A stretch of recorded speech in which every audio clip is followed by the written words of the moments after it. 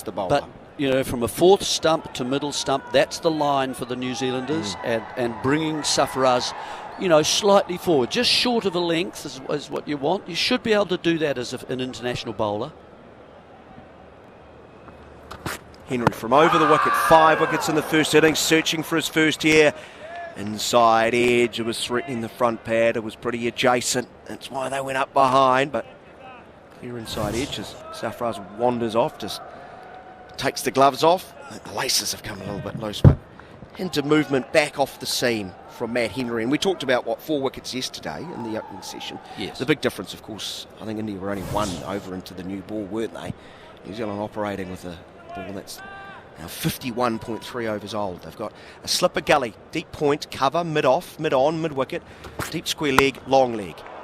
Here's a drive to the short cover, who's Ajaz Patel. Probably was the most pleased man on the planet that Virat Kohli was dismissed last ball of the day, having dropped him a few overs earlier. Yeah, so I'm assuming, I didn't see that part of the play actually, but I'm assuming that Mitchell was not on the field? Not on the field. And reason? Similar to, I'm uncertain of the reason, sorry about that, Jerry, but sort of similarly, it was low, he was too high, couldn't get down. Sorry to bring that news to you. There's a controlled cut stroke, not a full-blooded, steered again to backward point, and it's a long chase for Conway. He slides. I think he's touched the rope here while touching the ball. I'm sure they'll go upstairs and have a look. They've come back for 2, so it's a minimum of 2 runs. Or did it bounce just from the body away from it when he actually touched? It certainly touched the sort of the triangular boundary that they have. Is he touching the rope there? I don't think so. He's not touching the boundary. It's not touching it now. He's not touching the ball, you're right. Ooh. Oh dear, has that arm touched it? Well, the arm is resting on the total run. Yes, it is. That's right. We like to call them. Yeah. And I think that's disrupted his elbow. I think this is going to be 4, Jerry. Yeah, it might be too. A big barrel boundary, big range, bigger deals. I don't know whether his back foot's also touching. Now it comes off. There's the elbow on the boundary. He touching it? Oh, it's hit his elbow. That's 4, isn't it? There. Not the most graceful bit of fielding I've seen from Devon Conway. Took a brilliant catch. No, I think it's 4. You're right. To get rid of Sarfaraz in the first innings. Yep. Paul Rifle. A good start here for India. Less so for New Zealand. 245 for the loss of 3. Too wide from Henry. Last ball of his over. None for 58. That's much better. Targeting the off stump. Little bit of movement away. Squaring up is the right-handed batsman. He does well to defend. Just need more of those. New Zealand are not bowling very well. They're not bowling accurately. Well, not bowling accurately enough for this batsman in these conditions. Even though it was, it was quite full, he's still able to cut that away comfortably because of the width. You can't either err on either of the 2 factors, where the line of the ball is and then the length as well. They've got to both be right. Get him driving into the covers, to mid-off, to mid-on, and then you can pack the field in that area. You can't cover those ones behind square very easily at all.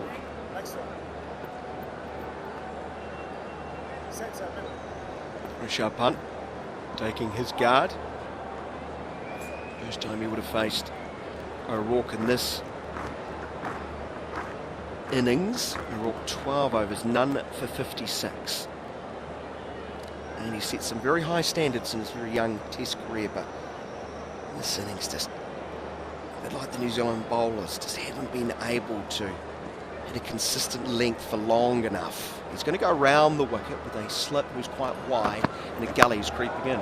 Rishabh Pant, as he often does, decides, I know, I'm going to charge at the 6'4" fast bowler as he bowls one about 140 Ks, all tangled up and cramped up and can't get the ball away.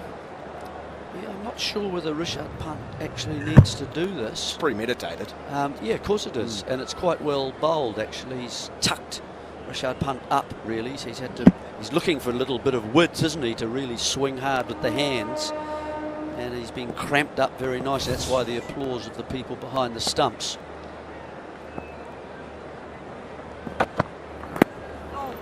O'Rourke drifts into the thigh pads. Will deflect backward of square, leg by. 246 for the loss of 3. 110 is the lead for New Zealand. Yeah, New Zealand just can't put more than 2 or 3 balls in the right place. And so that gets Rishabh Pant, gets him in a little bit more as he's out on the crease, getting used to the light, getting used to the pitch. Back standing up again, because he's been off his feet, I would say, for quite some time. And it gives Sarfaraz a chance to continue the way that he's attacking, because he seems to be seeing the ball quite well. So it's working well, and certainly India over the the first few phases of this day, they're in charge. Sarfaraz on strike, waiting for O'Rourke, and he gets an edge as he looks to cut, and it's gone wide. A blundle between keeper and slip, who's quite wide. I'm not sure it has carried to either. 4 runs, 250 is up. A grimace across Tom Blundell's face, frustrated. 106 is the deficit now.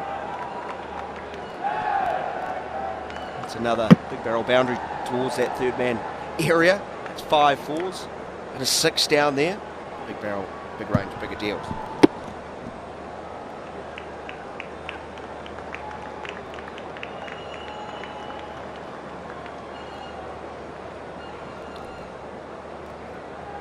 We don't see O'Rourke able to really control the line or the length, and both of them together.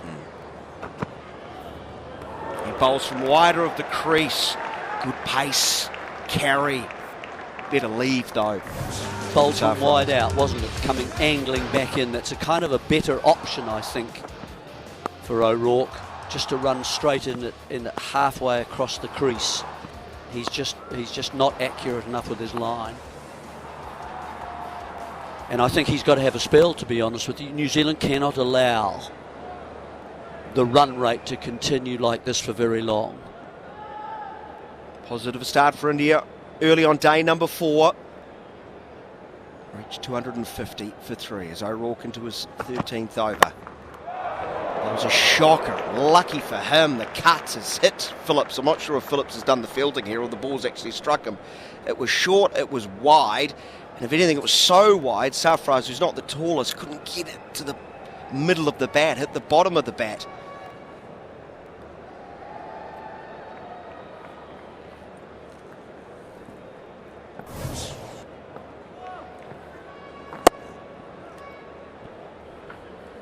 A replay of that, yeah. It's straight at Phillips, who's crept in that gully wearing a helmet. Sarfaraz, eyes wide open, sees O'Rourke bowling to him, and again plays the ball down towards backward point, but that area is protected. Young in his position there, a single, 251 for the loss of 3. That's the end of the over. Sarfaraz is 88 not out, Hunt is on 1. Well, that's nearly 20 runs, isn't it? This morning for Sarfaraz. I think apart from one turn to the leg side, which went for a single, every run has gone down between keeper and backward point. Well, he's got 43 runs now behind square on the offside, 23 on the onside. And in the V, 1 run. See, that just says so much. It does. Find that consistent line and length. You dry up his scoring, and you make him look a little bit uncomfortable in defence. It says, Southee, come to the crease. Yeah. Henry to continue. 100 test wickets to his name. Big inside edge. Trying to play on this on the onside, and it's gone down through square on the onside. Well, that's a little bit ridiculous, Sarfaraz. I know you don't like getting runs in the V, but placing your inside edges to the onside from wide of off stump. Shows you how well he's playing behind square, doesn't it? Look, that's kind of taking the mickey a bit. Even on the inside edge, I'll get it back there. Between my legs. Put him where you like. Toying with the New Zealand field. He's now 89 not out with that single, 252 for 3. It's already a career best. Incredible appetite for runs at the first class level, averaging, 70? That's mind-numbing. Punt is tied up. Good bit of bowling from Henry. Very full on middle and leg. Pushed up towards mid-off. No run. All Rishabh Pant has to do, really, is just tuck it away, doesn't it? Just wait for a ball, tuck it into a gap, and allow Sarfaraz to do most of the striking. Get himself in by just getting short singles either side, and by the time that he's been in there for half an hour, then he can start playing his natural game. That's how he can help his side the best. Here in KL, Rahul padded up, ready to go. Helmet on his lap, stern of face. There's a few more smiles of that Indian dressing room compared to when we saw them watching on in the first innings, when they all looked perplexed and puzzled and pained. Now watching punt with Matt Henry bowling and Tom Blundell coming up behind the stumps. Interesting this. 152 for 3. Matt Henry mains with a slip in a gully. First ball goes past the outside edge and well taken by Blundell behind the stumps. We saw something similar in the test match between New Zealand and Australia in Christchurch, didn't we? Where and Labuschagne was against England. Yeah, he came up to the faster bowlers. Labuschagne was sort of toying with New Zealand on that occasion, and he was completely put off by it. Ended up steering one into the path of Phillips in the gully, who took a Phillips-esque catch. Yeah. Henry moves in again. This one catches the outside edge, lands in front of the first slip, who's very wide. But Latham can't get down to prevent the ball. It again hurries off to the boundary. 4 more. 256 for 3. Yeah. Again, just a little bit wide. It's not going to carry. You've just a little bit wide and opening the face. Yes, that one's gone through the field at that time.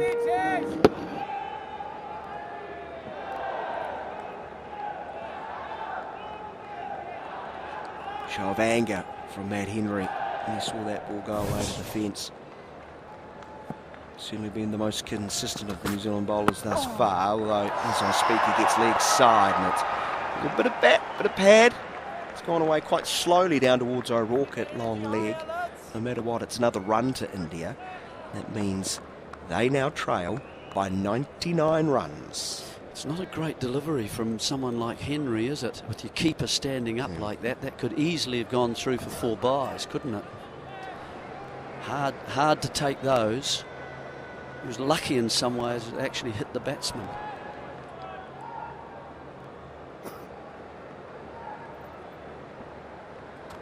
Blundell goes back with Sarfaraz in strike, and he eyes played this glorious stroke, width outside of off stump, letting the ball hit the bat, and he's guided it wide of Latham down to the fence for 4. And well, signs of anger earlier in the over, genuine anger from Matt Henry.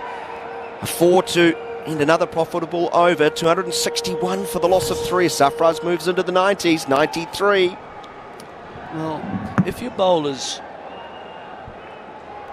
can't control their line and their length enough, you've got to put another man down there. He's scoring 4s at will down there. So you're going to use 3 of your 9, a third of your resources in the field. You may as well take your mid off and your mid on away. At the moment, the way that they're bowling at the moment, and the way, particularly to Sarfaraz. So you need to commit more down there. Otherwise, the runs are just going to keep on going and going and going and leaking from the New Zealand side very early on. It's a morning to Jarrod Kimber. I won't say good. Well, from New Zealand anyway. Well, I mean, if you're celebrating the women making the World Cup final, it's a good morning. If you're watching New Zealand men bowl short and wide outside off stump, less so. Yeah, wonderful effort from the White Ferns to get through to the World Cup final, beating the West Indies. As Tim Southee into the attack, as called by Jeremy Coney, starts from around the wicket, angling into Rishabh Pant, who nicely pushes the ball into the cover point region for a single. 262 for the loss of 3, trailing by 94 runs. So how many runs have we had this morning?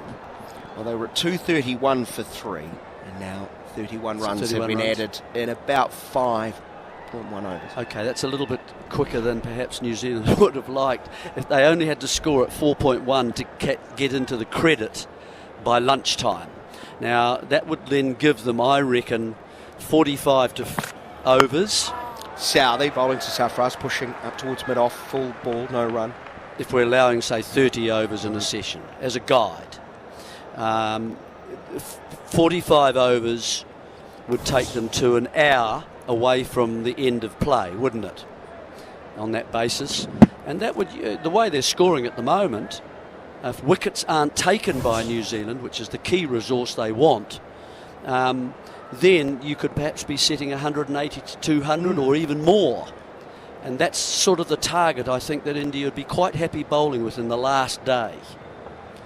Southey moves past the umpire, bowls full, wide of off stump, pushed into the cover region, no run. They would also, as I say, have that little chance to bowl that hour, take off the change between innings, of course, to bowl at the New Zealand top order who have been fielding now for quite a while, and they would get a second new ball, obviously, later on in their innings as well, to have a crack if it's necessary on the last day. I see a montage of the runs down to third man, Jarrod. 39 of them. 39 runs down towards third man. They might need third men down there. Absolutely. You've got to put them down if that's where they're bowling.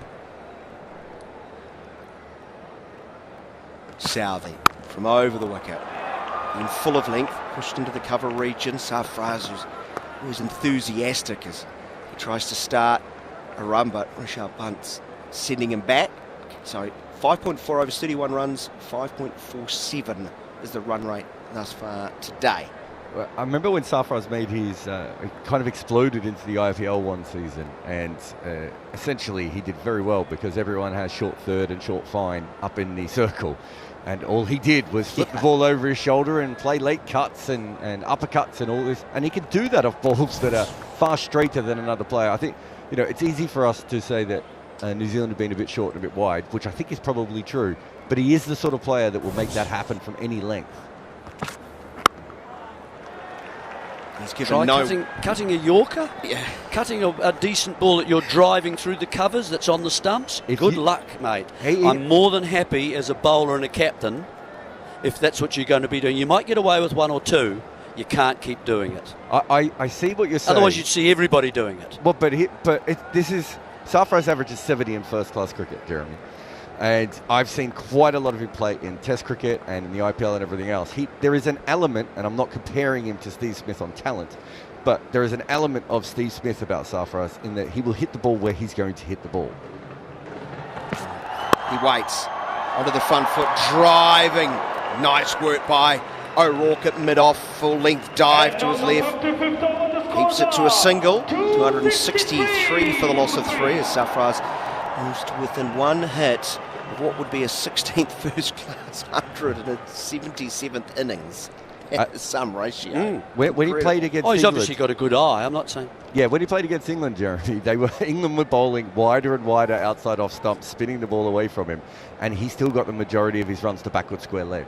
Do you know what I mean? He is that kind of player, and it is rare. I don't know how much it's going to transfer to outside of India so far. I mean, we saw in the first innings, you know, I mean, to be fair, in the first innings, he did try and hit the ball down the ground, Jeremy. He got caught at mid-off on his third ball. Yes, he did. And we just saw his wagon wheel, Jarrod. He's got one run in the V. Yes. Was that one? We just saw the second run just then. Oh, that was the second one just then. Yeah, that's it. I mean, that says bowler length, doesn't it? That says bowler length at the stumps. And look, you mentioned backward square. I've mentioned backward both sides of the wicket, isn't it? That's where he scores. He's retained the strike too. It was the end of the over. Henry bowls to him and a ball about fifth stump line. And the place on the crease line just opens the blade. Gets the ball wide of Gully. Oh no. Oh, and here's a mix-up as they come back for a second. And New Zealand do not take the chance as Blundell has come towards Gully to collect the ball rather than stay at the stumps. He does it every time. Remember I spoke to you yesterday about that? He leaves his home port and he goes to collect the actual ball up. You can hear the frustration in my voice because I've seen it so many times. And New Zealand have got away from doing habitual things. So, punt, fair to say, walked the first. Sarfaraz came back for the second. Punt's ball watching, and I'm not kidding. Sarfaraz starts jumping up and down, saying no, no, no. And Blundell has Jeremy Cody and his teammates saying no, no, no. Where are you going? That was comical. Well, it's kind of it's not certainly New Zealand, international cricket, is it? Well, Punt's walked the first, essentially, isn't it? That's where it's all started to go wrong. This one's flicked up actually nicely through square leg from middle stump. I mean, Blundell in the deep fields, a single to, yeah. Blundell makes one mistake here. Punt makes about 3, doesn't he? I mean, he's just completely not listening at all. He was walking the first, as you said. It was just really poor cricket all around there. The only person who comes out of it gloriously is Sarfaraz for the jumping midway. He looked like Jarrod Kimber and Kieran Moray in the '92 World Cup, just jumping up and down there. And then he's got the big fingers at the eyes afterwards. You've got to look at me. I mean, to be honest, he was also screaming at him. Henry bowls full. It's pushed up towards mid-off. And there is no run. I told you guys yesterday, target the off stump. Sarfaraz is fun. He's a fun runner between wickets. There's a lot there. Imagine him and Glenn Phillips running together. I know I don't want to get on the buddy cop film again, but it would be absolutely glorious to have the two of them out together. Because I don't know if you saw, but it was Glenn Phillips who was going the craziest when Blundell was in the wrong position there. He was. By the way, I'm being subbed. It's Henry bowling full, drifting into middle and leg, and it's worked around through square leg for a single. What, you're subbing yourself? I'm subbing myself for frustration. 266 for the loss of 3. As we're just watching a replay of this. The other one who's probably got away, it's a pretty poor throw from Devon Conway too. Yes. Jarrod. I think if he'd stayed at the stumps, he could have moved laterally. He doesn't have to move forward to take the ball on the half volley, does he? That's even more difficult as well. So yeah. he's made a couple of errors there. But New Zealand bowlers do that as well, Jarrod. Here's Punt hitting uppishly, just over mid-on. Clocked it a little, even the long arms of Will O'Rourke couldn't quite get there. And a 4 to the left-hander, he's 11, 270 for the loss of 3. Lots of shaking of heads amongst the New Zealanders. The end of the over, no one remaining. It's just a slog, isn't it? A bit of pressure is mounting. Yeah, it is, it's a heave. So close as well. Southey. Don't pick the tall guys, you always hit to the short guys, surely. By the way, Blundell looks like he's already been out in the field for a whole day. Have you guys seen how wet? He's moist, Dan. He's moist. Yes. Well, he's from Wellington. Yeah, it is true. It's 26 degrees. He needs a breeze. A bowl from Henry this time, round 4 stump, leaning forward. Leisurely defensive stroke. Jeremy, I think you were going to say something about how these bad bowlers. that knee is, Jarrod. Oh, the knee. Sorry. Carry on, Jarrod. No, the knee is quite interesting. Yeah, I don't think it had anything to do with the fact he wasn't listening to Sarfaraz on that other run, but it might have something to do with him walking in the first place. So I think that is fair. And also, it's interesting if he does have a knee injury that brought the keeper up to the stumps, because I kind of think if he has an injury, you want him to use his feet to the seamers a little bit more. But Jeremy, were you saying that the bowlers, New Zealand bowlers, also don't go to the stumps after each ball? Correct. See, I mean, never near it at all. They stand in there at the end of their follow through. Yeah, and if there is a chance for a run out, they are then asking the fielder, wherever he is on the ground, to hit the stumps with their return. They aren't within the compass, in other words, of the stumps. Southey to continue from over the wicket. Nice line and length. Would have sailed over. Cut that, Jarrod. Yeah, would have sailed just over the top of off stump. Well, it's funny you say that, because if you look at the ball on the run out, it was pretty much at the top of off stump, and he still got it to third down for almost 2 off the middle of his bat before he started jumping up and down and flapping his arms. That's just brilliant, isn't it? It's a shame. It's one of those things, for those listening, wherever you may be, you need to hunt it out. You need to hunt this out. It's brilliant. It's Great theatre. There's Southey. Moves in, and this one keeps a little bit low, nips back, and he's trying to sort of, again, spar the ball off the back foot through the gully region's gone past the inside edge. He's on 96, of course, Sarfaraz. Well, India like to see those ones. They might like to occur. Don't you think they might want to see it more in about an hour and a half rather than run? Oh yeah, sure. In an hour and a half, they want to see that happen constantly. Poor Tom Blunder, by the way, they have showed this about 12 times now. Well, I wonder how much trouble. I mean, Blundell he's dropped the catch in the first innings, which was a comfortable height, wasn't it? Down on runs. Yes. Nice stroke, standing tall, hitting the ball the top of the bounce from about 4 stump through the cover region. And that will be a maiden Test match 100 for Sarfaraz Khan, who starts sprinting and enjoying this very special moment. What an innings.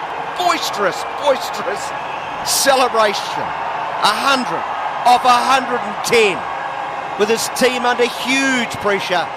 Enjoy the moment, young man. Fantastic. What a celebration too. He's just absolutely enamoured with himself and what he's done here and what he's achieved. He's forgotten Rishabh Pant. I mean, he's just given him a big hug. I forgive you for that, even though I had to jump up and down on the spot several times. But he's and all his teammates really having a big smile. He's obviously a very enthusiastic kind of player. It's the first time I've watched him, Jarrod. Oh, what a shot! What a shot to get to 100. It was a beautiful shot. They need to take the grounds behind the stumps away. I think he's just a joyful cricketer. He's so, as I was saying, you know, as he came out to bat yesterday, he's a person that you just want to watch at all times. There's always a lot of conversations with himself and the ground and anyone in his various areas. He's 100 not out, 274 for 3. Straight ball from Southey, turn to the onside. There will be no run. And look, he's had trouble with the Indian team. I'm not sure you'd want to get stuck with him on the bus, Jarrod. No, he's not a good lift person, I don't think. You don't want to be in the lift, you know, on a long trip up. I think that's fair. But he's, you know, from a young age, I don't think he's played the way that Indian players play. I mean, you could see, you know, the traditionalist Jarrod Kimber's like, just playing the V. He has a reverse V. He's obviously had some fitness concerns in his career, so despite the fact he was averaging over 70 for a long time in first-class cricket, he wasn't getting picked for India. He comes from a very talented family. His brother's incredibly talented as well. Southey bowls to him, gets 2 legs side, and it's worked away through the gap at square leg out towards Conway in the deep for a single. Trail now India with that single by 81 runs at 275 for 3. But Jarrod, I wasn't complaining about the way that Sarfaraz was playing. No, I was I know. complaining more about the New Zealand, the New Zealand offerings to him. Yeah, very much through a New Zealand lens there. Oh well, why shouldn't I be? No, exactly. Sarfaraz, after that Always celebration, an objective person. found punt in the end, didn't he? It's like, come here, I need a cuddle. It was a bit of an It's a Imran bad luck. Tahir, wasn't it? For a minute, I thought, is he going to leave the stadium? Just be found in a local park. I've always wondered if Imran Tahir got 100, what his celebration would He'd still be running, wouldn't he? He would, wouldn't he? Like Forrest Gump. The lads are still enjoying it there in the stand. Southey from around the wicket bowling out wide of off stump and just guided into the gully region where Phillips, who's fielded very close in the gully with a helmet on, does the fielding. It is funny to watch a player like Sarfaraz who isn't always the fastest runner between wickets, suddenly make 100 and you know, break out the Usain Bolt sprint. Save it for when you need it, for when the cameras are on. No, he's just. Yeah. I just think I don't think he's such an exciting player. He's got incredible hand-eye coordination. Yeah. He's pure hand-eye coordination, and very much I think Jeremy, and I will compare him again to Steve Smith in the sort of the hands. He doesn't hit the ball in normal areas because his hands don't quite sit on the bat as you would a standard player. I think Steve Smith said his grip on the bat is very much like the Western grip in tennis. And I think if you see Sarfaraz as well, very similar. It's kind of the opposite with him because I think it's more towards the offside. But again, it's a very different way of batting, and it certainly worked for him. And There is a Well, brother. I've really There is a enjoyed brother, everyone. So Yeah. we might be seeing him in a couple of years as Gosh, well. imagine two of them together, batting together. Well, his brother is a little bit more, how would I put it? Less high energy. Less volatile. Less likely to jump up and down and flap at his teammates. I just seen a replay of him getting to 100. It's a beautiful shot. He sprints the first, and he's sprinting back for the second while watching the ball. Punt's almost finished the first. It's almost lapped him. It's almost lapped him. Once it got past the cover field, it was always a rush out. But we've really enjoyed it. We mentioned this before you joined us, Jarrod, that sort of temperament he showed throughout. As Ajaz Patel is into the attack for the first time today, he's around the wicket and starts with the ball pitching on mid and leg and work backward a square for a single. He was really aggressive for the first 25-30 balls, wasn't he? He was already in the 40s, I think. And then there was a spell from Southey, he sort of went wicket to wicket, and he's sort of tempered his approach and recognised the situation and just was like, fine, I'll accumulate. If you're going to spread the field, I'll nudge it round, and now he's got a Test match 100 to his name. He's such a natural scorer, and part of it is, of course, he does score in areas from balls that other batters won't.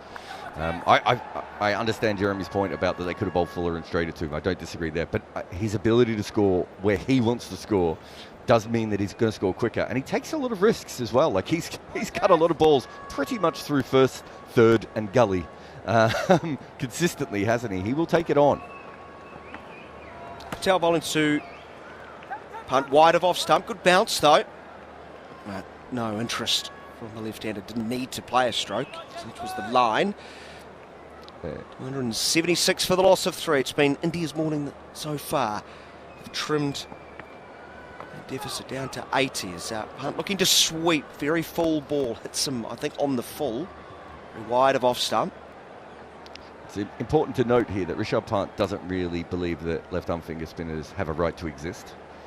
And as a general rule, he tries to end them. I've got Monty Panesar next to me. He's feeling nervous just watching Rishabh Pant. Yeah, well, I was going to say, I hope we hear the defence of that when Monty comes on. A bit quicker through the air from Patel. Just had to drift away from the left-hander. It kicks the ball away. So deep backward point, long leg, deep mid-wicket, long on. So a field for someone who might hold left-arm spinners with contempt. We'll hear from Monty in just a moment, in fact, as we'll head over to Jon Norman, maybe at the end of this over, as Ajaz Patel goes quicker once more through the air. This one much straighter, turn to mid-wicket, there is no run. So 45 runs added so far in 8.5 overs.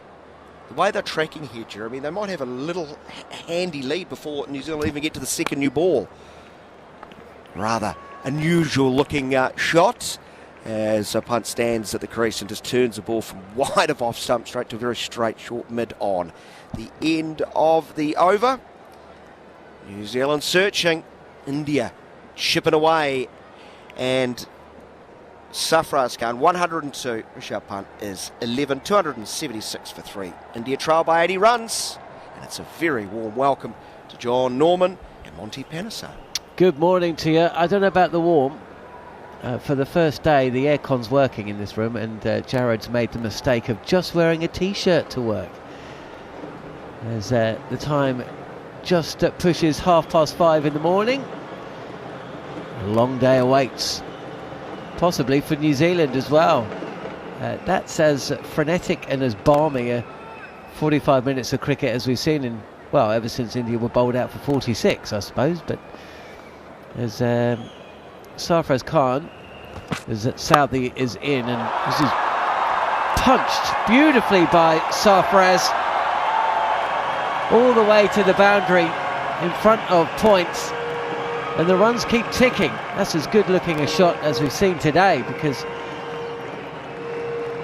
usually when a batter reaches the 90s in Test cricket, they start to slow down, they eschew the more flamboyant shot selection, play within themselves and just inch their way towards that milestone. But not Sarfaraz, who's gone the other way, and I'm not sure it's because he's any more frenetic than ever, as Southee is in again. This is blocked into the covers, no run. 280 for 3. Big welcome to Monty Panesar, who's sitting alongside me here in the UK, and been entertained. This is pretty much how this test has gone, Monty. Yeah, very much. I think it's been sort of really good comeback from India, and they're kind of like getting themselves back in the game. We've seen the pitch get a little bit slower. There's not that sort of same bounce that we saw when the New Zealanders were bowling, and they've got to somehow find a breakthrough here, because India seem to get the scoring at a quick rate as well. So they've got to be New Zealand have to be inventive and find a way of breaking this partnership. If I was to tell you that 45% of Sarfaraz's runs have come through third and 35 have come through fine leg, you'd be trying to work out what the bowlers have been doing and the batter. Southee again, and defended by Sarfaraz. It is something when Sarfaraz Khan can take attention away from Rishabh Pant, who is also batting today. That's good news for India, because he picked up that blow on day 2, the ball cannoning onto the inside portion of his right knee, a knee that's suffered extensive and almost career-ending damage in the car crash a couple of years ago. Swelled up, and he would have been better for just a day, not having to bat or field. Southee again is in, cut by Sarfaraz into the ground, and it bounces up and is fielded by that lone slip. Latham it is. Is that Latham down at third? It's not often you see a captain fielding there, is it? He's probably just he was maybe in slip before, and then he thought he needs a third, and he's just gone back himself, might be my guess. But yeah, it's not a normal position, is it? Maybe Pat Cummins, I suppose, does stuff like that occasionally. Yeah, that's true. The bowlers, they don't really count as real captains. Beaten this time. A little flat-footed from Sarfaraz. Ball holding its line from Southee. Yeah, sometimes you see a captain I remember David Warner, he used to stand right on the boundary, actually when he was playing for Sunrisers. And Kane Williamson had been previously skippered that side, but that would be long on, just ride that boundary, and he'd just be chatting with Kane Williamson, basically, getting a couple of pointers. Sometimes you'll see them just getting a drink, but it is quite cloudy. Good crowd in as well, as you'd expect on a Saturday. Just mentioned the Pakistan-England series. Southee is in again. This keeps it just a touch low. Pant sends Sarfaraz back. Yeah, we just had 2 test matches it played in Multan, and not one day was played on a weekend. 5-day test Monday to Friday, and a 4-day test Tuesday to Friday. Cricket doesn't help itself, and people wonder why nobody turns up. I mean, also Pakistan, that's their first win at home since 2021. You've got to do all you can to get fans into the ground, and that for me just seems like absolutely balmy scheduling in a sport which is king in it. Yeah, that's a really good point, actually. Yeah, you've got to schedule the sort of test matches where you can actually get crowds in, and today we are seeing a bit more of a crowd, because India are kind of making a fight back, and they're doing really well here. I think Sarfaraz would have made 100 for him in Test cricket, his first one. Here is Patel. He has Pant reaching forward. There's a short mid-on and a slip in place as well. Catching fielder at cover.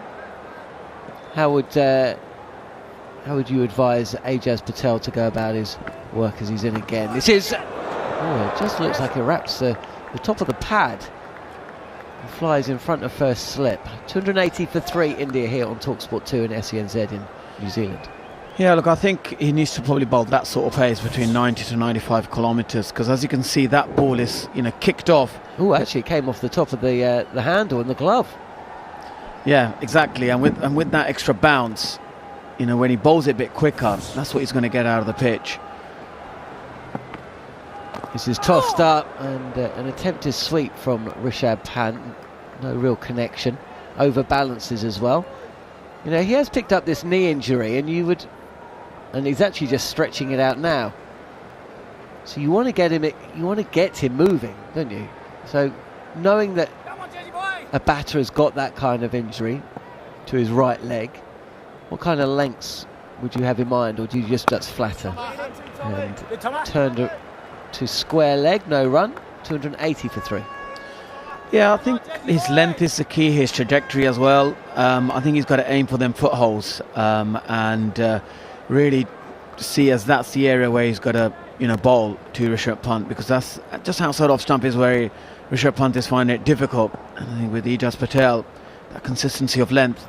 This is a little too full from Ajaz and wide, and it's a comfortable single for Pant as he cuts a delivery to wideish mid-off for a single. He moves to 12. There's one ball left of Ajaz Patel's 14th over. He picked up the 2 wickets to fall at the start of the innings, the 2 openers,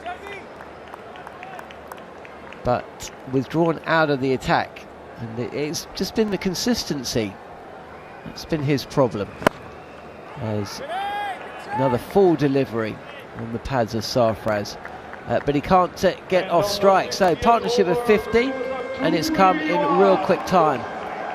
New Zealand would have dearly hoped to have picked up a wicket by this stage. Remember, late last night, Glenn Phillips with what is still the prize scalp of Virat Kohli, last ball of the day, giving New Zealand a little bounce in their steps as they walked from the field. Kohli gone from set for 70. Question marks about whether it would be KL Rahul or Rishabh Pant who would walk into bat alongside Sarfaraz Khan. Well, it was the keeper, but it's all been about his partner Sarfaraz Khan, who's reached 100 and celebrated with gusto, as you'd expect. 3 sixes, 14 fours. He's scored the majority of his runs behind the wicket. It's been a balmy innings, an entertaining one, but for New Zealand, incredibly frustrating. The Southee round the wicket to Pant, and Pant has launched this delivery straight back over the bowler's head for 6. Yeah, this is destructive batting here. This is what Rishabh Pant, when he's in this mode, is extremely dangerous. And I think this strike, like we talked about, is what probably the fans want to see.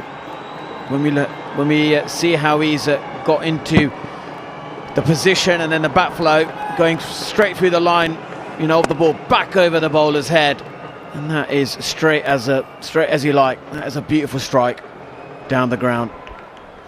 Well, no foot movement needed there.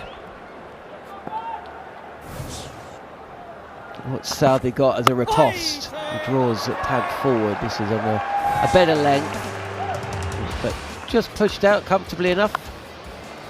No run. So problems starting to mount for New Zealand. 46 all out India, but now starting to wonder what kind of target that they can set. So they've got some batting to come. KL Rahul, Jadeja and Ashwin on a pitch like this, which isn't giving anywhere near the kind of assistance to the seamers that we saw early on day 1, with Ajaz Patel bowling 2 or 3 good balls and over. They'd fancied themselves as, again, Southee just cramping Pant for room. He's not going to allow him to free his arms in the manner that we saw from that first delivery of the over. But on this easy pace track, he's not going to be getting him out either, is he? Yeah, I think they've just got no answer, really. If you look at that, behind, third man area, 45% of where his runs have come from, and I think they've just bowled a bit too wide to him. Not the right option, to be honest. Maybe they could have gone short stuff, round the wicket to him, bowled into his ribs. They've got that, obviously, that tall bowler as well, William. Haven't really used him much. Round the wicket, touch wider, left alone by Pant, no run. Yeah, they could have used a short ball tactic. Could have, really made Sarfaraz think, change his game plan a little bit. I think anything sort of short outside off stump, he likes that area. He can play, it's his scoring option. And I think they just haven't really worked him out where to bowl at him.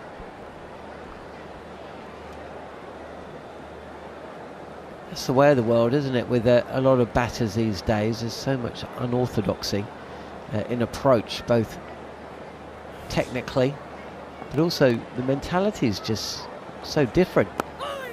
Targeting the pads this time is Southey. Little clip to mid-wicket by Pant, no run.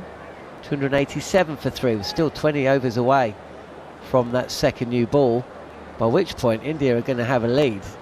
50, 60.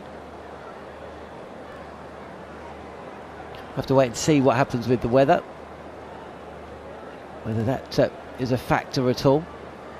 We are expecting a rain shower today, possibly in an hour or two.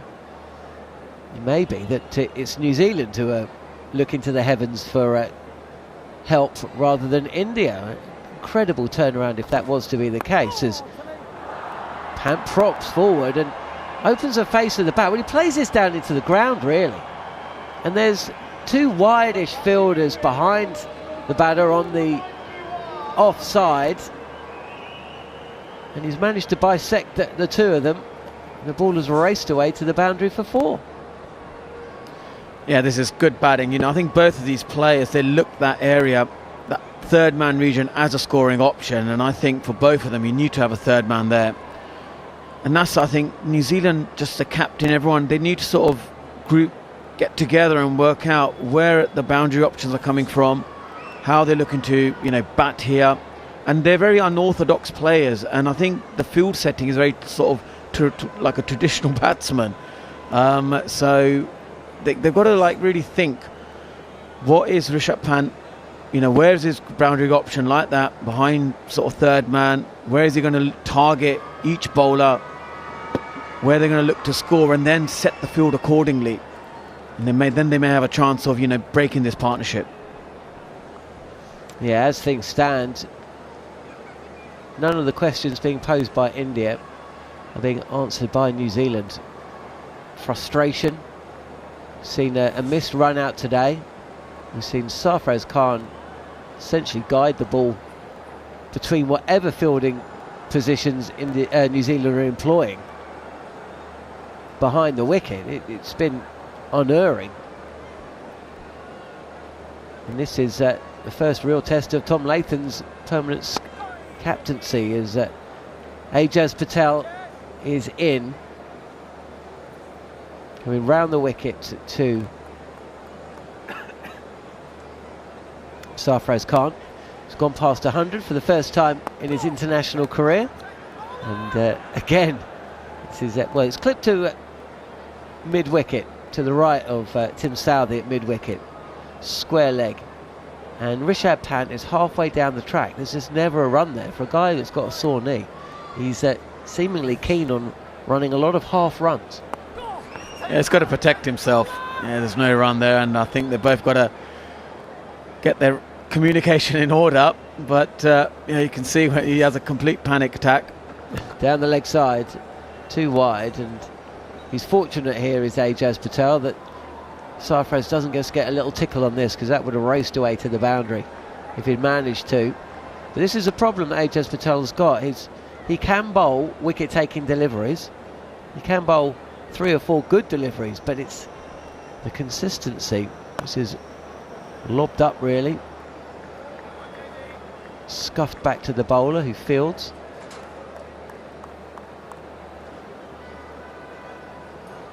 Consistency wasn't something that you struggled with, was it, Monty? You found pushed back again to the bowler by Sarfaraz Khan. There's a little collision. All smiles between Ajaz Patel and Rishabh Pant. Last ball of Ajaz Patel's over. Only 3 maidens bowled by the Indian spinners, and when New Zealand were batting, as we see an identikit delivery and shot. 3 in a row, full, on the stumps, driven back to the bowler, no run, end of the over. India 291 for 3. Yeah, Ajaz Patel, I think, is just struggling with his consistency, like I said earlier, and I think if you can't get enough balls in the right area, then you're not going to get, you know, get these wickets, and you're going to just hope for like a magic ball or something to do. And you know, he really needs to sort of work out, maybe go over the wicket, try and attack that rough, against Sarfaraz. That's a good a different angle altogether.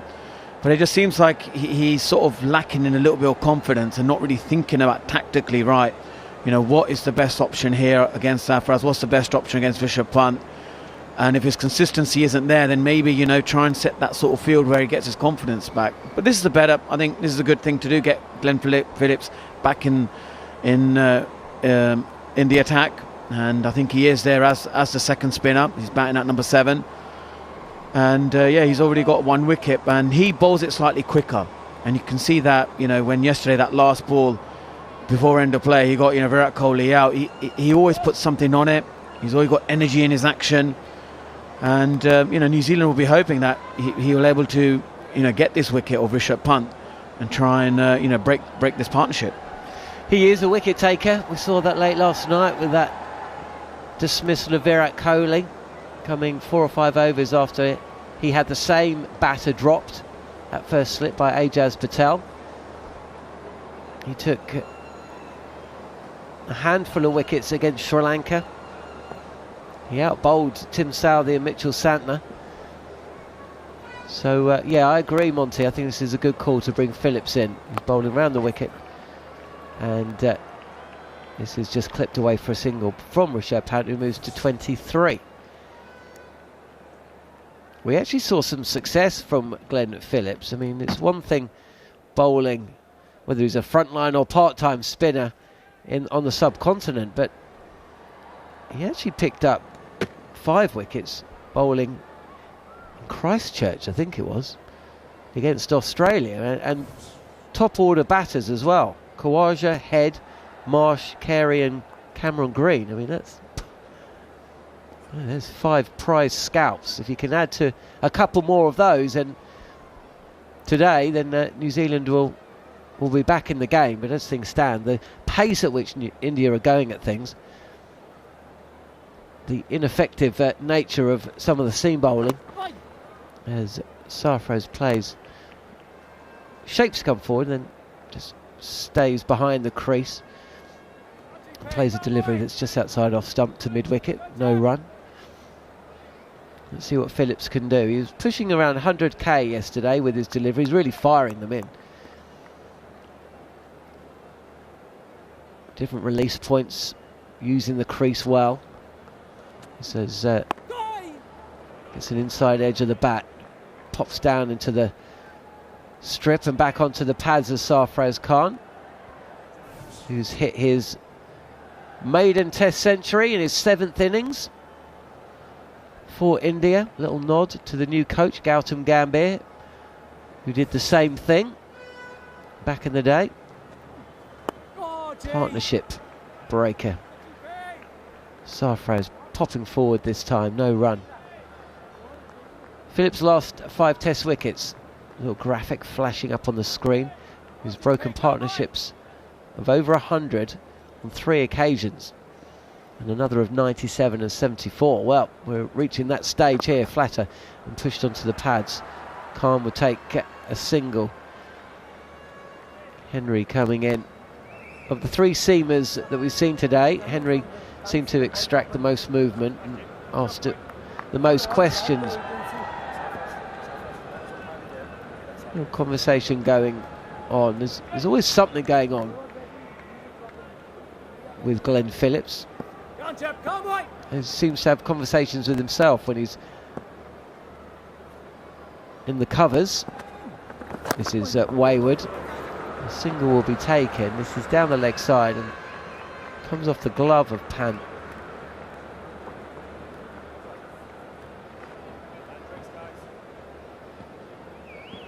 What's the umpire signalling there, Monty? I think it's drinks. Is that just drinks? Yeah, it's drinks, and I think India will be quite pleased with not losing a wicket in the sort of first hour. And this 4th wicket partnership is 63 of 84 deliveries, and but you can see instantly with Phillips, he's only bowled 8 overs. I'm surprised he hasn't bowled a lot more in the 63 overs that New Zealand have bowled. You can see naturally he bowls it quicker, he gets that bit more energy on it. His natural length is slightly shorter, and he uses a crease pretty well.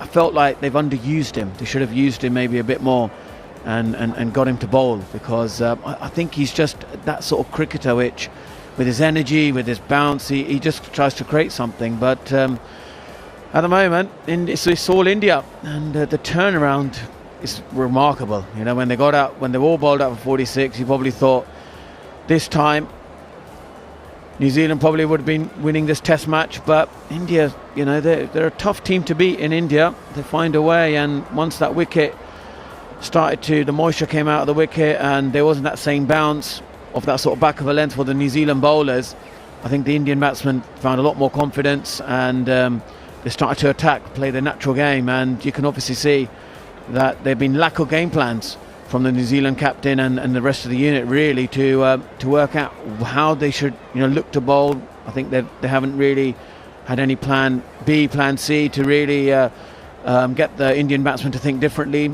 And it kind of just sort of felt like they were hoping that the wicket itself, with the variation of the bounce, will get the breakthroughs, and I think it just hasn't gone their way. You just got back from India yourself. What have you been doing out there? Playing a little bit of cricket in front of crowds the size of this, no doubt? Absolutely, yeah. I was playing in the Legends League cricket. I was in Surat, Jodhpur, then we went to Jammu and Srinagar as well. So yeah, it was a brilliant tournament there, and thoroughly enjoyed it. And it was just, you know, the crowds were amazing, full packed houses. And the first time we had cricket in Srinagar since 1986, so they loved it. Give us a list of some of your teammates, some of the players that you were bowling against. Yeah, I was bowling against, you know, Yusuf Pathan, and I remember telling him when I was bowling against him, I said, mate, this is a test. This is not Test cricket. It's T20. You're going to hit me for a 6. And he actually bowled a maiden against him, funnily enough. Then I ended up calling him Yusuf Boycott. That was the name I kept on referring to him. And he goes to me, Monty, next game I am going to hit you every ball for 6. And he did that. First ball went for 6, second ball went for 6, and my heartbeat was pounding. And I remember Shane Warne telling me, when they hit you for a 6, remember that walk back has to be even longer. And I took like about 10 seconds to walk back. Tried something different, got him LBW, and Billy Bowden lifted the finger straight away, and off he went. But that's the great thing about playing these Legend Leagues cricket. You have a bit of banter, a bit of fun. The intensity is unbelievable out there, and the love of the game is still equal to the ones who are playing international cricket right now. They love seeing the retired players, you know, play these leagues. Oh, that's amazing. And what about some of your teammates? Is it split into, so are they all England legends in one team and Indian legends in another, or is it split? Is it a little bit more haphazard than that? How do they work out the teams? Yeah, it's all like mixed from all parts of the world. I had Sean Marsh in my team, Peter Trago, Ricky Clark. Well, Sean Marsh has only just retired, like what, 2 or 3 years ago? Yeah, and he's still, you know, obviously striking it really well. So, like what we're seeing is a lot of these players who, you know, retire a little bit early, knowing that there's these, like, you know, Legend Leagues being created as well. And you know, you have Chris Gale, Harbhajan Singh there. In our team we had Suresh Raina as well. So, you know, every team has like a big icon player, and then, you know, there's a mixture of players from all parts of the world. And it was a great tournament, you know, really good. And I think a lot of people, you know, want to be part of it. Ajaz Patel is going to continue bowling, start this 16th over. And this is cut straight to the fielder at short cover. Rishabh Pant, if you're just joining us here on talkSPORT 2 in the UK, SENZ in New Zealand, or via the talkSPORT Cricket YouTube channel. Pant, this is a better delivery. No, it's asking more questions of the batter, Pant. Not just because he has got that injured right knee and it's getting him just to stretch forward, but it's just in that channel. He's having to commit to the shot. Just any movement possibly in or away, as this does come in to Pant, but he's got enough time to play this on the back foot. It's pushed to third for a single. You never know, in a few years' time you might be playing against the likes of Tim Southey. He's probably only got 3 or 4 years on the circuit left. Well, I remember when he played his first Test match against me, at New Zealand, I think he took me down for 4 sixes over Pant the wicket. again, Sarfaraz rather, the right-hander, has just come forward and going to scoop this ball over his shoulder. That's an incredible bit of fielding. Essentially a sliding tackle from Devon Conway on the boundary at fine leg has prevented this ball from going over for 4. I'm not sure why he had to slide feet first, but essentially it's done the job and has restricted New Zealand. This actually came off a leading edge. This hasn't come off the face of the bat. This hasn't been tucked around the corner. This is actually just held in the pitch a touch and taken the leading edge and bounced over both batter and keeper. So just a little moment for New Zealanders. Sarfaraz attempts a similar shot and this time does get the ball off the face of the bat, and there's no stopping this football style, sliding or not. 4 more runs to the score. Sarfaraz has moved to 113, his test best, and that's a 300 up for India as well. 301 for 3 in a test match where they were bowled out for 46. Yeah, it's unbelievable how they're playing right now, and I just feel like, you know, Ijaz Patel, if Sarfaraz is going to play these shots, he should be coming over the wicket, bowling into that rough. That's a much better option, trying to get the ball outside his eye line. This way, I think, you know, it makes it easier for Sarfaraz to actually play the sweep shot and then try and manoeuvre the field, play different shots. It opens both sides of the wickets, which makes it difficult. Well, he goes again, does Sarfaraz. Full-blooded shot on this occasion. O'Rourke at square leg fields. Just a single. 71 runs coming from the last 15 overs. We've seen a quicker run rate. We saw a quicker run rate when Rachin Ravindra and Tim Southee were at the crease. We saw a quicker run rate when Virat Kohli and Sarfaraz Khan were there. Rishabh Pant, 1 unfurled, 6 aside. Still doesn't look quite right, but he doesn't need to when you've got Sarfaraz at the other side, at the other end. He's gone past 100. Really important knock, but India do still trail. Trail by 54. They're not ahead of the game yet. And they're approaching that with 7 wickets in hand. But a breakthrough for New Zealand would just give them a little bit of renewed belief. Have we got... No. Oh, well, Bracewell... Michael Bracewell, has he replaced Mitchell Santner? Flat and fast from Phillips, the off spinner, 95 kilometres an hour. Ijaz Patel seemed to be bowling a little bit faster today, and this is fielded at cover. So Sarfaraz Khan 114, Rishabh Pant 24. India trailing by 54. Daryl Mitchell wide first slip, well, not that wide actually. This is fired in wide, and it's Will Young doing a little combat roll and extra cover. Does look dark and gloomy out there. Floodlights are on. Really good crowd in. And it's India battle their way back into this match. Wider of the crease. And Sarfaraz, handsome cover drive on the up. Straight to Will Young at cover. He stays on 114. India 302 for 3. Going to be heading back to Daniel McHardy and Jeremy Coney at the end of this over. Maybe they can be the partnership breakers. As he goes a little straighter this time, Phillips. And wristily played back to the spinner, who applies a little bit of moisture to the ball, desperately trying to get something out of the ball or the pitch. It's been all New Zealand, all India at the start of day 4 here on talkSPORT 2 and SENZ. There's a little bit more flight this time from Phillips. Draws Sarfaraz Khan forward. 1 ball left of the over.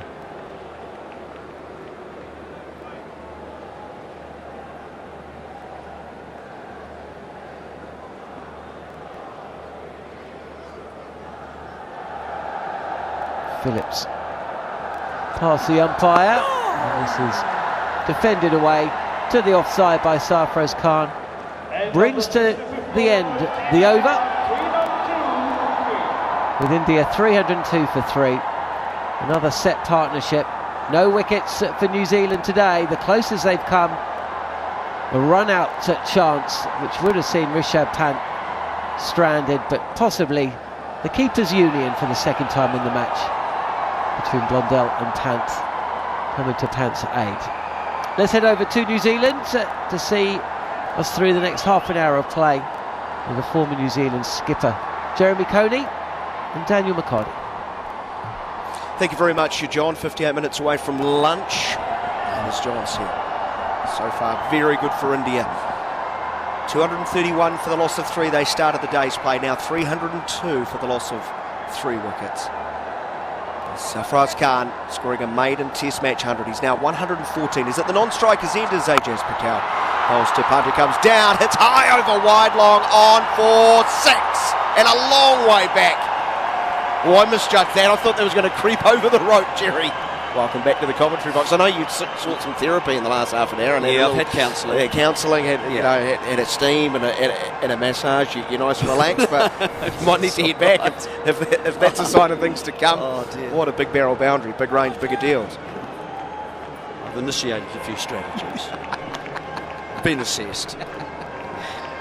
Set my goals. Big goal setter. Here's Ajaz Patel bowling, and it's returning back in from wider of off-stump. Good flight. And good pace too. Nice mixture there. 89.7k. A little bit of drift away, then hint of spin. That's one thing. Actually, I'm torn on it. I'll ask you as Pant comes down, hits very high. Is it long enough? Oh yes, indeed, as it sails over the sight screen. Beautiful striking from Pant. It's gone higher than it's gone long, but it's gone plenty long. Lovely clean hit, isn't it? Getting underneath the ball. A little bit of foot movement. That's not the knee problem at all. Gave himself enough room, didn't he, so that he could swing the bat very cleanly.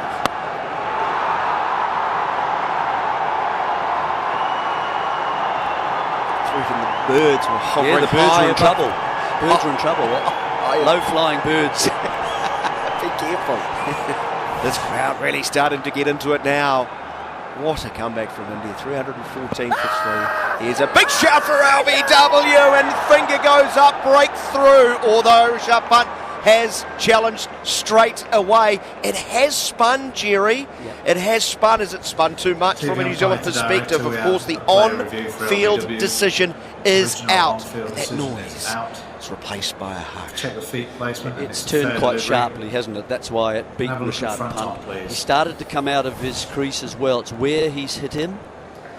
And is it far enough down that it's going to turn beyond the stumps? Oh, he's hit it. Yeah, he's hit it. Clear inside edge. Yep. Okay, looks like it might be reviewed immediately. Can we have a look at ultra edge, please? Wound, assault for New Zealand. Okay, ultra edge. Paul, backs up what we saw with our eye. Clear deviation on the inside edge. I'm going to have to ask you to reverse your decision. You're on score, thank you. I was just about to say, hasn't spun a lot. That one did. There's another shout for LBW. Probably got outside the line. Turned down this time from umpire rifle. New Zealand having a conference. They've got 3 reviews remaining, and they're going to have another go. Richard Illingworth working overtime. This time is given not out. TV umpire so it has to be hitting with most of the ball, more than half the ball. Original on-field decision is not out. I've checked the feet placement, and it's a fair delivery. Can I have a look at front on, please? Talk us through it, Jerry. Well, I'm just trying to see where it pitches. Looks to me as if it's hitting outside the line. Yeah. Is it to you? As if it's gone past the outside edge. Okay, we've got a clear deflection. Actually taken the outside edge. Is that taking an edge too? I think it has too. Go back to Paul on field to inside edge, now outside edge. Of not out. Paul, you're on screen now. Umpire rifles on a hat-trick. Yeah, it's been called into action. He's got one wrong and one right.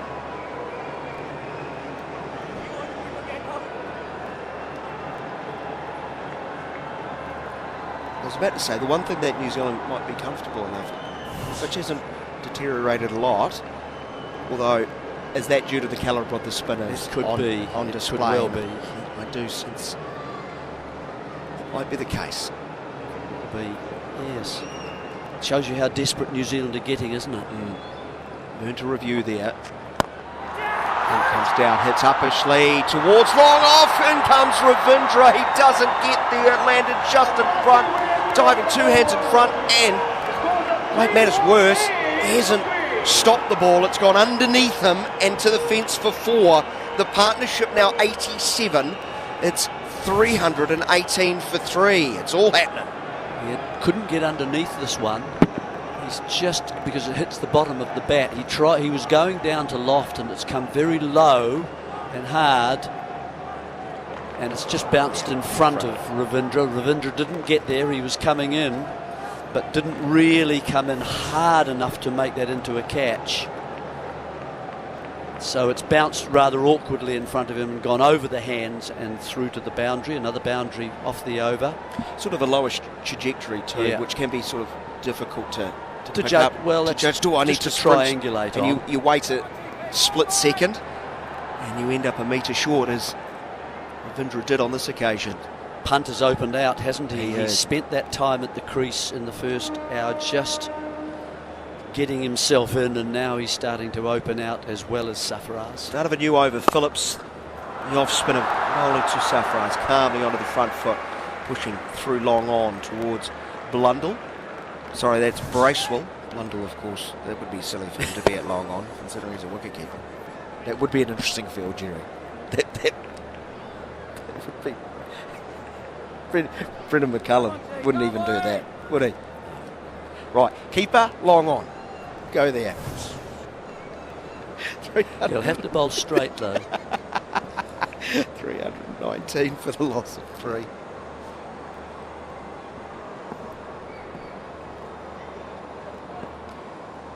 Punt on 40. Sarfaraz now 115. It's punt the left-hander. Phillips around the wicket. Full into the front foot. Just drifted past the inside edge. It's going right down the leg side. Just a little bit of drift from Phillips. New Zealand have used all their bowlers really, apart from Ravindra. Sort of been reluctant to use them on this tour. They have, and they were in Sri Lanka as well. I don't know what's happening around that. Maybe they feel they've already got a left armour there, but of course he's much taller than Ajaz Patel. Doesn't bowl at the same flight. Over pitch, low full toss in fact, that slapped straight back to the bowler. It's good enough to field, no run. I think the issue also about Sarfaraz, I think because he scores in different areas, Daniel, I think you've got to react, don't you? And there are two ways you can react. One is with your bowlers, and the second way, of course, is with your fields. And you've got to do one of them. I don't just think you can carry on, you know, willy-nilly forever. Phillips shorter this time, waiting, home with the straight bat, pushing into a gap at mid-on. They're very slow to get the single underway because they were just waiting. See if they can beat the first man. They did, and they get home. 320 for the loss of 3. I tell you what, Tom Latham has lived quite a life as a captain in 2 and a bit days in the field. Yes, he has. He's already experienced the highs, extreme highs actually, and now this is a little bit lower. And you can see that the way the game is going, I mean, it was an even day yesterday, wasn't it, in day 2 of this match, yes, as far as the players concerned. You know, the first part to New Zealand because they got to over 350 ahead. There's a sweep that beats the bat and hits the back shoulder, balloons over Mitchell at slip, and they'll come back for 2-leg bye surely. 322 for the loss of 3. No bad. That's no leg buys. That's really, is it leg buys? Yeah, leg buys. Come off the shoulder, yes. saw that against AJ Patel yesterday. It's quite low as he tries to sweep.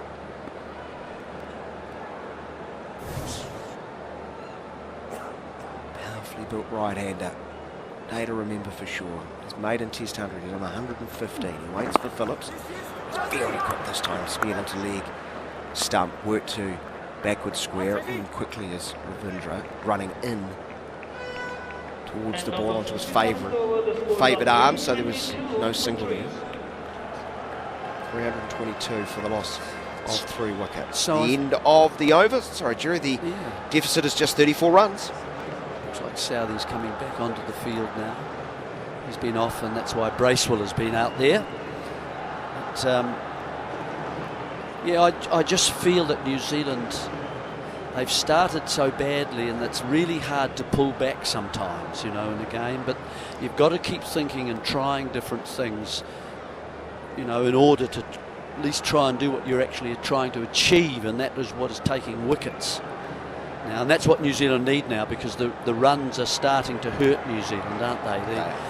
I mentioned evenness yesterday because really the way that India batted after New Zealand got that significant lead, it is a big lead, isn't it? 350.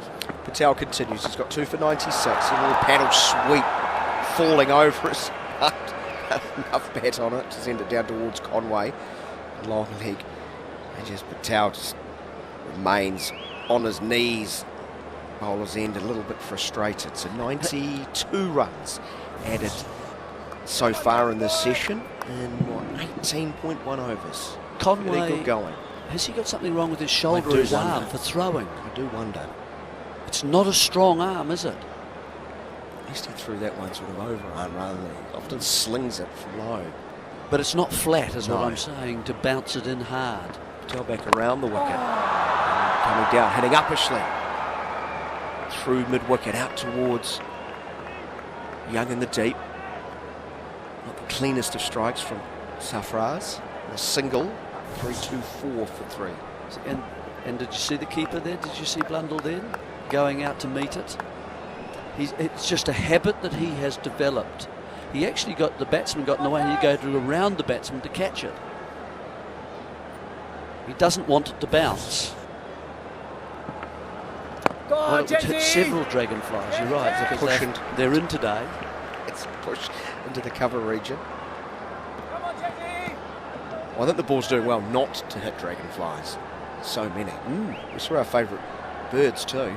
The scruffy birds having a little clean on top of the stands too. Look like they could do with a shower. They do. Back over the wicket much quicker. This one keeps low in the bat very late.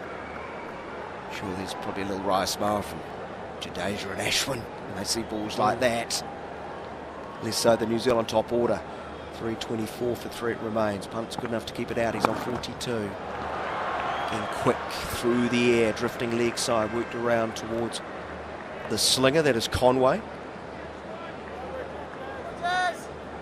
Throw returned on the full to Blundell. 1 ball remaining in the over. It was 101k from AJ Patel. Coney-esque. Come on, Jesse boy. Slower one. Patel goes very wide of the crease. Drop the arm too. Almost side arm, smearing in towards leg stump and work through mid-wicket for a single. The end of the over, Sarfaraz Khan, 117. Punt is 43. 326 for 3. Your Dragonfly buddies going to join us now. Your fellow expert. Yeah. Okay. Well, Jarrod Kimber, welcome back. The Dragonfly Society. What do you think of Pant's footwork here, Mr. Coney? It looks like to me the knee injury is just slowing him down a little bit. Usually he'd be running at every ball trying to bosh it down the ground, and he's only done that 3 or 4 times. He just looks a little bit more sluggish to me. Yeah, but he's still, when he's, even if he's not quite getting there, he's just saying, okay, well, I'm short of it, I'll hit it in the air. And it seems to be going quite well, doesn't it, really, so far? for him. I remember when he played against Jack Leach, and Jack Leach was bowling into foot marks with 3 fielders back on the boundary, and it's as if Rishabh Pant didn't notice any of those facts. Phillips to start his 12th over, 1 for 40. Got the big wicket of Kohli, last ball of day number 3. Good fielding as the ball's turned into the mid-wicket region by the New Zealand captain. Nathan diving away to his left, prevents a single. Were you ever dismissive of any forms of bowling, Jeremy? Was this just a form of bowling where you do, why is this guy bowling to me? This is pointless. Not against the West Indies, whom I played most of the time. Actually. You did, yeah. I just happened to meet that period of play. A sweetly struck drive from Sarfaraz, gets it past the short cover, and in the deep prevents the second being taken, 327 for the loss of 3. Viv Richards wasn't too bad. I was about to say, you loved seeing him. Did you face? But it took a lot to get him to bowl. Viv Richards or Larry Gomes? Did you ever face any Larry Gomes? No. Yeah, those were the 2 friendly faces. I Played assume. against him. Yeah. If you chuck the ball to one of those 2, you're thinking, well, this is not too bad. What's everyone complaining about? Well, the top 4 obviously didn't get enough runs, Jerry. Here's Pant looking to drive, slicing the ball off the outside edge through the gully region. Not near a fielder, so false stroke, but a real danger. 2 more to the total, 329 for the loss of 3, trailing by 27. Matt Henry might need a sand bucket with him there. It looked like he took up about half the surface, which still shows you how soft it is, even though we haven't had a lot of rain of recent times. Just a lot of dirt came up as he slid after that ball.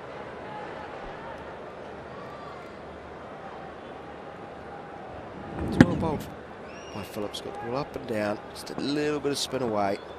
Got it to the outside part of the bat. Punt's 45 of 49. He's on strike. Phillips from around the wicket. Bowls a full toss, and it's driven back past the bowler. In the deep. Good fielding from O'Rourke. 2 hands down, flicked it up to a teammate. Able to return the ball very quickly.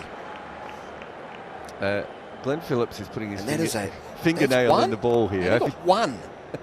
They did only get 1. It was brilliant fielding at the end.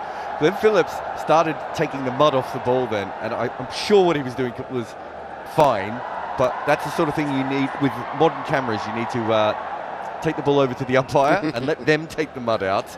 Rather than just do what he was doing. 330 for 3. The partnership is worth 99.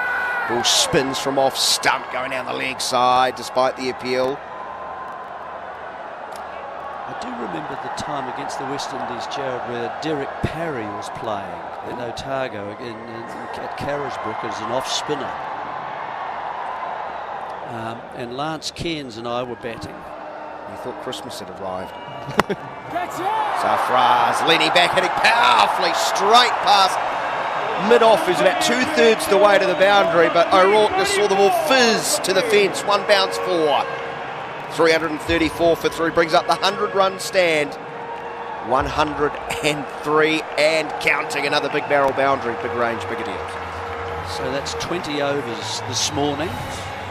And over 100 runs, isn't it? So it's over 5 runs and over at the moment. Leaning back this time, Sarfaraz deliberately hitting and muscling it really, but getting it very straight, the inside of Will O'Rourke, who's slightly wideish and about 3/4 of the way back to the boundary.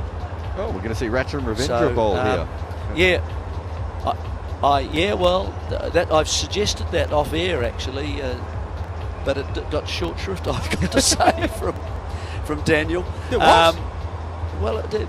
You said, no, they don't use them at all now. No, we actually said it on here, and I said they've been reluctant to use them on this tour. That's just a fact.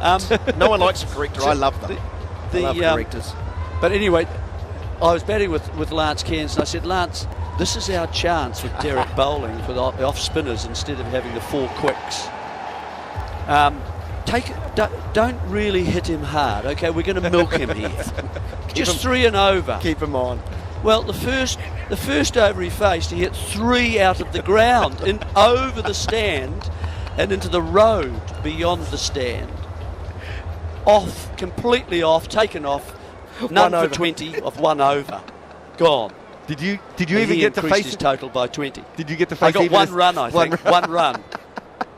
Yeah. One moment That's of how you respite. And got myself back on strike again to Michael Holding. So that was fun.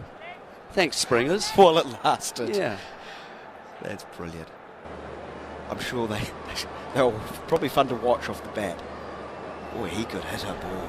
Yeah, there are so many great stories, though, aren't there, of like facing the West Indies and just doing something that you know is wrong. Like making a comment.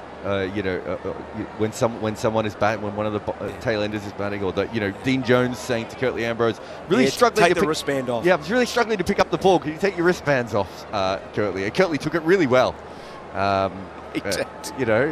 Just little things like that of just firing them up.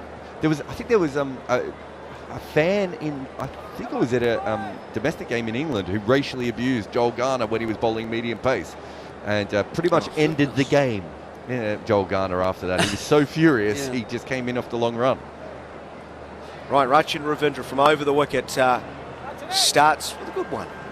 Right of off stump, spinning back of a length at 90k, because he naturally bowls a bit quicker than he does. He's Ajaz always been a Patel. wee bit flatter. And he's scored runs, so he should be confident. He's taller than Ajaz Patel, so bowls rather differently. Drags this one down, and it's pulled away to deep backward squares. Lucky that it's only going to be a single. 335 for the loss of 3. I think has a few wickets, doesn't he? A bit more golden arm too about him. He can suddenly pick up a wicket from nowhere. Yeah, I mean, I think he should have bowled yesterday just because he's quicker and just to give them a different look, especially when they had the couple of right-handers out there batting. I think there's a big chance for New Zealand in the next 11 overs to get a wicket here, because I think India really want to maximise the old ball. Scorers, they don't know what's going to happen when that new ball comes. We might get a lot more inconsistent bounce, for instance, and sideways movement.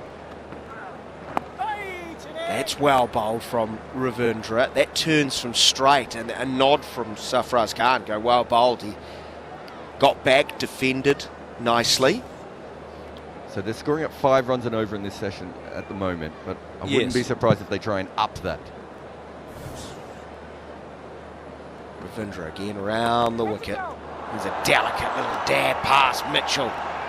Down towards third man, Conway. No sliding tackle on this occasion. He's slid and got the left hand down. He's had a thorough workout over the last hour and a half. Devon Conway. He's in the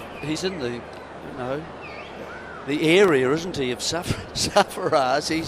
He's going to be playing down there. Sarfaraz He Island. can get any ball down there. But I just think that New Zealand have got to react to someone like that. You've got to either adjust the bowling, or you have to then change your field. Nicely angled in towards off stump. Home with the dead bat is Sarfaraz. Those are the two methods you've got, I think, as a captain. And so if it means you've got to have 2 third men, fairly, either a short one who can perhaps stop the single, or two behind. Got to do something about it. This one leaps off a length on middle stump, uncomfortable. Might even caught it, handle of the bat or glove. It's a pretty good over from Rachin Ravindra. Has to be said, 3 runs off it. I know we're providing the commentary, but so too is Sarfaraz Khan. Like, after each ball, he was sending messages to Punt at the other end. Now he's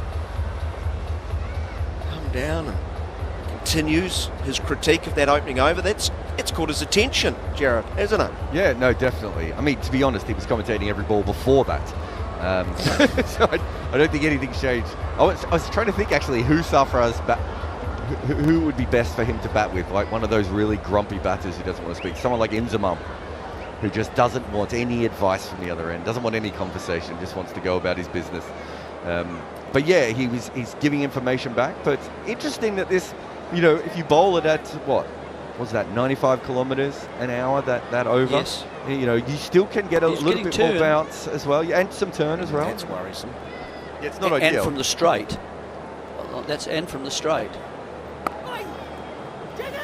Phillips starts a new over, pushed into the cover region, a tight single, but they get home. 337 for the loss of 38, my apologies. It's down to 18, the deficits. Rachin Ravindra picked up 3 wickets in India in 2021. Of course, he made his Test debut there, didn't he? Picked up Shubman Gill, Virat Kohli and Sahar.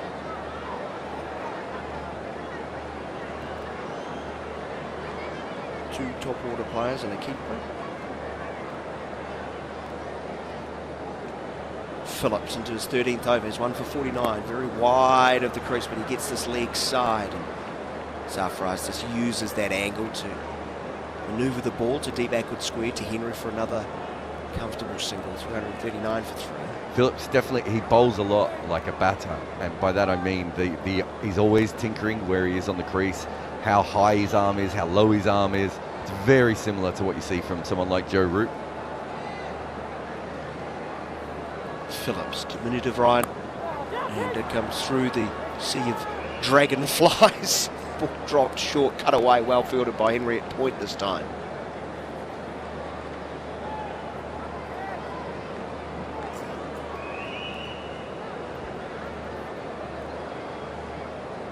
Overcast skies. Not as pleasant as it was yesterday. Phillips, low full toss and smoked through the covers, out to the extra cover boundary for 4. Punt goes to 50, 52 to be exact. Raises the bat nonchalantly with the right hand, little smile. Well, what a partnership this is proving to be. 343 for the loss of 3. Punt 52 off 55. He hits his 5th 4 to go with 3 sixes. It's a fantastic innings from Rishabh Pant. It was a very big knock on his knee, and we saw the pain. And yesterday he was out in the middle just taking some throwdowns, and he looked in pain. And because he's such a beautiful user of his feet, he's had to slightly change his style. But excellent work from him. Down the wicket, beaten in flight, bit of inside edge into pad, goes to mid-wicket. And oh dear, we've had a Rohit Sharma moment from, I think, Will Young, is it? He's thrown the ball back to the keeper's end. He's dragged the throw badly, and they'll add one more to the total. 344 for the loss of 3, and Jarrod just sums up a little bit of a tardy first session for New Zealand today. Yeah, it does a wee bit, and it's been taken advantage of quite rightly by the opposition. That's exactly what you're there for. So, one a left-hander, one a right-hander, one playing back and scoring in different areas, the other one coming forward and hitting down the ground. Push back towards the bowler from the back foot. No run. The end of the over, 344 for the loss of 3. 12 runs, the deficit. Jaiswal made 35, Sharma 52, Kohli out last ball of the day yesterday for 70. At that stage, India were 231 for the loss of 3. Wicket takers, Patel had 2, and Phillips getting Kohli. But today, all about this great partnership at a great rate of knots too. Score advancing from 231 for the loss of 3 to 344. 71 overs have been bowled in the innings, so Coney talked about 4.7 as a scoring rate. That was just a bit of a guess yesterday. It was a bit morning, of a guess as far as, you know, the amount of sessions close, available. though. About at the end of the day, it was 4.71. Yes, that was a bit disappointing. Slipping, Jerry. Yeah.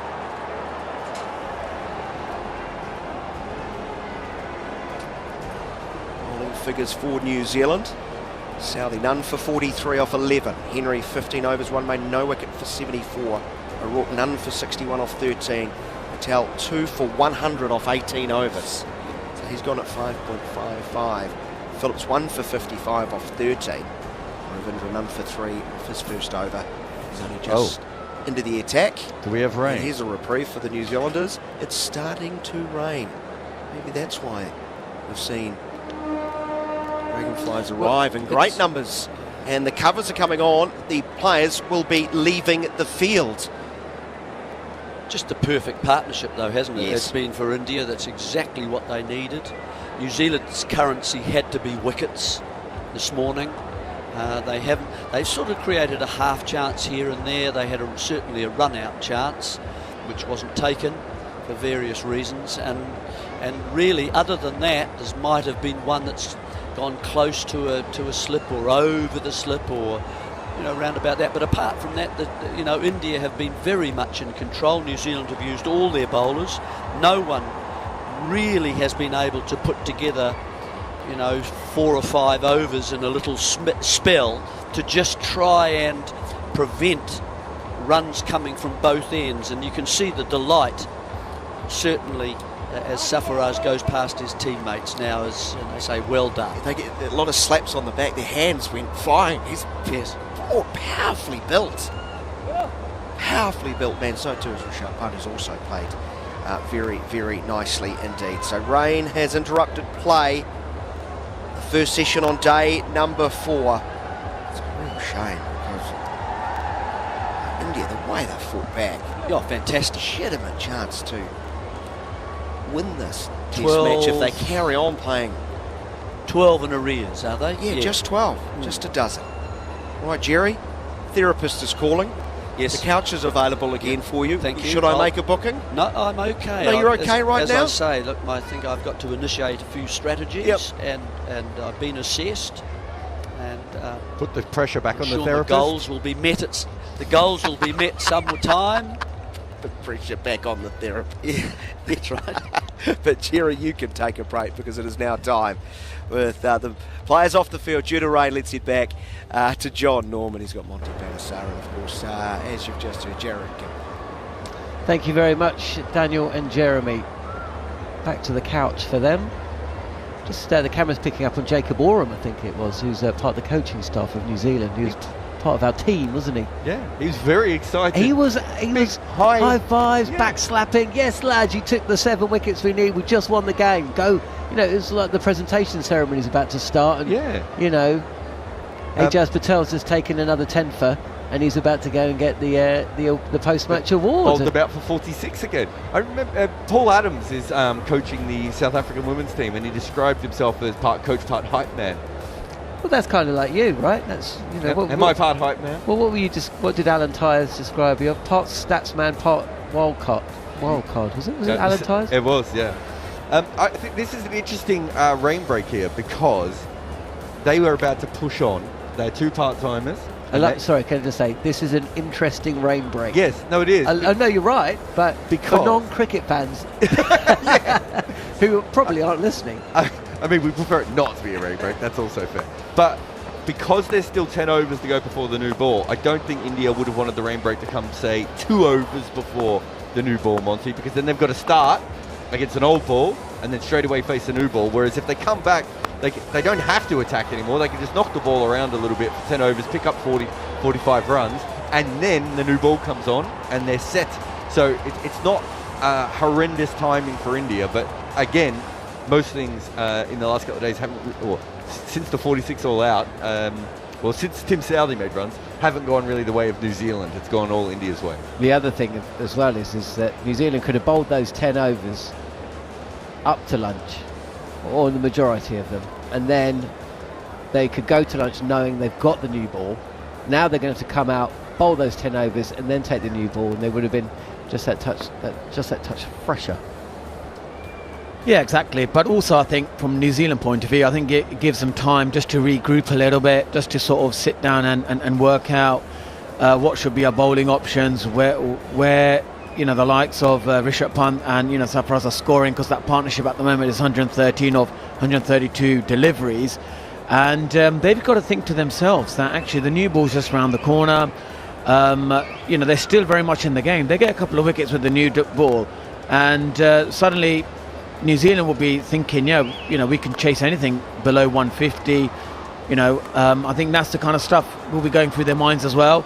But with that new ball, and we see the extra bounce that the New Zealand seamers get, they should think to themselves, well, let's we know that's our best chance to get the wicket, and in these 10 overs, if you can get the breakthrough, that would be brilliant, because then it's always in the back of the mind. It's always in the back of the mind of the Indian batsman, especially with Henry bowling well, Southey over there as well, and the debutant, the tall 6 foot plus, getting that extra bounce. He hasn't bowled that well at the moment. 13 overs, 61 runs. They'll be just, that's the kind of Jacob Oram should be getting his team together and say to them, guys, it's okay. They've had a good session. It's gone all their way today, even yesterday. But with that new delivery, with that new ball, we know what we can do with it, and that's our best chance to actually see if we can bowl, India out for 400, maybe 450.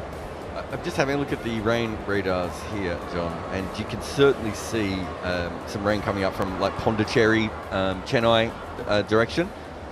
There's not tons of it though. My map isn't covered with green. There's no red, as we've discovered. The red's the bad one, so there's certainly none of that out there. So I don't think it's the end of the day's play or anything like that. It came down pretty heavily. For a little while, but it doesn't suggest on the rain maps here that it is the end of days. My heart always sinks when drainage, the D word, is mentioned, but the drain, and not because good drainage here. Well, that's what I mean. It is good drainage. My heart doesn't sink because it means there's rain.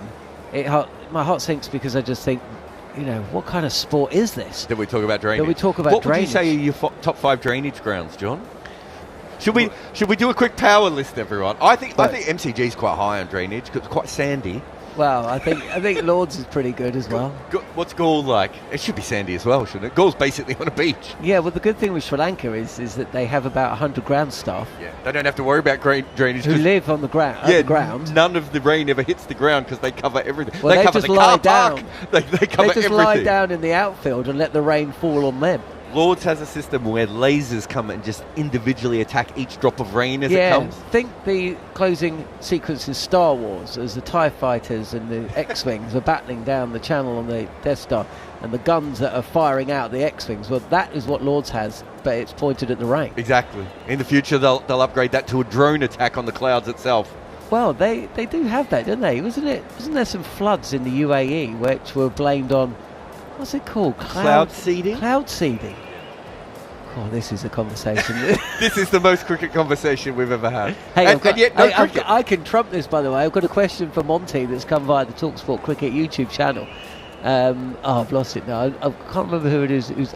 Conrad Mukbad. I mean, if that is his real name, then well done. He says, Monty, do you have any relatives in New Zealand?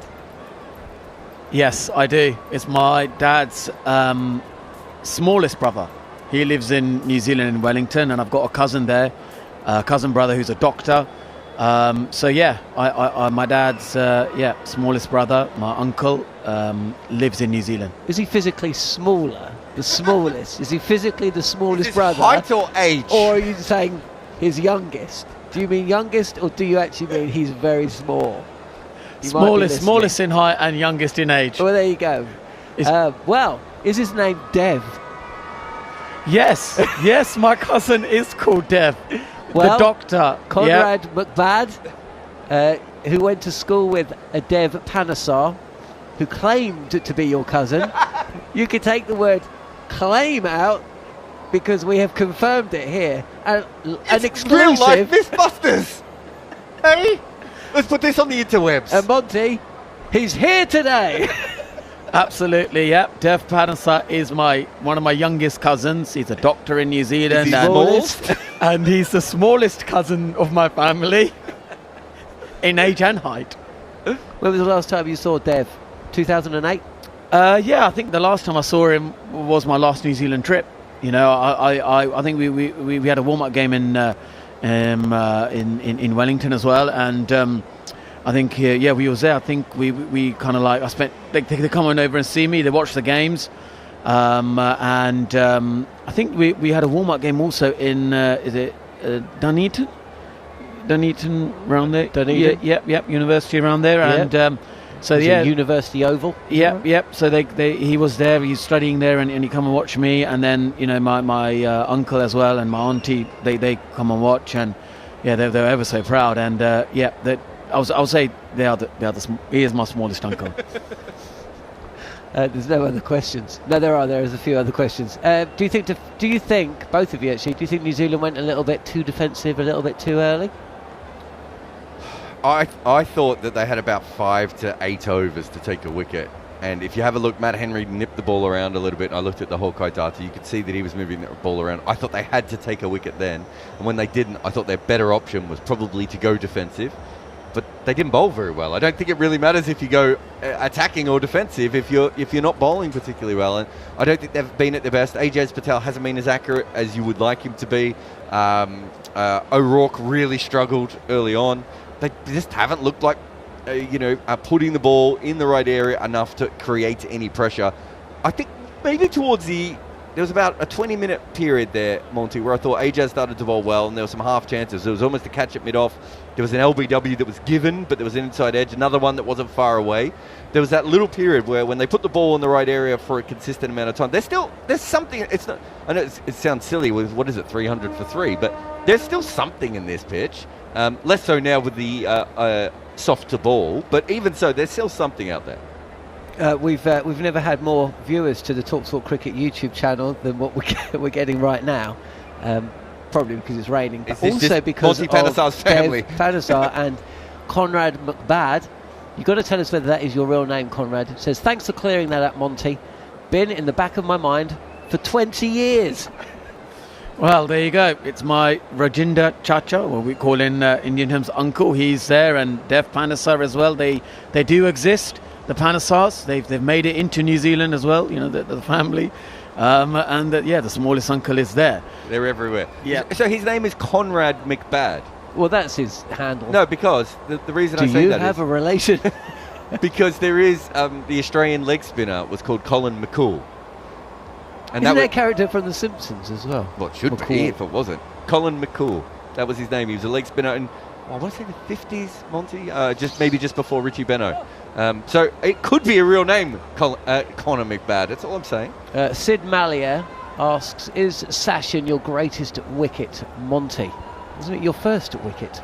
Yeah, it was my first wicket, and probably is my greatest wicket, in terms of the magnitude of the player, what Sachin brings on and off the field, and even when you watch, like one of your heroes on TV, you kind of think to yourself, well, that's never going to happen. I'm never going to be on the same field as Sachin Tendulkar. Come on, let's be realistic about it. And then when it did happen, and I kind of remember just bowling, good stock deliveries, and actually when I was with the Darren Lehman Cricket Academy, during the Christmas period before in 2006 when I got selected, and I remember Darren Lehman just saying to me, because remember, make sure your lengths are slightly fuller than what they are in England or even in Australia. You've got to get that ball full because they're very good off the back foot, and you've got to get them driving. And that's all I was thinking to myself, just keep bowling that good delivery. That's all I've got to do, and hopefully end of the game he'll probably get 100. Sachin, the great, Sachin will say to me, Monty, yeah, that was really good bowling, you bowled really well, and I didn't think I would be asking him to sign the cricket ball and to say, once in a blue moon, mate, never again. So yeah, when I did get that LBW decision, I was absolutely delighted, and again, that's the great thing about Sachin Tendulkar. When you're on the same field as him, you really get to witness, when you're close to your heroes. There's some people, they say, it's great, from a distance, to meet your hero. When you get close, it's not the great experience. For me, it was just unbelievable. It was a dream come true. I just couldn't believe it. And I remember recently going to Bengaluru, I think, this year, playing in the same team as him. He's just a lovely human being, honestly, just one of the greatest human beings I've come across, and very lucky that Andrew Flintoff backed me during that time, and he kind of said I needed an attacking spinner, and I always thank him for that, and Duncan Fletcher as well, because at the time the coach backed me as well, and it was just a brilliant experience. Dragonflies are a common way to know if rain is imminent, says You Do You. We said that yesterday because we saw them come in. We saw a whole bunch come in yesterday, then we didn't see any rain. So we sometimes it's accurate and sometimes it's not, just like the rest of life. Look like all weather reports, maybe. Where do they go when there is no rain? Dragonflies? Yeah, so they came in for day one. They've got a little cafe. Oh, it's down the road. Yeah, like late at night, the taxi drivers always have a cafe that they all hang out. Yeah, it's exactly the same for dragonflies. There's one in Vauxhall. Yeah. Any dragonflies in England or Australia, says You Do You. Australia got dragonfly. You get dragonflies in England, not real ones, but like tinier ones, don't you? You certainly don't get the sort that you're getting here, and you don't get them in the number. But yeah, up north in Australia, you get dragonflies as well. Divesh Kumar. How did this become the Dragonfly channel? Mate, we've got plenty to go. Divesh Kumar says, which Indian spinner will get most help of this pitch in fourth innings? Because, of course, India have selected 3 of them. Which one do you think New Zealand would like to face least? Based on what we've seen of Rachin Ravindra, who basically has copied Jadeja's bowling, I would say it's probably going to be Jadeja. Ashwin didn't bowl very well in the first innings, but I don't think he needs a pitch to favour him. He'll probably just be angry that he didn't bowl well in the first innings and he'll come back. But if you're asking specifically how the conditions will help anyone, I would think that it would help Jadeja. There's foot marks there now as well. And there is a little bit of uneven bounce. It's perfectly set up for him, isn't it, Monty? Yeah, I think so. I think we've seen that invariable, bounce with Glenn Phillips when he bowled that previous, delivery in the last over. One kind of was sort of ankle height bounce, and then the other one shoot off. And I think that's Jadeja is definitely going to exploit them conditions. And also, he gets his seam position much better as well. It goes towards first slip, isn't so square on, and he bowls it quick with a good flight on the trajectory that he gets. And I think that's where the New Zealand spinners, they've just kind of they bowl it a little bit slower, the trajectory slightly higher. It's got to be, I think, just a little bit lower in the trajectory, and they've got to bowl it really quick and get that seam position spot on. It's interesting you bring that up. So I looked at the speeds in the Bangladesh series, and obviously Jadeja was a lot quicker, and Ashwin could bowl a lot quicker than the Bangladeshi spinners. But even when they bowled quicker, they still spun it more. So it's not a fair fight, isn't it? Because if you decide, Monty, to start bowling quicker, generally the ball doesn't spin as much, right? That's a part of it. Whereas when Jadeja and Ashwin do it, it doesn't seem to affect them. They're such masters of their craft. Yes, it's to do with that seam position that we talk about, and I think it's easier to hold the seam position, let's say towards first slip or off spin or towards the leg slip when you bowl it slightly slower, so you get your fingers over the ball. But what they do, right, is they bowl it quicker and they get their wrist position absolutely spot on. It doesn't change, and when they do it in that the arm speed is quick, everything's in quick motion, they hold that position. That's kind of their strength, and especially Jadeja, that's the strength of it. When he bowls it quick at 95, his stock pace is going to be about 95 kilometres, and he will get it to turn and bounce. And I think that's the sort of danger New Zealand will be looking for. But New Zealand, they can't think we're completely out of the game. No. Yeah, they could easily they should be thinking to themselves, it's fine, it's gone. Did you not see all Jacob India Oram's way. high fives? Yeah. Jacob Oram thinks they're about to win this game. I tell you what. And when Jacob Oram gives a high five, it's high.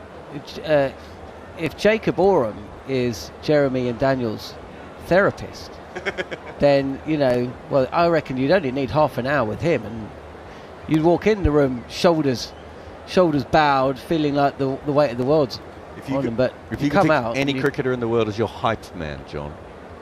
Monty. Current? More current? Yeah, you can go. Well, after seeing Jacob, I mean, he's a good guy as well. You didn't meet him, did you? Have you ever crossed paths? We commentated together, and we briefly chatted on air, but that's the most. No, I don't think I've ever met him. Phenomenal person. Kind of guy that you'd like to hang out with. See, I don't base what sort of a person someone is from meeting them or talking to them. I base them on the crispness of their high fives, John. And he was so crisp there that it was obvious to me that he's a good person. Can you remember when we were in New Zealand and I went for a stroll to try and get a coffee, and I walked past one of those shops where you can hurl axes at a wall? Yes. He looks like he could live there. I mean, essentially... Have you done that yet? No, I mean, maybe when I'm back in Wellington, but... Because we've got a couple of sports that we haven't tried. The other one is, what's the cornholing? Is that what it's called? The American sport? Where you throw the sack of... Wrong channel.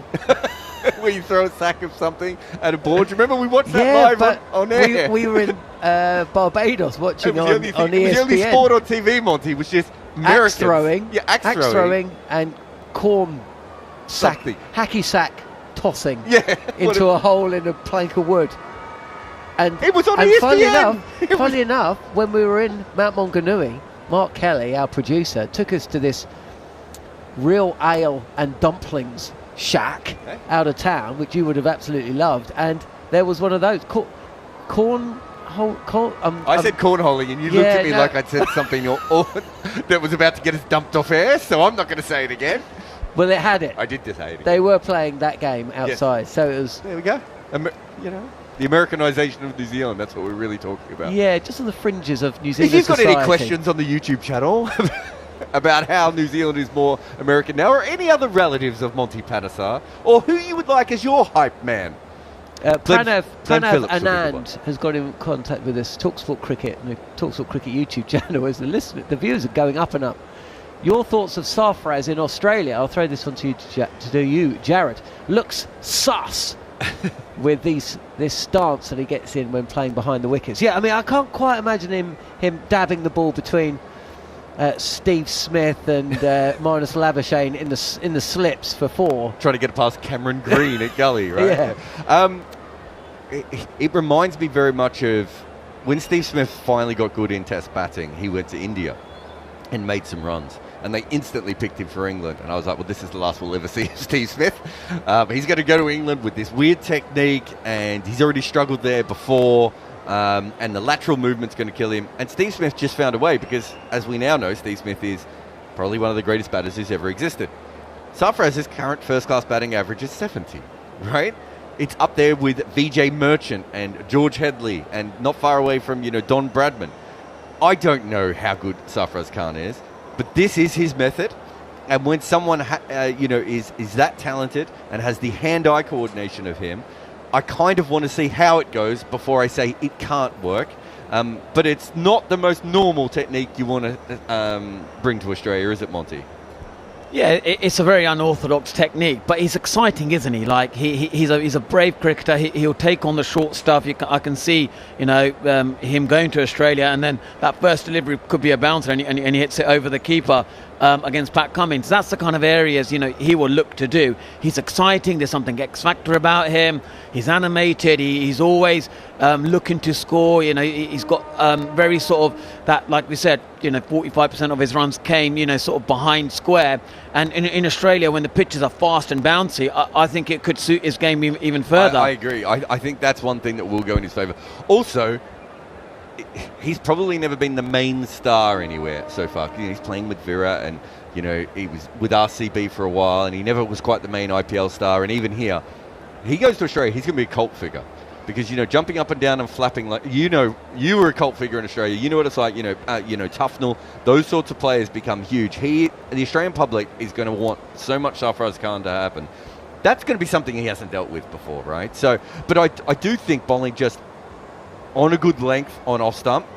I'm really interested to see how he plays that, because those sort of open bat facing thing in Australia, you just get edges and they carry to slips all the time. So I'm very interested to see how he goes. But he's so talented, John, that if anyone can make that work, it's him. Does Shubman Gill come back for the next Test match? Yes. Sarfaraz Khan is dropped. Probably, yes. I think the KL Rahul haters are going to. Well, I mean, hate that. It could be KL Rahul that loses out. I mean, I suppose. I think now, if you've got Sarfaraz a Test match here, KL Rahul's also played a Test match. When you get to Australia, then you've got a good sample size to be able to decide which direction you want to go. It's almost a perfect situation for them, because I did think. I really wanted Sarfaraz to play some Test matches against, O'Rourke and Henry, and especially now on a slightly more friendly pitch for pace bowling, before he gets to Australia. You don't want him to just suddenly turn up in Australia and have to work it out. Yeah, exactly. And I think what India have is like a lot of options and good options, and someone like Gautam Gambhir, he wants to, he's the type of cricketer where he wants growth in his team. He doesn't want to just play draws and play good cricket. He wants to go out there and win games, and we saw that recently against Bangladesh. Yeah. They played a bit of basball, or some people call it gamball, whatever term you want to use, but it certainly had the basball sort of attributes, the way they were trying to attack the game and enforce a result. And I think that's the type of players they're looking for. That he's a middle order batsman. He's an attacking. He fits the mould, of what you want from a middle order. And I think he's not going to be afraid of the pace and the bounce. And it's interesting to see, KL Rahul is averaging 34. He's had a lot of opportunities.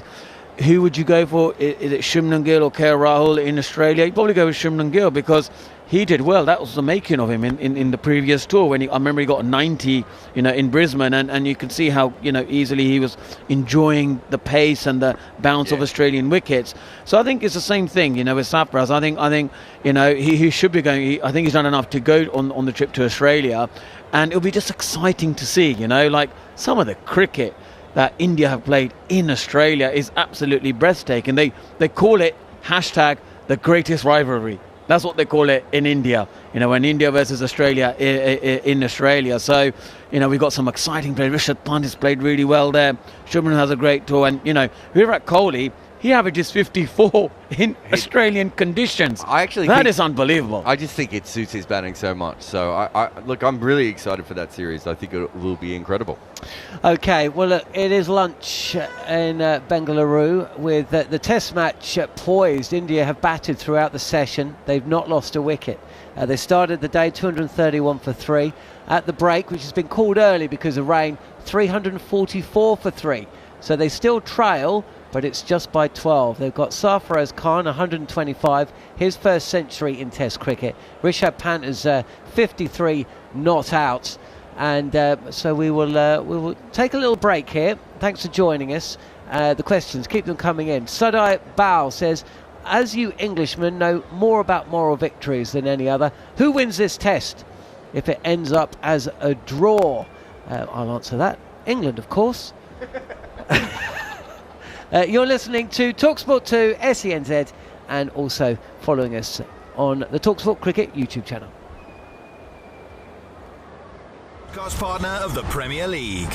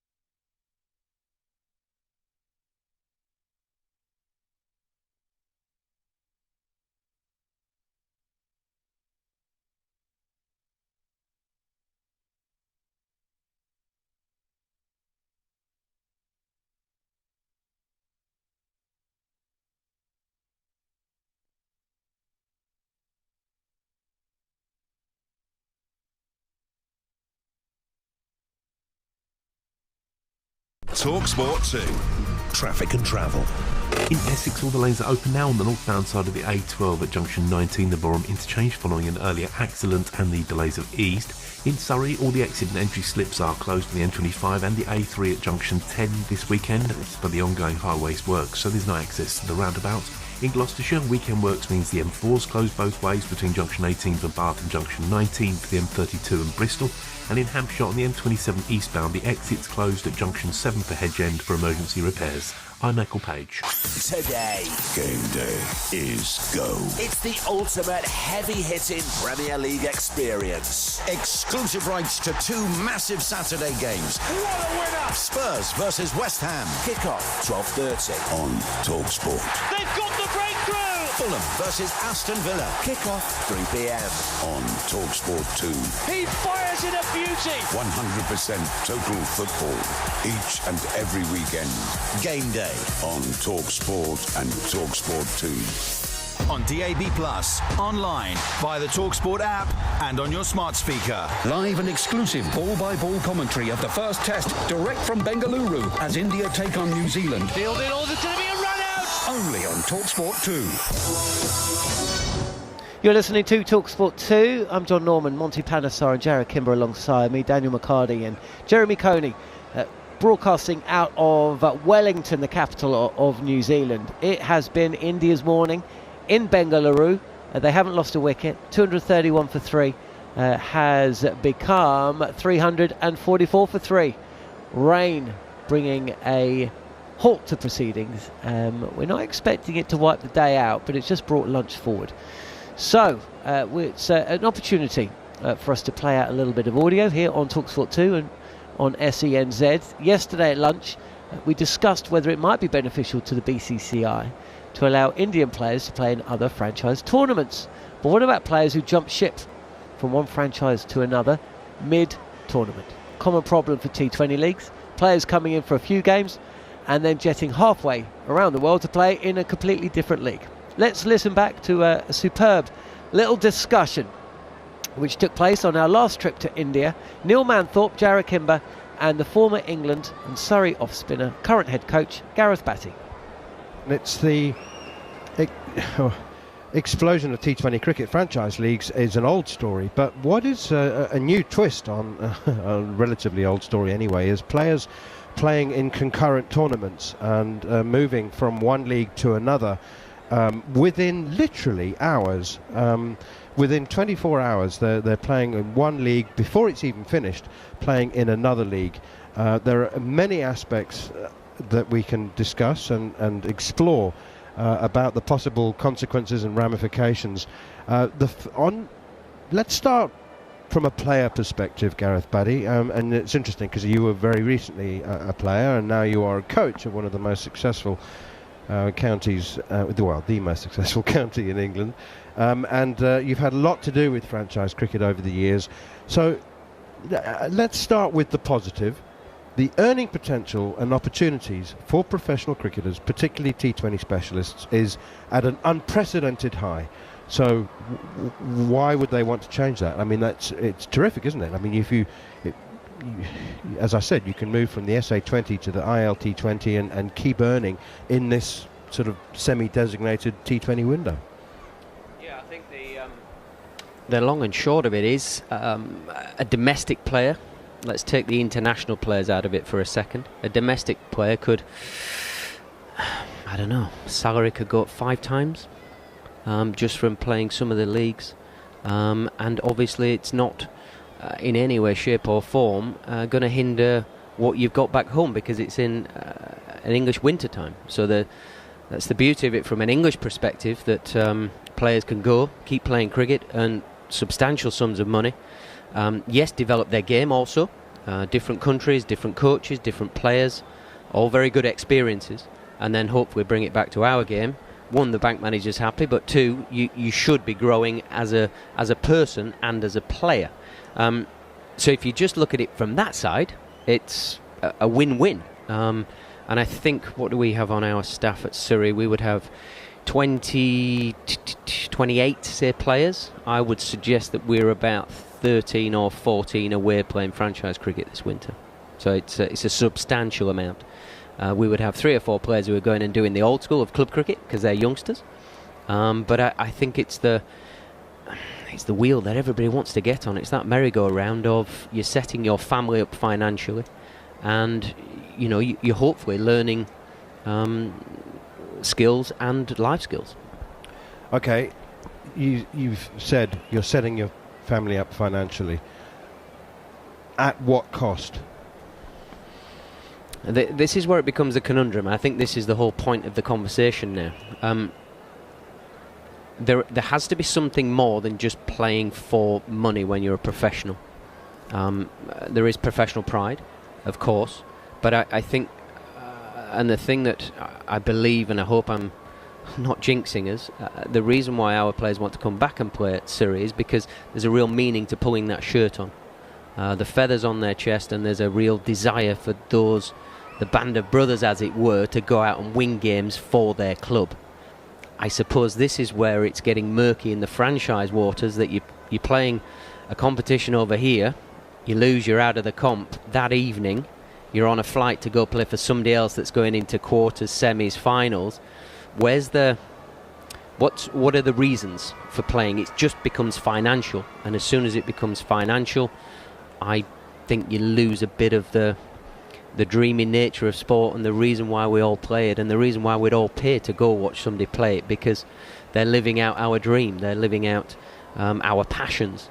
And I think if you end up playing with 4, 5, 6 teams in a 6-month period, how is that a sustainable thing for the individual and for those teams, I suppose, within it? Because what does it mean? What's it all about? What are we doing it for? And I think there becomes a bit of a moral issue with it. And I think coach's hat on, yes, you want to evolve players with their skills on the field, but you also want to have a bit of an eye, because fundamentally you're a teacher.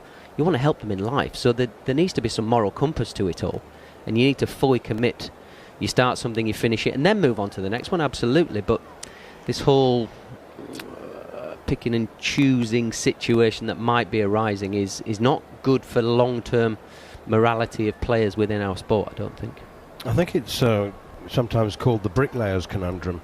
You can lay bricks, and it's all rather pointless until you see the beautiful building that you've created, and there needs to be an outcome. I mean, there's so many examples we can point to. I think Rashid Khan was parachuted into a team. I can't remember which. Jarrod will be able to tell us. The team reached a qualifier or an eliminator, and he was parachuted in and paid $50,000 or $75,000 for a game, bowled 4 overs of 40, they lost, he flew out, played somewhere else 2 days later, and then, yes, I mean, if you're just laying bricks, I mean, you're earning a lot of money, but there's no fulfillment.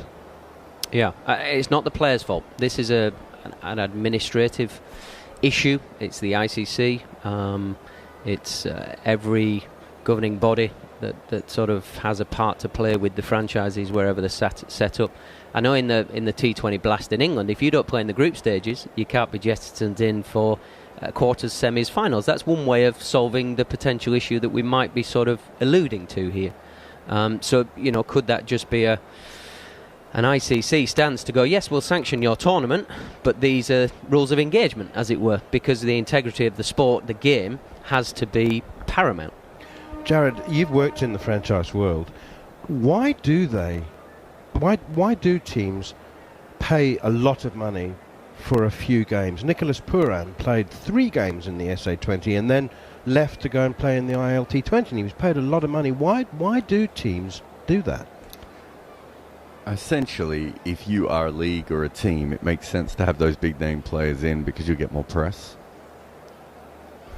Does press pay the bills? It's all about the attention, isn't it? It's about eyeballs, it's about what you can monetize, it's about how many times that article was shared, it's about whether Nicholas Pooran, if he's there, you're going to get, maybe you'll get a feature from the local TV station on him, maybe you'll get more interviews, which you can use for your social media channel. Okay, so the goal is not necessarily primarily to win the competition. Well, a league wants attention. A league doesn't care who wins, right? So you've got conflicting interests to begin with. The league doesn't care. The league just wants it. When Dan Christian goes from playing finals day to the CPL final, within a week or whatever it was that he did a couple of years ago, that was great. The CPL got a bunch of press that he played in both of those things. It doesn't matter to them, right? So a lot of these leagues, why would they bring that rule in? It would be stopping star players turning up in those places. And when Bat says the ICC should regulate that, these leagues are regulated by the local boards. The only tournaments that are actually regulated by the ICC is where it's an associate level, and you have to go through a few more hoops. But any test-playing nation could start a silly league tomorrow for any reason that they wanted to. Realistically, I mean, that is, as far as I'm aware, there's no way the ICC can govern against those sorts of things. So the league wants this. Then you've got the owners. Do the owners want to win? Yes, in some situations. Do the owners want to hang out with famous cricketers? In many situations, yes. Why do the owners own the teams? They're not turning a profit, most of these teams, right? Most of these leagues aren't turning a profit, let alone the teams themselves. So you then have to go into why they're actually being owned in the first place. Again, it's kind of cool. I remember there was a situation when I was at St. Lucia where we'd lost a couple of games, and the owner's like, just get me the best star you can get in. I was like, well, that's not going to help our team. There's some fundamental issues here. And he's like, no, who can you bring in? I was like, Colin Ingram? He's like, great. That'll sound great. It sounds like we're doing something. So there's an element of that as well from some of these ownership groups. And then when they do get to the finals, to be fair, some of these owners are like, well, this is when it's a bit like Monty Burns in The Simpsons when he has the baseball team, and Homer does well all season long. Then they bring in the ringers at the end to try and win them the trophy, right? You know that episode. It's a famous episode. I do. It all sounds very bleak to me, and it is bleak. I just. Credibility is, the old school in me, Bats, thinks about the potential supporters, and you want to follow a team, you want to form an association with the players and know a little bit about them. You want to watch them play, know what they did last week and week after. But that's naive, because that's not necessarily about money. But the tournament credibility, I just wonder whether at some point broadcasters and those who actually fund it, and advertisers and sponsors, they might actually go at some point think, hang on a minute, we've got players coming and going, and there's no, and they might then say, no, we don't want this, and then the tournaments fade, they have less money, the players who are earning lots and lots of money now, the next generation won't have that opportunity if this situation continues to proliferate like it is now. Yeah, it's a difficult one because it's so very, very new. It's not particularly planned that this would all happen. So I think the future planning of the game and franchise sport is something that hasn't been thought about because it's completely new. It's not ECB making a decision or the ACB making a decision. It's individual owners with lots of money going, yeah, I'll have a piece of that competition. They all sit around the table and say, yeah, I'll buy a team there, and then the league happens. So it's a very difficult one to talk about the next generation and how it's going to be brought through. I think you go and look at absolute gold standard, and that's IPL. I think I'm right in saying it took the IPL 8 to 9 years for franchises to make it financially viable. Substantial money anyway, yeah. And you've got a billion fanatical cricket fans there. I don't see any other country that can compete with that. Possibly Pakistan has a very large population, and the PSL is a very good competition. But certainly in this country, we're kidding ourselves to think that we are ever going to get to that sort of level, that sort of standard. And I think we're being seduced by the dream, I suppose, which ultimately the knock-on effect of that to players and to the game is not going to be a positive without some structure and planning, future planning behind it, I suppose.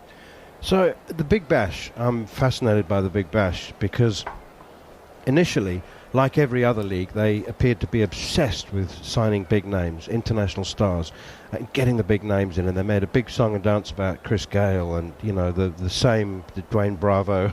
They were all signed. Chris Gayle was given like 33% of the salary cap in 1 year, wasn't he? Exactly. But you see, I just wonder whether they are now.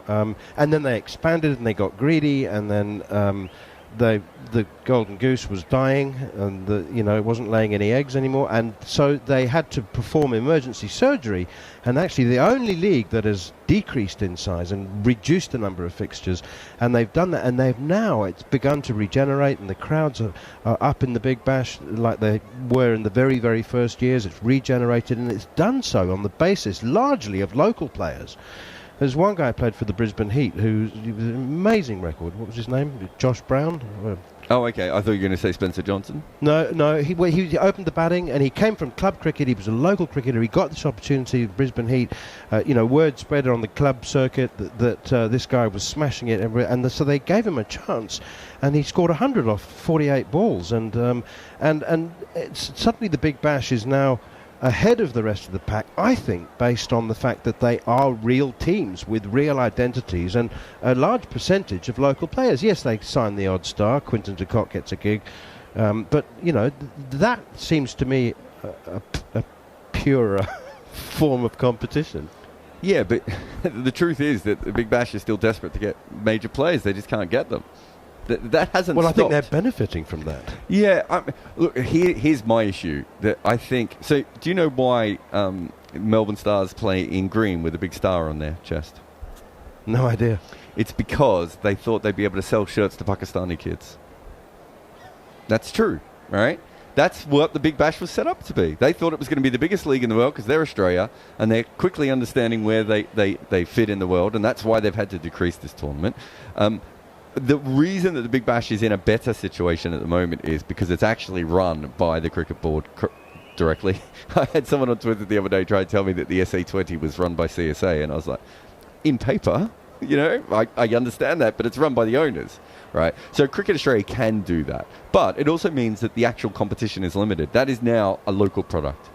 No one around the world really is as fascinated with the Big Bash now as they were 5 years ago. Right, from a T20, the hardcore T20 fans, and so it's got a limited market, right? But that market's okay.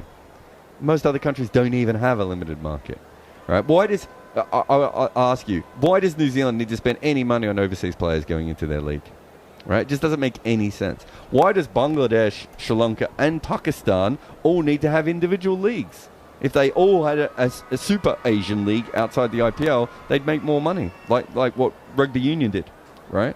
There are many different ways that you could do this, but everyone wanted their own mini IPL, and what they've all ended up with is their own mini CPL, right? And the CPL doesn't make any money, and most of these leagues don't make any money. So the Big Bash is kind of separate because it is run by a board directly, but let's be honest, that won't stay, and eventually they will sell the same way that the counties will sell. Everyone will end up selling because that's where the big money is, but that's when you lose control, and that's when the owners go, for my Instagram account, I'd really like to have David Warner on it, so let's sign David Warner. Do you think, Bats, that the whole situation would be improved if there was a regulation? I don't know who would introduce it, the ICC, I suppose, but it would. The ICC is, as we know, an exclusive gentleman's club for the most part, so the members would have to approve it. But a regulation which stipulated that a player, it was, one tournament at a time. You couldn't play in concurrent overlapping tournaments. You had to pick one and stick with it.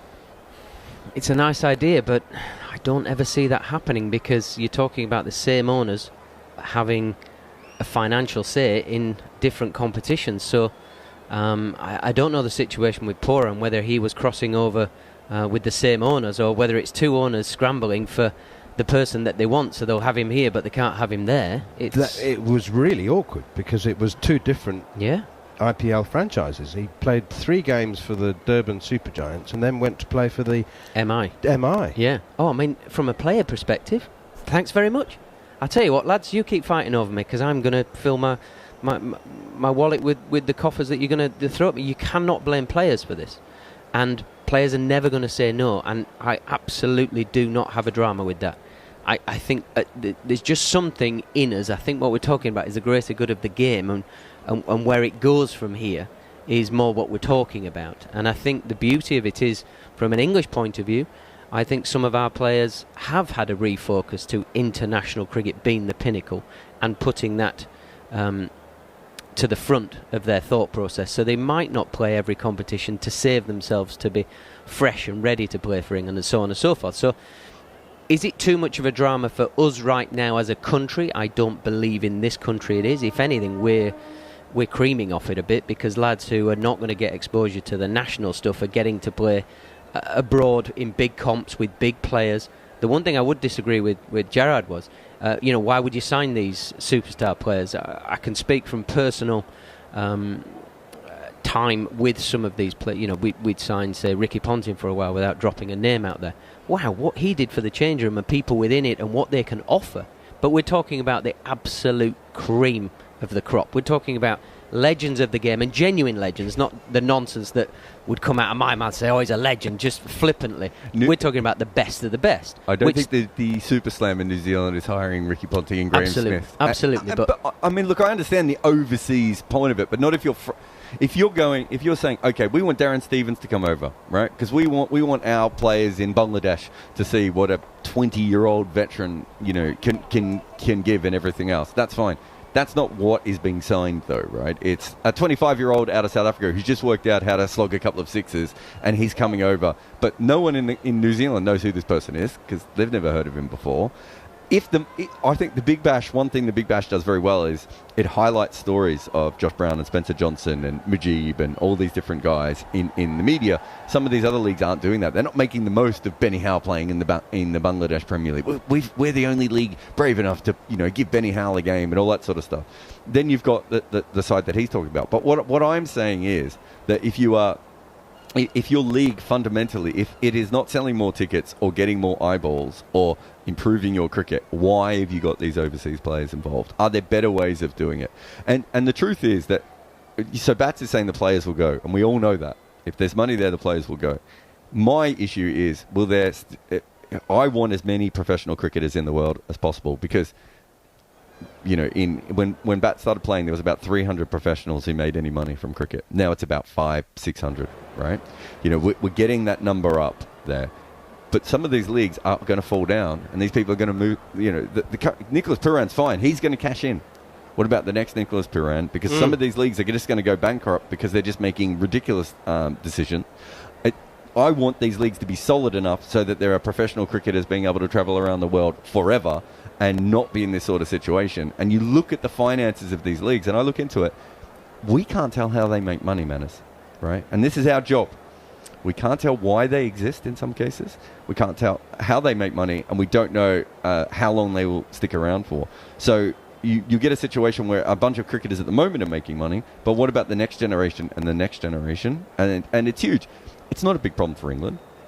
Associate cricketers, this is how they go. Women's cricket has got so good. We just had South Africa beat Australia recently, and you and I both know a big part of the reason that South Africa beat Australia is because all these women are playing franchise cricket, and they've actually grown. It's not the South African system that's grown them; it's them having to play around the world and get better.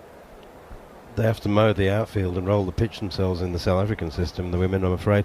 Bats, just quickly, I mean, I wanted to ask you about the MLC, Major League Cricket as well, and how much of a threat that is. But I have to ask you about Jamie Overton and how that situation fits in, because Surrey have withdrawn him, requested him not to play. Bats? What have you done? In the Pakistan Super League, so in the PSL. So I don't know, and I don't really necessarily want to know what his contract is worth, but I'm assuming that there is a possibility that by you saying we don't want you to play in the PSL, please don't play in the PSL, you're costing him money. Possibly short term, but we're looking at the greater good of Jamie Overton being the best physical specimen he is, giving him the best longevity. He's had a very long winter of cricket, T10, Big Bash, UAE. It's a lot of cricket after a big summer. So could he have said no? He could have, yes, absolutely. But if somebody's going to give you a cheque and it's got some nice zeros on the end, you're going to say yes, of course you are, and we totally understand that. So we're coming at it from we want Jamie. I certainly want Jamie to be putting his name in the hat to play for England. I think he's an England player. I really do. I know he's already played for England, but I think he can make a difference as an England player. So our duty of care to him is almost parenting. We're saying, look, you could make a few quid there, yes, but if you come back to us, we get you all ready, we get some work into your body, we get you robust as we possibly can, and we know that players are going to break, they're going to get injured. That's just the nature of professional sport. But with every bit of knowledge that we have, we want to give you the best possible chance to have a wonderful year, which then hopefully puts you up front and centre for England. The little bit over there that you were talking about now is turned into a central contract, and hopefully you're going to achieve all the goals that you dreamt about as a youngster, playing for England, and all of a sudden all these other comps and everything else will still be there, if not even more zeros on the end of your check, because you're getting better as a player, and we're investing in you as a cricketer and as a human being for the greater good of you, rather than just breaking you and you just going bang, bang, bang, bang, bang, travelling the world, air miles left, right and centre, a few nice checks, and then you're shattered for the stuff that is going to give you a chance of selection for England. We believe it's the right thing from our medical staff and from a club point of view, and it is our duty as Surrey County Cricket Club to try and produce England players. And he's an England player for me. I truly believe England would be a better team with a fully fit, fully functioning Jamie Overton in it. Well, question to both of you: what's the role of the coach in these franchises? I mean, if you got millionaire, billionaire owners wanting to sign rock stars and fly in superstars for a couple of games here and there, what does the coach do? Just make the hotel bookings? I mean, I think it's a very different kind of coaching than you would get with Bats, who's got a long-term plan and, he's working with these guys. I remember watching, so Brad Hodge was the coach when I was at St. Lucia, and Brad Hodge is trying to meet the players. He's trying to understand, and I remember we had this weird situation where half of our plane got offloaded, and so the high profile players, of course, got on the flight, and got their business class, and the younger players didn't. It was one of the best things for our team because it allowed Brad Hodge to go and meet all these kids and chat to them and understand what they wanted to get out of it, because he didn't know any of them. It's a very different role. And I remember I was working with Melbourne Stars and they wanted to hire a new coach, and I said, you need to work out what kind of coach you want, because you can have a Gareth Batty, and they had a Stephen Fleming before that. And I said, but actually probably what you want is someone who is, you don't want coaching skills, you really want management skills and the ability to say to I think we had Dwayne Bravo that year, to say to Dwayne Bravo, okay, what do you want to get out of this year? I need to know, I need you to be upfront and honest and just tell me, because we've only got an hour before our first game. Tell me what, are you nursing an injury? Is there something that you don't want to bat up the order because you got hit in the short one recently, whatever that may be? Great, good. Then you can go to the kids and say to the kids, okay, this is what our stars are going to do. How do you think you can fit in here? It's a fascinating thing. And then the owner comes to you anyway and says, actually, we're going to bring Plunkett in because we need to sell some tickets, and this other overseas player can't do that. Final word, Bats. I think the best coaches will evolve in the environment that they're in. They'll set the environment and try and evolve the environment to be a good place and a safe place for players. But ultimately, you can only work with what you have at times, and if your owner is coming in, you can't go against that guy because he's paying the wages of everybody. So you just make it work, and I think you can be as planned as you want to be, but at some point you have to be flexible and just go with what is put in front of you, which I don't envy some of the illustrious coaches that are travelling the world doing some of this stuff. It can be a thankless task. Just before we finish, it's worth, if you've been interested by this conversation at all, to check out Matt Roller's article on ESPN Cricket Info, where he talks about a lot of this. I don't agree with everything he said. That one thing he said was, bringing in a maximum of 4 teams, 4 franchise leagues for any player to play in. I think that's restrained trade, and I don't think that works. I'd much rather do it the way that Bats has gone about it, and sometimes you're going to lose the argument and sometimes you're going to win it. But there's some really interesting things about how we can make franchise cricket better. But the truth is, as you know, Manners, no one actually runs cricket. And so when we say things like, oh, the ICC should do this, the ICC don't run any of these leagues. They have nothing to do with any of these leagues. And so there are good ideas out there, like the Bravo rule that they have in the Blast, which stops you parachuting players in for finals. Most of these leagues don't want that because that doesn't help them. You're listening to talkSPORT 2 and SENZ in New Zealand and across on the talkSPORT Cricket YouTube channel. Welcome to live and exclusive coverage of the first test of 3 between India and New Zealand. It has been an extraordinary test match. India bowled out for 46 on day 2, that after no play available on day 1. New Zealand then batting well into day 3, 402 all out, although the runs came at quite a good pace. They batted for just 91 overs. Enough time for Devon Conway to get the innings off to a fast start, 91 from him, and then a wonderful 134 from Rashin Ravindra. He was last man out. India came out with a deficit of 356. They took 72 off that before Jaiswal was stumped for 35. Ajaz Patel returning to the country where he took a 10 for. Only 2 bowlers in history can say something along those lines before he managed it 3 years ago. He then nipped out Rohit Sharma, edging onto his pads, back onto middle stump for 52. 95 for 2 at that stage, and New Zealand were well in control of this game until a partnership between Virat Kohli and Sarfaraz Khan took India right up until the final ball of day 3. Kohli edging behind for 70, Glenn Phillips celebrating, as were New Zealand players trooping off. They trooped back this morning. It was Rishabh Pant partnering Sarfaraz Khan, despite spending the day off the field yesterday nursing a sore knee. Seems to have shrugged off the effects of that. He's gone past 50, and Sarfaraz Khan, for the first time in his short test career, he's playing just his 4th test match for India. Well, he finds himself 125 not out at lunch. Lunch called early because of rain. Doesn't look as terminal as what we saw on day 1, but it's not going anywhere anytime soon. The Dragonflies are seeking cover. The ground is under cover. Lunch was called early and will be extended. So we will have to wait for a little, but Jeremy Coney, Daniel McHardy, myself, Jon Norman, Monty Panesar and Jarrod Kimber are ready to go just as soon as play restarts. You're going to have a chance to listen to a little bit more audio coming up very shortly. You are listening to SENZ, the talkSPORT Cricket YouTube channel, and talkSPORT 2 as we continue to bring you live and exclusive coverage of India against New Zealand. talkSPORT 2, official broadcast partner of the English Football League.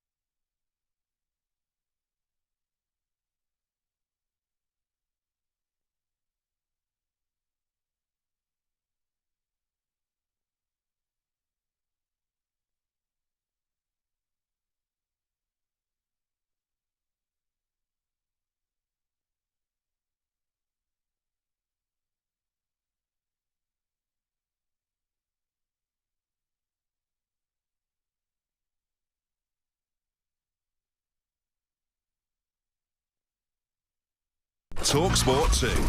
Traffic and travel. In Greater Manchester, there's a lane closed and delays building up on the M61 northbound between Junction 6 for Horwich and Junction 8 for Chorley. In the West Midlands, there's stationary traffic approaching the M5 at Junction 1 for West Bromwich and Birmingham because of an overturned car. In Warwickshire, it's queuing on the northbound side of the M42, approaching Junction 4 for Shirley and Dorridge because of an accident. The exit slip's closed. And in Gloucestershire, the M4's closed both ways for weekend works between Junction 18 for Bath and Junction 19 for the M32 in Bristol. I'm Michael Page. The PGA Tour, Shriners Children's Open, live on talkSPORT 2. Blasted high into the air, will it land softly? Oh my goodness! Tonight from 8, as the world's golfing elite go head-to-head at TCP Summerline, hear full swing by pitch by putt commentary of all the hole-in-one action, live and direct from Las Vegas. There's the shot of the day! The PGA Tour, Shriners Children's Open, tonight from 8, live on talkSPORT 2. On DAB+, online, via the talkSPORT app, and on your smart speaker. Live and exclusive ball-by-ball commentary of the first test, direct from Bengaluru, as India take on New Zealand. Fielded, oh, there's going to be a run-out! Only on talkSPORT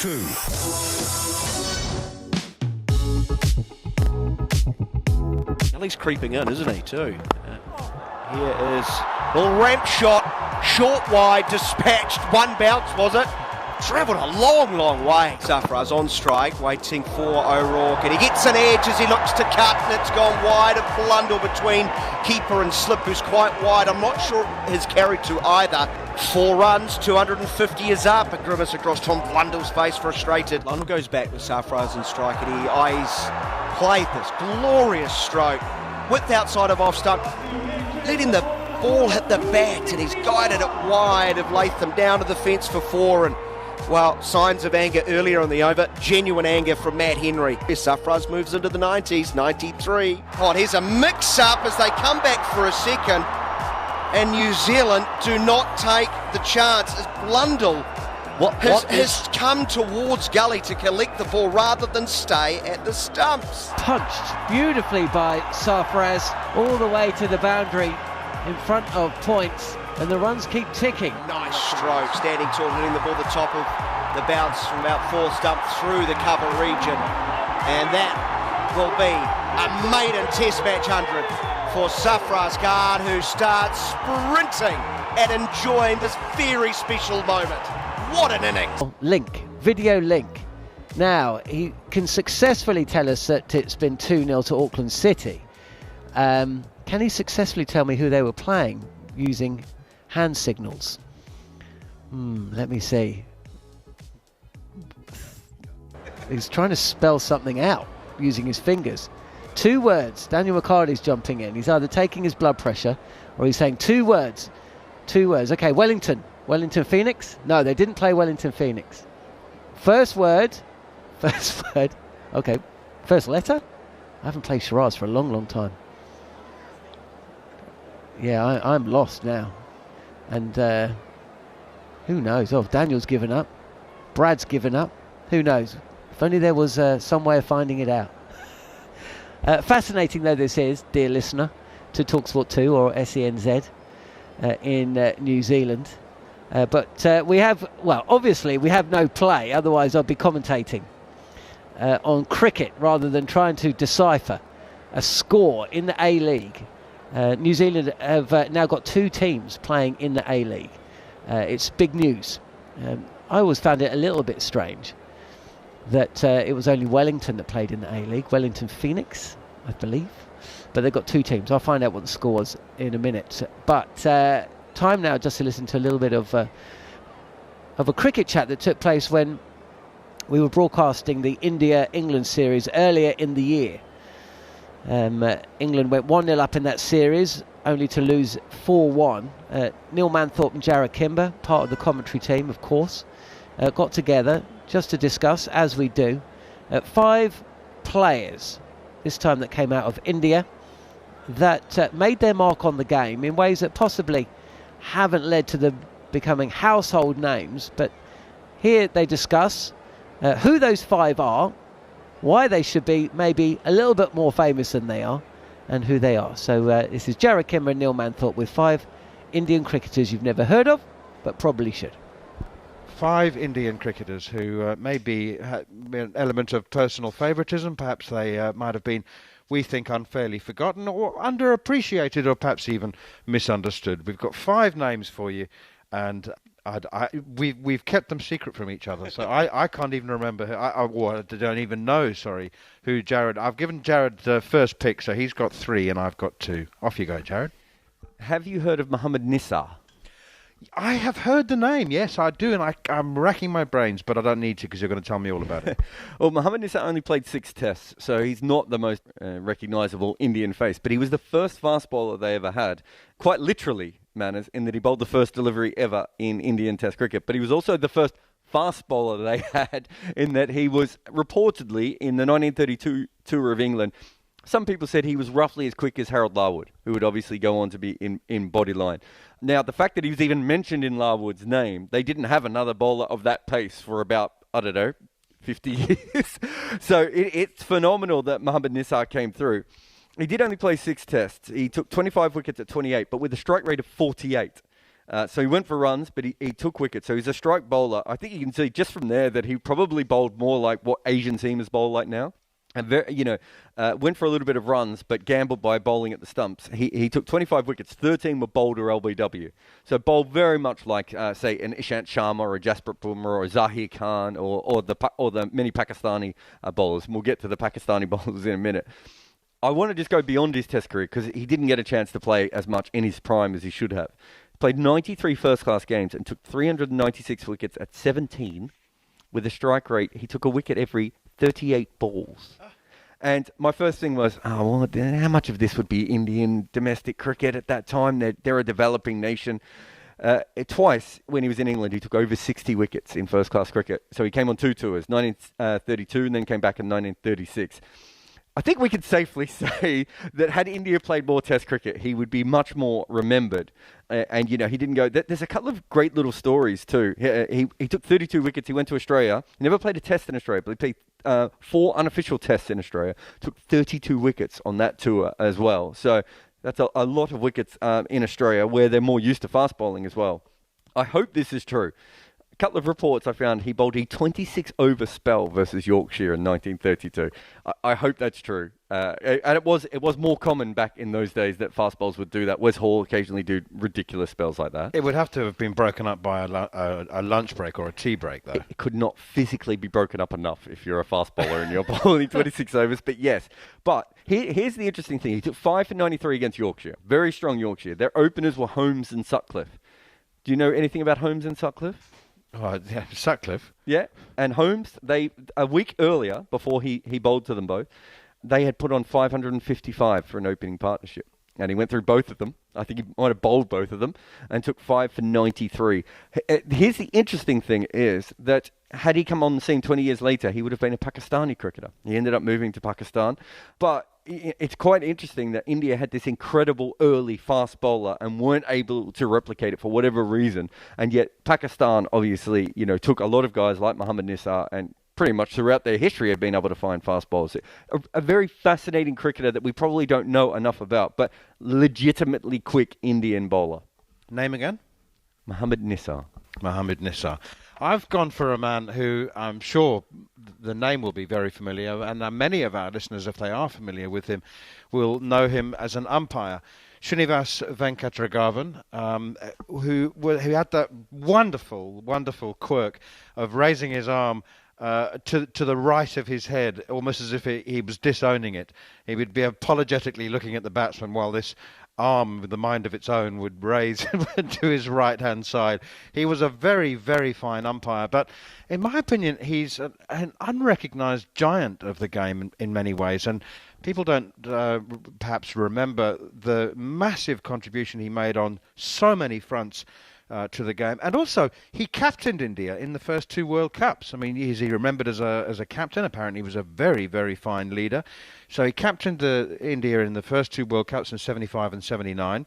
And he was part of the famous Indian twin quartet, which legend would have us believe that... Spin quartet, not a twin quartet. Did I say... I like that. Twin. Twin quartet, beg your pardon. Spin quartet, which actually... as a legend would have us believe that they all played together, and Kapil Dev had to take the new ball. They actually played once. Yeah. That's right. And the wicketkeeper, whose name I can't remember, I'm sure they'll remember his name, but the wicketkeeper actually took the new ball with Kapil Dev and bowled 3 overs before the 4 spinners, who only played because of a late injury. Was that Bundi Kundaran, or was yes, that? Yes, absolutely right. A fascinating cricketer on his own. Didn't he end up playing cricket in Scotland? Bundi Kundaran, I think, as well. You know what? We could have 25 cricketers here, but we need to rush through. So Venkat, that spin quartet, of course, was Bhagwat Chandrasekhar, who bowled leg breaks, Bishan Bedi, slow left armour, and Erapalli Prasanna, who was also an off-break bowler, as was Venkat, and a very, very much more exciting, more exotic off-break bowler, and often preferred to Venkat. Well, I mean, Venkat is by far and away the weakest bowler of those 4. But the fact that they had him available and they could drop him in at any time. Did he play a 20-year career? Exactly. That's also one of the reasons that I think he's a giant of the game. He's got the 3rd longest career in Indian Test match history, or Indian first-class history, in fact. But my theory about when you say he was the weakest of the bowlers, I understand that. But his first-class record was very much impressive when he was playing for Madras. So Venkat is only behind Bishan Bedi in all-time Ranji Trophy wicket-taking records, and his first-class record suggested he was a much stronger strike bowler in first-class cricket. And I think that when he played as the 3rd spinner, he deliberately bowled quicker and flatter and kept control at one end and didn't bowl for wickets because, as you said, when the other 2 of the other 3 played, they were far more exotic, attacking, had more variations, and also were a little more expensive. So his economy, I think he took a lot of his attacking options out of the equation to keep one end really tight. So, I think he played that role, and he's known consequently as being the lesser of the 3 or 4. Well, I just think it's a remarkable career because I think it's how a lot of spinners should be treated. And they have an award in the NBA called the Best Sixth Man, which is the best player who comes off the bench. Essentially, that's what he did for an entire career. When he was available, they just dropped him back in. I can't think of anyone else who had as much of an impactful career other than perhaps Stuart McGill doing that. Most of the players that we remember automatically as, top quality players play game after game after game. So the ability to come and go the way that those guys did is a skill in itself. So Srinivas Venkatragavan, or Venkatragavan, with 1,390 wickets in the Ranji Trophy, and only Sachin Tendulkar and Mahinda Jimmy Amarnath had longer careers. So he was also, he captained, as I said, he became a selector, he was an administrator, a match referee, and also, and here's where it gets, you just have to love the man, he had a first in engineering, a first-class degree in engineering from the University of Madras, and loves classical music, just an all-round fantastic guy. Yeah, disappointing test match record, you might say, but hang on, he played 57 tests. And took his wickets, took 156 wickets at 36. It's not shabby, but he's just I think, unrecognised giant of the game. No, I think that's very fair. My next one has a very, I'm going to say the name, and sorry if this triggers some cricket fans, but Vinu Mankad is the name I'm going to go with next. The first thing that you need to know about Vinu Mankad is I think he's one of the best cricketers to play ever, in that he was a genuine all-rounder, and we have had so few genuine all-rounders play Test cricket. I think his record, again, isn't as good as it should be because he had to be played out of position. He opened the batting for India, where realistically he probably should have batted around 6 or 7, but he was one of the few players at that stage who could handle the moving ball, so they popped him up to the top of the order. And he was an absolute frontline bowler. He took 162 wickets at 32 with his left-arm finger spin. He opened the batting and the bowling in a game for India, which is kind of what under-14 cricketers do. I know Jack Leach has done it, but no, it's not quite.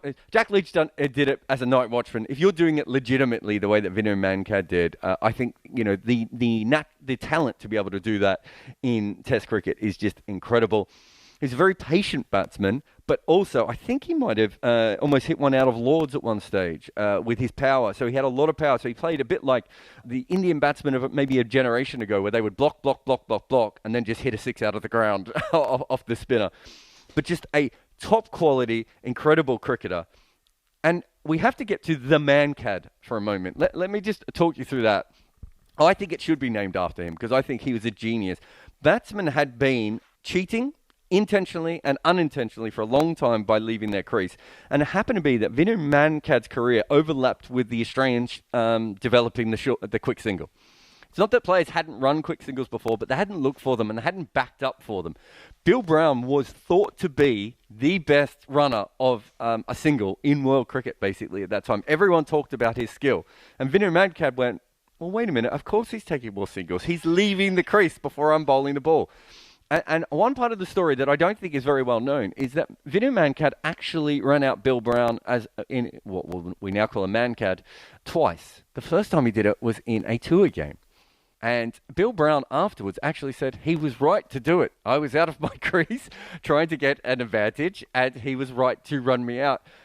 I think it's great that Mankad's name remains in cricket because I think a player as good as him should be involved in the game. But it is a shame that it's negative connotations. The negative connotations, which I think are wrong. I think Mankad is a perfectly legitimate dismissal, and batsmen shouldn't be leaving. If you don't want to be run out, manners, don't leave your crease. Is a standard rule that I will be saying to my children until they stop talking to me.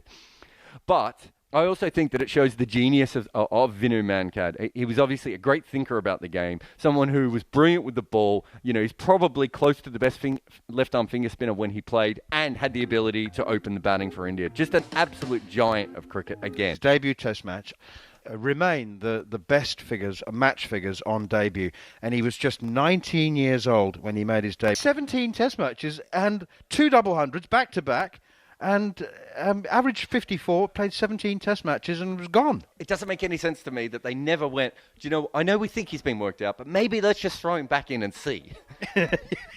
Exactly. Give him some more rope, please. Anyway, back to Narendra Hawani, who actually made his first-class debut shortly after his 16th birthday. So we're talking about an absolute child prodigy.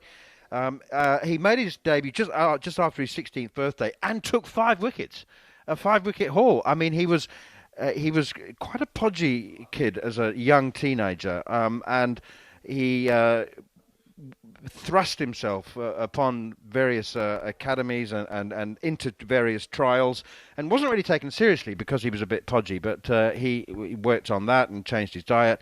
So anyway, it was actually been on quite a journey by the time he got to his Test debut, and including taking 11 wickets against Australia under-19 the year before. Ravi Shastri was captaining the Indian team during that Test match. India were 1-0 down to the West Indies, so they were desperate to level the series. And Shastri just said to him, because he was 19 years old, he said, keep it simple. Just bowl the leg break and the googly. I don't want any other variations, just keep it simple. And there was a rest day in the Test match. Viv Richards was 46 not out, and a young Hawani said, I want to get Richards with my flipper. I want to get Richards with my flipper. And eventually, through the physiotherapist, he worked up the courage to get the message to Ravi Shastri that he wanted to bowl his flipper because he believed he could get Viv Richards out, and that would lead to a collapse. And, of course, that's exactly what happened. But Shastri, to his great credit, and he is, Ravi Shastri is one of those guys you either love or don't love, but he, he's a fabulous leader, and he's a real people's person. And when the message got to him that Hawani didn't have the courage, but wanted to bowl the flipper to Viv Richards, Shastri called him over and he said, "My boy, bowl without fear," and he got him with the flipper, and the West Indies were bowled out. Hawani took 16 wickets. What did he take for the rest of his career? Yeah, well, his numbers are 66 wickets from 17 tests over an 8-year period. And you know what? He's just a classic example of... Because what happened is his career went into almost immediate decline because there was a return series in the West Indies a year later, and the West Indies were still kind of smouldering, and they just slogged him. They flogged him out of the attack, and he was hit all over the Caribbean. And, he never really recovered from that. So 66 wickets at 30 in 17 tests. And he never really covered. And so gone, a classic example of how not to use a spinner. My last one is the Maharaj Kumar of Vijay Nagaram, who's known as Vizzy, thankfully, so I don't have to go through that every time. It's a really, really interesting story. I don't know if you know, but the early Indian tours were backed by very rich Indian people. And they were then offered to be the captain. And on the 1932 tour, the very rich person said, "Do you know what? I'm probably not good enough to play in this. I'm going to withdraw myself." Vizzy went the other way, and he decided that he would captain the team and play in the team. In 3 tests, he averaged 8 as a specialist batsman. He could not play. During the tour games, there were rumours that he was paying players to bowl poor balls to him so he could score in the tour game, so his form wouldn't look as bad. He also allegedly gave a gold watch to one player so he would run out another player. I believe their star player, and I'm trying to think if it was Lala Alamat. I've forgotten his name now. Sorry if I've mispronounced that and forgotten his name at the same time. He had a falling out with Vizzy and wasn't on that tour or left. And if it wasn't him, it was one of the other star players of that era. But my favourite moment with Vizzy is a photo of him, which you can find on the Getty, and if you want to see it later, I will put it up. But it's in a tour game, and Titch Freeman is the bowler, and I think Les Ames is the wicketkeeper. So you've got between them, like Les Ames probably the best wicketkeeper batsman of all time up until Adam Gilchrist, perhaps. And Titch Freeman, I think, took something like 4,000 first-class wickets. So 2 incredible greats of the game. And you've got Vizzy standing about 4 metres down the crease. The bails have just come off. The bails haven't hit the ground yet, Manners. And he's standing 4 metres down the crease with his feet up in the air like he's gone for a walk, like he doesn't know what he's doing, wearing a cravat, not playing any cricket shot that anyone has ever done, turning back over his shoulder, and you're just like, I'm sorry, you should not have been on the ground, let alone captaining India in a test match. What on earth has gone on here?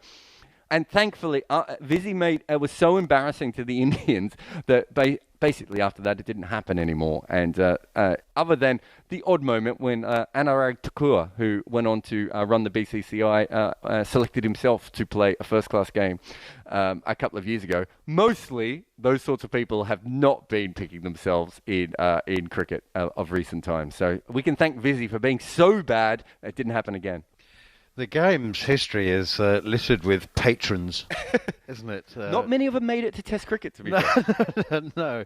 You remember the 1996 World Cup, the UAE team? It was captained by Sultan Zarawani. Sultan Zarawani, who was the only Emirati native. You remember he came out to bat against Alan Donald, who wearing a cap. No, a sun hat. I was going to say, the thing is, if he came out in a cap, you could almost swing that. He came out in a floppy hat to face Alan Donald. Floppy sun hat. And somebody encouraged Donald to give him a bouncer first. Yeah, exactly. Sorry, I love that. That's one of the great stories, isn't it? And he got hit in the head by Donald. He barely moved. I'm not even sure he saw the ball being delivered, Sultan Zarawani. And they took him off to hospital. I think he batted on, didn't he? I mean, you wouldn't even be allowed to do that anymore. Well, he was saved. The fact that it was a floppy sun hat actually saved him because it hit the side of the floppy and it actually took the impact. Do you know what would have done better? A helmet.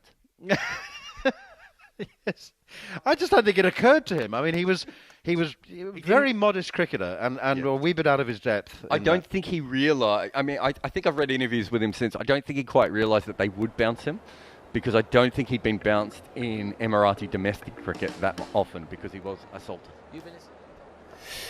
Good stuff. Jarrod Kimber and Neil Manthorp with 5 Indian cricketers that you may not have heard of, and if you have, you probably didn't know as much about them in quite as much detail as you just heard. So I hope you enjoyed listening to that. Monty had the cans on here in the UK, listening intently. We love that. Raining still, certainly no play still in Bengaluru.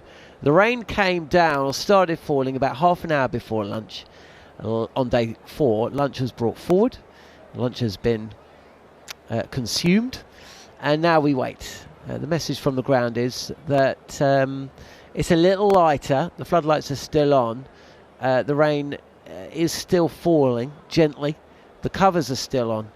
So no play for the foreseeable. But we are expecting play. throughout the afternoon and into the early evening. A really good crowd in on a Saturday at the Chinnaswamy. They're kind of pushed back. There's nobody in row A, B, probably through to about E or F, because I'm not sure that that's covered. So there's thousands in, and they're waiting to see if India can continue the recovery. What would be one of the, or if not the, most miraculous of victories? Is there enough time in the match? How many sessions of play could New Zealand see out? Could New Zealand still win the match? All the results still possible, but India, the scorecard, if you're an Indian fan, it's certainly worth looking at now. 46 all out first innings, second innings 344 for 3, and Sarfaraz Khan has gone past 100. Rishabh Pant alongside him, 53 not out. Very strong position now, India. They trail by 12 runs, 7 wickets in hand. So we will wait and see exactly what occurs. But whilst we wait, whether you're listening on talkSPORT 2, SENZ, or via the talkSPORT Cricket YouTube channel, a chance to listen back to a little bit more of the cricket content that we've collated over the years. Early in the year, talkSPORT 2 brought you live and exclusive coverage of India's series win over England, during which New Zealand-born captain Ben Stokes won his 100th cap. He's since become only the third cricketer in history to score 6,000 test runs and take 200 test wickets, alongside the likes of Garfield Sobers and Jack Callis. And during a lunch session, Neil Manthorp was joined by cricketers past and present, David Bumble-Lloyd and Phoebe Graham, to discuss Stokes' legacy and the future of Test cricket. There's no limit to what he can achieve in the Test format, provided that he maintains the love that he has for the game. I underestimated that, I think, early on in his career, but evidently it's the format he wants to play more than any other. Well, look at the interview this morning at the toss, and it's 100 test matches, and he inevitably gets a mention. And he said 100, yeah, he said time flies when you're having fun. And so it seems that along the way, he thinks that test match cricket is the pinnacle, as many do. You get many players who will come out and say that test match cricket is what you're judged on. And he's grasped that, he's seen it. And I could see what you're thinking, that along the way there were little wobbles, a little bit that didn't go to plan. And from a coach's perspective, dealing with young players, young people, they trip up now and again. They make a mess of things. It's how they come back, and I think he's come back brilliantly. Yeah, we won't dwell on those hiccups, but we will mention them because it's fascinating to remember. I mean, in 2013, he was sent home from an England Lions tour by Andy Flower, who's the captain, who very famously said to him, "You don't want to play for England, you just want to drink," is basically what he said. And he was sent home early. And then a year later, he missed the 2014 T20 World Cup because he punched a locker and broke his hand. And then he missed out on the 2015 World Cup as well. All the while, he'd made his Test debut, scored 100 in his second Test match. I wonder whether he always had that deep love for Test cricket, or whether it grew on him, Phoebe. Yeah, I think moments like that in people's careers are so pinnacle to make them the character he is today. So if that hadn't happened and he'd have been in this environment, would that have been the right thing for Ben Stokes at that time? Is it the tough love that he needed to then dig deep and understand what he wanted from his career? And he just showed how much love he has for Test cricket and how much it means to him. The fact that he is making Test cricket cool. He has brought something to the game that is changing the way Test cricket is being played around the world. Is amazing, and I think it just adds to the fact that he's had that part of his career where he was turned down from England, sent away from New Zealand and sent home to take a big look at himself, have those big reflections. And it's like you said, it's how you manage players, and I think, was he managed right? It feels like he must have been, because he's come back with great revengeance. It's funny how he was always portrayed as abrasive and aggressive, and yet his captaincy now is really personified by the empathy and the soft, gentle side of his leadership and his personality that brings out the very best in the young players especially. He's not that, I mean, he can be abrasive and aggressive, I suppose, but that's purely the cricketer, not the person. Yeah, and there's a maturity about his cricket as well, the way that he thinks about cricket. And you get a judge like Anderson, Michael Atherton, sorry, I beg your pardon, who would say he's one of the greatest, if not the greatest, England captain. Now, there's a good judge. He captained England for a long, long time. You can think about the great England captains going way back. You can argue Jardine. And then you think about Mike Brealey, Michael Atherton, Nasser Hussain. And so they all would see that this is a fantastic leader. So you've got to be a leader of men. You've got to be a good tactician.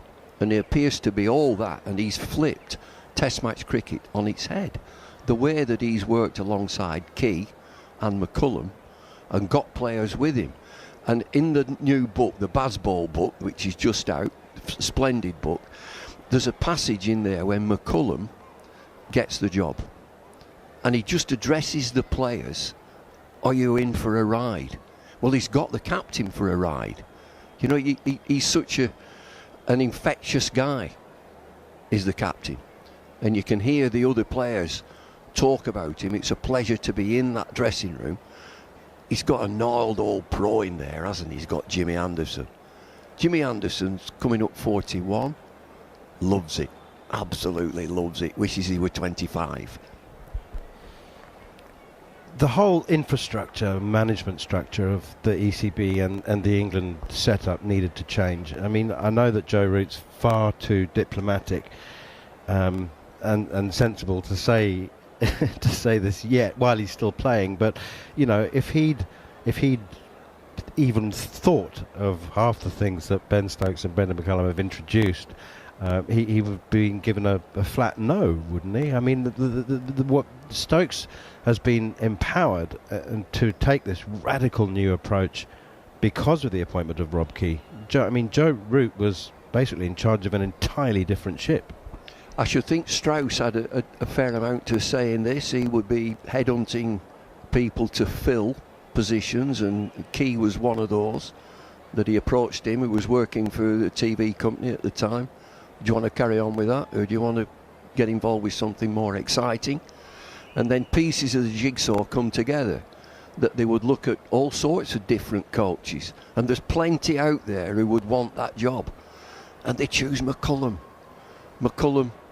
from playing T20 cricket, but if you look at what he did in Test match cricket, he got a good pedigree, and everybody would know that Brendan McCullum is an engaging guy, he's a character, man of few words. Let's enjoy ourselves. That's the way that he played in New Zealand, and so that's the second piece. Stokes is there as well, and bingo, you've got a damn good setup with players wanting to play. But you've got to want to play for the captain. You've got to enjoy what you're doing. And you and I will know that some players, you can see them and he's not enjoying this. He's not enjoying being out there. Well, you can think in that regime and that dressing room that it's good fun. There's a reverence that players have had for decades, a century, you'd say, for Test cricket. It was the pinnacle. There was a sense that you were entering a cathedral or a place of worship. And it was too much. It was too intimidating for some players. And I certainly, for 30 years and you for a few more, I've seen players who... yes, it's all very nice to wear your number ones on the first day of a Test match and to come out in your jacket and tie and to pay Test cricket the respect that it deserves, but it was overpowering and intimidating in some ways, and they've tried to demystify that, you know, playing music in nets and making nets fun and also voluntary, making practice voluntary. Yeah, there are many players that you would say that I'll be in the nets every hour that it's light, any daylight I'll be in the nets, and why aren't the rest of them? Well, the rest of them might need a bit of time away, and I'm a big advocate of that. Get away from the game, enjoy yourself, enjoy life, and if you're visiting another country, get yourself out there, get down the markets, get up the hills, get in the mountains. Let's see what it's all about. So it's not all about cricket, and I think this system that they've got now embodies that. They've been to Abu Dhabi and didn't take the cricket kit, most of them, one or two did. And so it's a different environment. Is it because of T20 cricket took the cricketing world by storm. And so it's sexy, it gets a big audience on TV, on radio, at the grounds. As Stokes and McCullum and Key said, OK, we're going to go in competition to that and we're going to play in a very similar way. And if you look at English cricket for a long, long time, I'm going way back, draw, let's draw, we'll draw. And you know, it gets quite turgid. And an interesting one, here's one that you'll remember, 1981, the Botham Ashes. Have a look at the gate for 5 days. It was 50,000 total in 5 days. Now, everybody you meet, I was there, I was there, I saw that, I was there. So there's 3 million who are telling you they were there. No, there were 50,000 in 5 days. I challenged Boyks on it, Sir Geoffrey. After which he said, well, it was cold, wasn't it? You won't go watching cold, will you? You won't go sitting in the rain and the cold watching that. But it's gone down as one of the greatest ever series. Has Test cricket been changed around the world? I mean, we might not see it reflected in on-field performances, but the immediate and perhaps medium and long-term future of Test cricket, I think that I am sensing other countries, or most of whom have rubbished Bazball. You know, we had a series of, let's see if they can do it against Dean Elgar, captain of South Africa, so let's see if they can do it against Kagiso Rabada and my bowlers. And I get the sense now, and maybe it's just me being optimistic and hopeful, but I do get the sense that around the rest of the world there is a feeling that, well, we're going to get left behind. We actually do have to start playing Test cricket in a way that, as Ben Stokes says, takes the result off the table, takes the draw off the table. Well, let me go back to the late 90s, when I was involved with England and we went to the Ashes in Australia. They had a fantastic team. They got a wonderful team of batters. They got a great wicket keeper in Gilchrist, and they got one of the most potent bowling attacks. And so, as a coaching unit, we would pick each other's brains. You know, what do you think of us? What do you think of them? How do you approach the game? And the idea was for Australia, and Shane Warne would talk freely about this, is that as a batting unit, we wanted to score at 4 or 4 plus and over. Get your runs quickly. If we get out, you get 300, 250, 300. We've got the bowling attack to claw it back. You've got to take 20 wickets. So the quicker we get batting, the quicker we can get taking 20 wickets. So back in the 90s, from a fabulous outfit, Australia at that time, they were wanting to be aggressive. They wanted to kick on. And as you mentioned, other countries rubbishing Bazball. Baz himself rubbishes it. He doesn't like it. He doesn't like the phrase. He wants to play aggressive, attractive cricket. And if it's called something else, that's out of his control. He didn't do that. A journalist did it.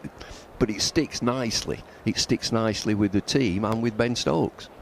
We're paying tribute to Ben Stokes on the occasion of his 100th Test match. I'm Neil Manthorp. I'm with David Bumble-Lloyd. And at lunch, England have had a very, very good day on the first morning of the third Test match, because India have reached 93 for 3, with captain Rohit Sharma having just reached his half century on 52. He was dropped on 27, difficult chance at slip, but it's Ben Stokes that is commanding our attention at the moment.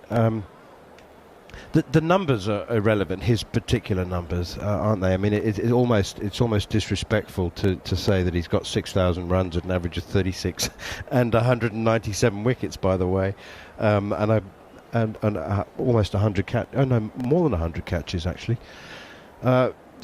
It's not about the numbers for him at all, and now that he's captain, I think the one thing that was really misunderstood by many England fans is when he first said that we're not results-driven team, and that was a shock and offensive to many England fans. So what do you mean? I mean, they expect the team to walk onto the field and be results-driven immediately, all the time. It's all about winning. And I think it was misunderstood. I know it was misunderstood, because they thought that he was saying, I don't care if we win or lose. Of course he does. But there's a difference, isn't there? It's like running a marathon. You don't focus on the finish line. You just enjoy the process.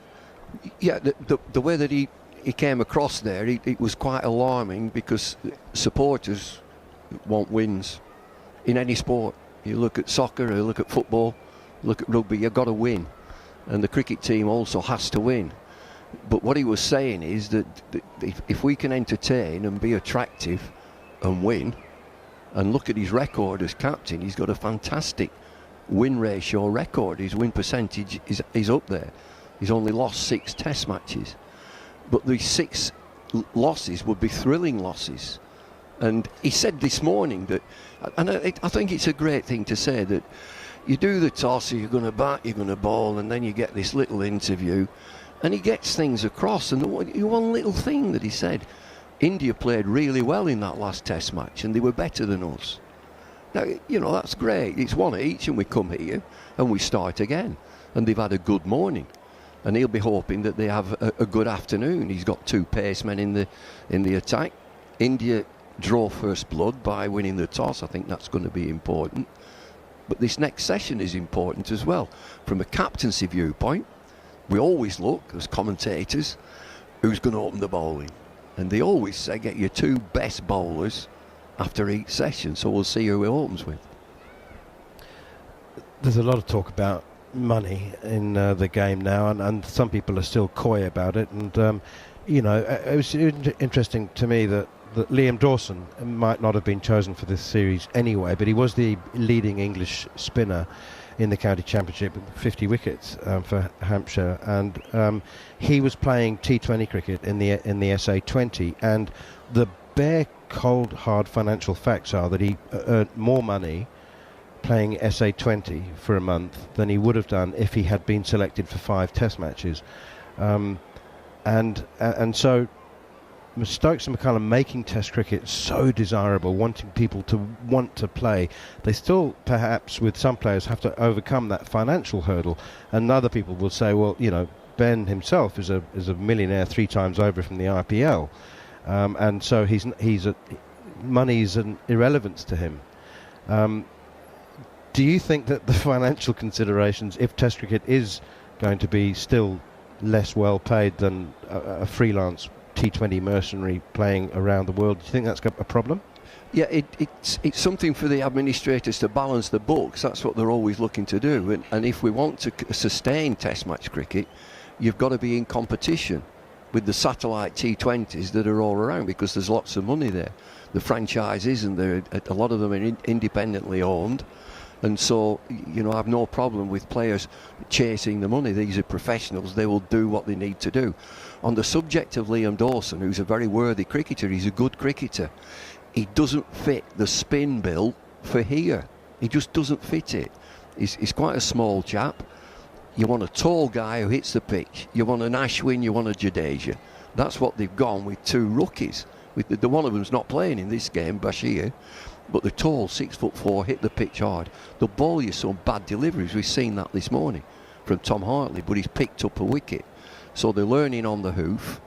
And these satellite T20s that crop up all around the world, the administrators have got to balance the books. They've got to balance the players. And it'll be interesting to see if young players, and my view is, from an England perspective, everyone that I can ever remember in 60 plus years starts in county cricket. That's where you start, and you move on from there. And we could send this debate all afternoon if they like, and say, why do we play county cricket in winter? Why not play it in summer? It's a great idea to play county cricket in summer. Why don't we do it? There's almost a sense, you know, when people talk about the money available in T20 cricket, that every cricketer has a duty to their family to make as much money as possible, and if that means playing in 7 franchise tournaments around the world, which several Englishmen have, 7 different tournaments. And in fact, just recently, they've been playing in 2 different tournaments concurrently. I mean, they go from one tournament to another before this one's even finished.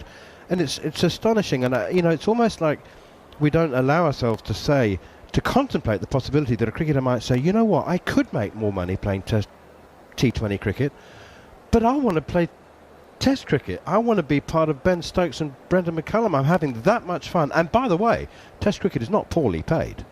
And Shamar Joseph, the West Indies sensation, in an interview, and again, what a wonderful story for a lad to be plucked out of domestic cricket, played a handful of games, he was a security guard, suddenly playing for the West Indies against Australia, nips in with a sevenfer, and on interview, I'm always available to play Test match cricket.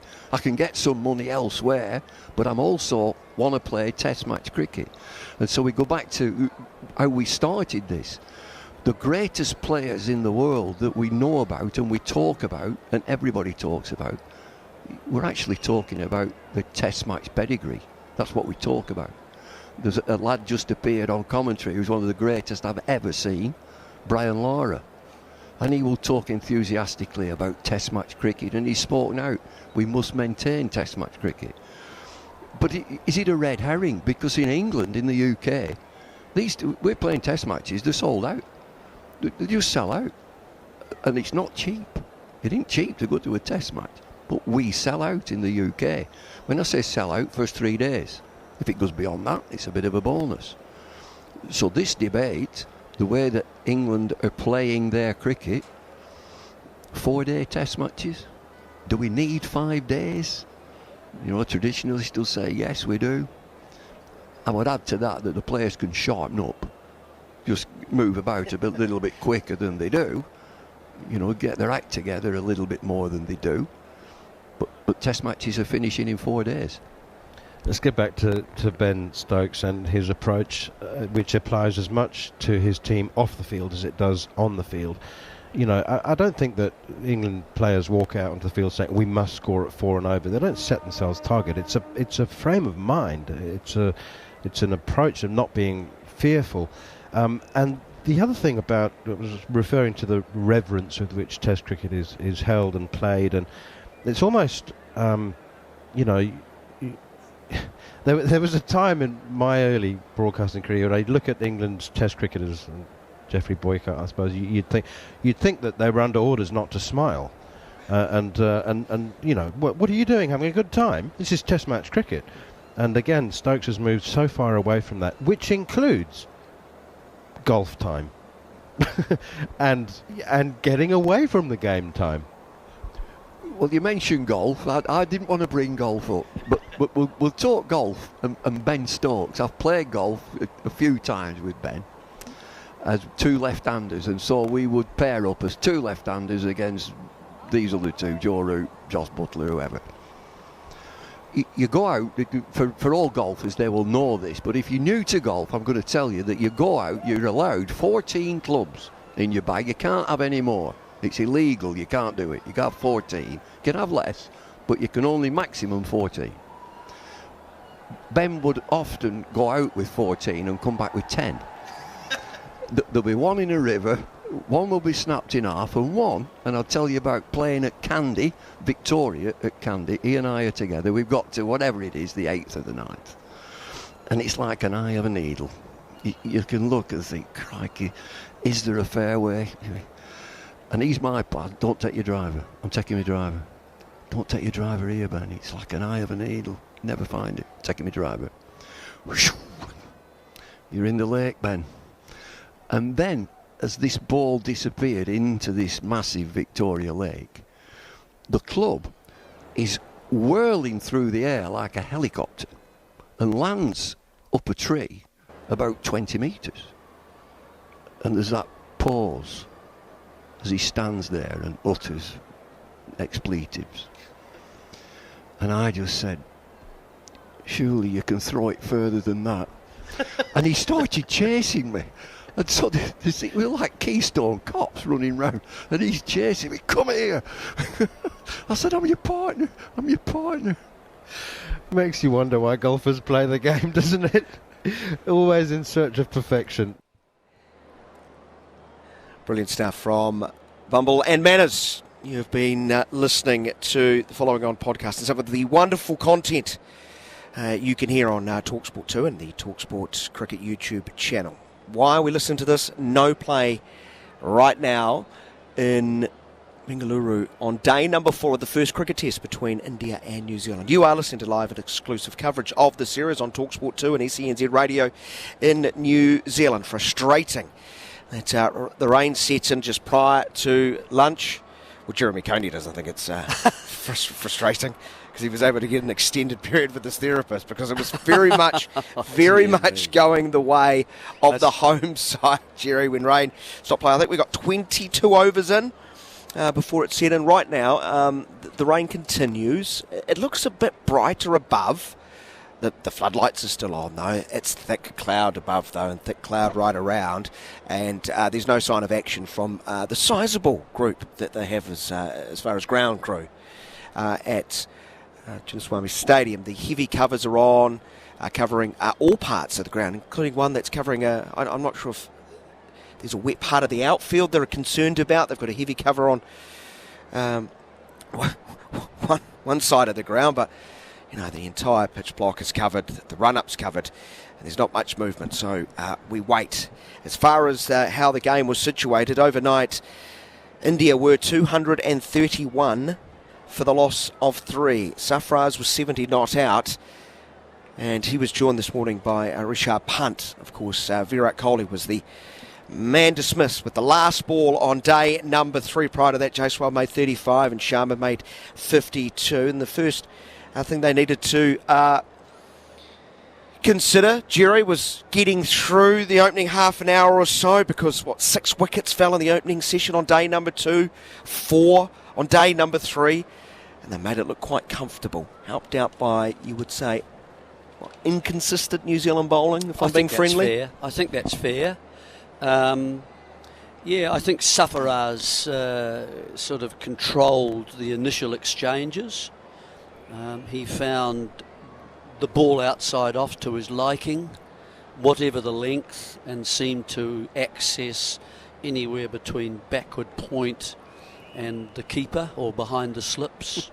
But with safety, one would have to say, yes. It wasn't as if he was offering chances, and it didn't look, too risky as far as, he was concerned at all. So he moved along quite quickly and quite nicely. That, of course, forced New Zealand to bowl maybe a little bit straighter at times, and then he just tucked them away on the leg side. So it suited him, I think. Punt just sort of fell in behind for a while, and then suddenly someone gave him something, and he decided he was going to just shimmy down a stride and a half and hit the ball for 6. So he did that 2 or 3 times against the New Zealand spinners. Everybody was tried for New Zealand. Yes. Henry had, I think, 4 overs. O'Rourke had a couple. Southey had 4. Patel probably had the most, I would think. 6. Did he? And Phillips was, and then even Ravindra had a bowl at the end as well. So it was spread around quite evenly for the New Zealanders, but no one really stood out to say, yeah, I'll do this for you. They all just struggled. The spinners bowling a lot faster than they normally do, and they lost a bit of consistency, I think, because of that. It was beyond what they normally bowl. Sarfaraz Khan, 125 off 154 balls has made in Test match, 116 fours, 3 sixes. Rishabh Pant's 53 not out of 56, 5 fours and 3 sixes, as Jerry pointed out. 344 has trimmed the deficit to 12 runs. For New Zealand, no wickets today, so Patel and Phillips remain the only wicket takers. So we are losing time, and Jerry's mental arithmetic is going absolutely crazy as he ponders the future and possible roadmaps to all eventualities. I've passed that on. Just a cool breeze running through that mind. Yeah, that's right. He's got his nice little sort of calculator there working those things out. But look, by claiming no wickets, India prior to this rain, found themselves, they had 7 wickets, remain, having not lost one. Therefore, they could go a little bit harder in the session now that's, of course, being interrupted by rain at the moment. So the question now becomes every over that's lost, just as far as India are concerned, they lose the number of overs they can bat, and therefore they've got to go harder again. and they lose perhaps a chance to set such a large target as they might have because of this rain. The only way really New Zealand can win this match, it seems to me, either by claiming when they get back on the wickets that remain very quickly with the new ball, which is kind of coming up in about 8 or 9 overs. So that's one way. Slightly unlikely, I would have thought, but you might get some unusual bounce and so on once this rain has gone on. We've seen that can happen. And I think probably if they were given a chase, if someone from New Zealand bats very well, and the other thing is if India mess up the declaration, which is pretty unlikely. Only 193.5 overs have been bowled on the surface, so how much deterioration we'll see, only time will tell. 113 runs added today in 22 overs, going at over 5 and over. Jarrod Kimber now joins him because there's another New Zealand side who's playing and continues to play at the Women's T20 World Cup. Probably to a great surprise to many, especially from New Zealand, because Jerry, as you quite well know, a steady diet of games against Australia and England over the last number of months have gone all against New Zealand prior to this tournament. They had a warm-up win, which ended a long losing streak, but New Zealand up against South Africa in the final of the T20 Women's World Cup. And Jarrod, was it you who said yesterday it's the first time ever in women's one-day international cricket history, or T20 history, that none of Australia, England or India are in a final? It's the first time in combined, so either format, that England or Australia have not been in a World Cup final. So it's a huge moment. We also have a moment for South Africa to win their first ever World Cup, and for New Zealand to win their second. I think they won the 2000 edition. So quite a while back. But yeah, it's basically women's cricket has been completely dominated by England and Australia. And it's not going to be tomorrow, Dan. No, Monday morning. Oh, sorry. 3 a.m. New Zealand time. Did you guys get up to watch the semi-final? No, but I've caught the highlights as well. Would you like me to take you through it? I've seen the dismissals. We got to bed at 1 a.m. New Zealand time. Yeah, of course. You guys, it was not ideal for you. Yeah. It wasn't particularly... No. I was back on the wireless 7 hours later, so I decided to skip the game. I was pretty confident New Zealand would get over the line, but boy, it was tight in the end, Jerry, especially the way they were catching. Well, in the sense they weren't catching. That's been one of the interesting things throughout the tournament, hasn't it? I don't know what you guys think, but I read on the BBC website, I think the report was that in the lead up to the tournament, to the semi-finals with a knockout component, in that sort of group phase, if you like, they reported 88 catches. 88 catches had been dropped. Yeah, well, it's more than that now, Jeremy, because one of it is. I know that. One of the West Indian players actually got concussed trying to take a catch. And you could see, I think it was, I can't remember. Was that before the ball arrived or as it arrived? Well, Jack Leach did that in a test match as well, didn't he? Tried to field a ball and concussed himself. But I think you could see, I can't remember if it was her drop or one of the others, but you can just see the player looking at the ball going, I can't see it. And it's the amount of times that they've struggled, and we know that women play roughly about a third as many games under lights as men do. And a lot of, especially the players from the smaller nations, just don't play under lights at all. A lot of the league franchise cricket is also played in daytime. So, they're not playing that much under lights. And then specifically, the lights in Sharjah are very different than a lot of the other grounds around the world. That ring of fire. No, it's not Sharjah, is it? It's the Dubai Stadium, sorry, that has the ring of fire lighting, which again is very tricky. So the minute the ball goes up in the air, it's a real 50-50 chance of whether it's going to be caught. And honestly, until South Africa beat Australia, and probably when the West Indies beat England, I think the biggest story in the tournament was the catching. And it's obviously now moved on to the fact that this is the World Cup of the underdogs. So was it 4 drop catches by the White Ferns? Something in the last match? Yeah. 4 or 5, yes. That's right. Well, how would you rate them on the difficulty scale, knowing full well that you think every catch should be taken? The one highlight I did see was Eden Carson dropping a catch at backward square, and I think she had to move 1 foot about 3 inches. So it was kind of straight. Let's put it this way: fairly straightly hit to her. and she put that down. So I don't know, Jeremy, you wouldn't have seen this the other day. You probably would have been sleeping, but the Pakistan women dropped 4 catches in an over, which was one of the more remarkable sights you will see in cricket. 4 in an over. Yeah, it was the last over of the innings as well. And, by the end, I think the camera never left the bowler's face because there was no point even looking at the fielders. It was much more entertaining to actually watch this poor, I think it was Nida Dar, very good off spinner. And she was just turning around going, is anyone just going to just accidentally take one of these catches? It was, and they did get a catch in that over as well. I'm not getting on the bus with you. Yeah, it wasn't a good one. I'm not getting on the bus with you. I'm walking back to the hotel. I don't want to see it. I don't want to see any of you. I'm disgusted. I'm surprised she went out of shot. Why didn't she just run out of shot and try and take it herself? Yeah, push her teammate out of the way. I think she wished I wonder she how had Monty would have felt with it having 4 catches dropped in an over. Well, Monty's face would have been interesting too to watch as well.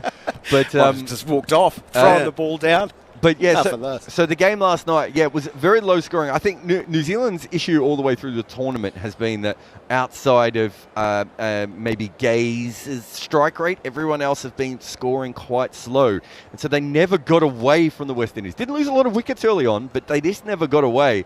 And so they ended up with a sort of, and when they did lose the wickets later on, when they tried to score quite quickly, they got themselves in a bit of a tangle and probably ended up about 5 or 10 runs short of certainly where they would have wanted to go, but they would have been aiming at 150, so maybe even more short of that. And a lot of that was to do with Deandra Dottin, who of course retired from women's international cricket and has come back, and I don't think had bowled in a year. A fourfer. Yeah, in the last couple of games, she's taken all the wickets. She bowled beautifully. Some really good slower balls there as well. She bowls a really good leg cutter slower ball, Jeremy. It's a lost art in cricket at times, and she got a wicket with one of those, and it really put New Zealand on the back foot. Yeah, it was really good cricket all the way through from Deandra Dottin.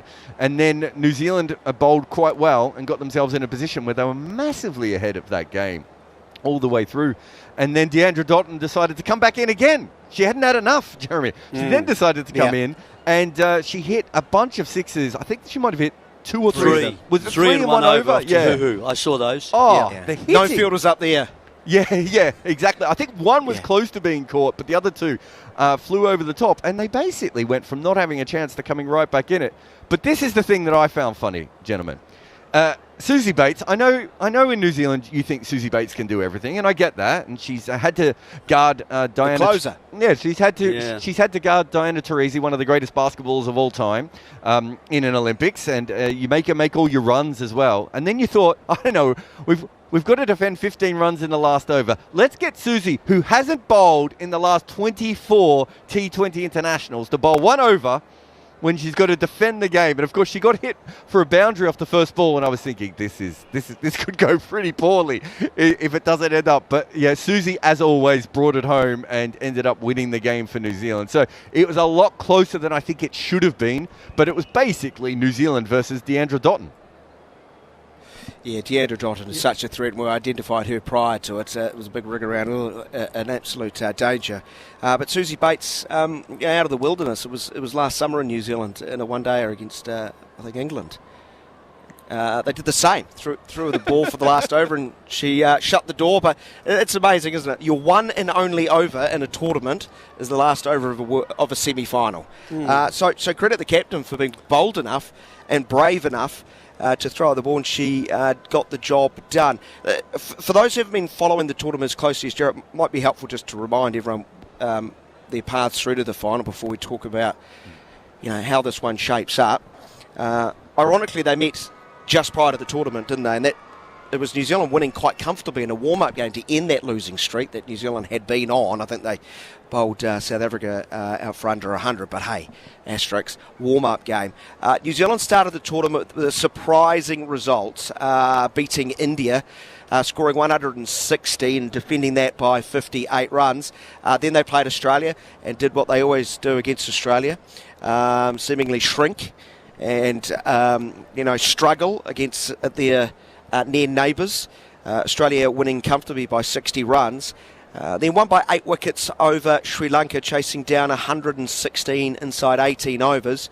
Big win over Pakistan in a game where I think Pakistan needed to Yeah, they to only win had quickly. about 11 overs, 11 point whatever overs to get the net run rate up. Yeah, so they defended 110 for 6, New Zealand, winning by 54 runs and winning by 8 runs in the semi-final. While for South Africa, it's really been the story, Jarrod, of their top order, who've done so brilliantly. They started off with a bang, chasing down 119 without the loss of a wicket against the West Indies. Had a target of 125 chased down by England, their only loss of the tournament. Beat Scotland by 80 runs, scoring 166 for 5. Then a 7-wicket victory against Bangladesh as they reached 107 for 3 inside 18 overs. But the best of those chases, surely, was against Australia. 135 was the target. They hosed it inside 18 overs.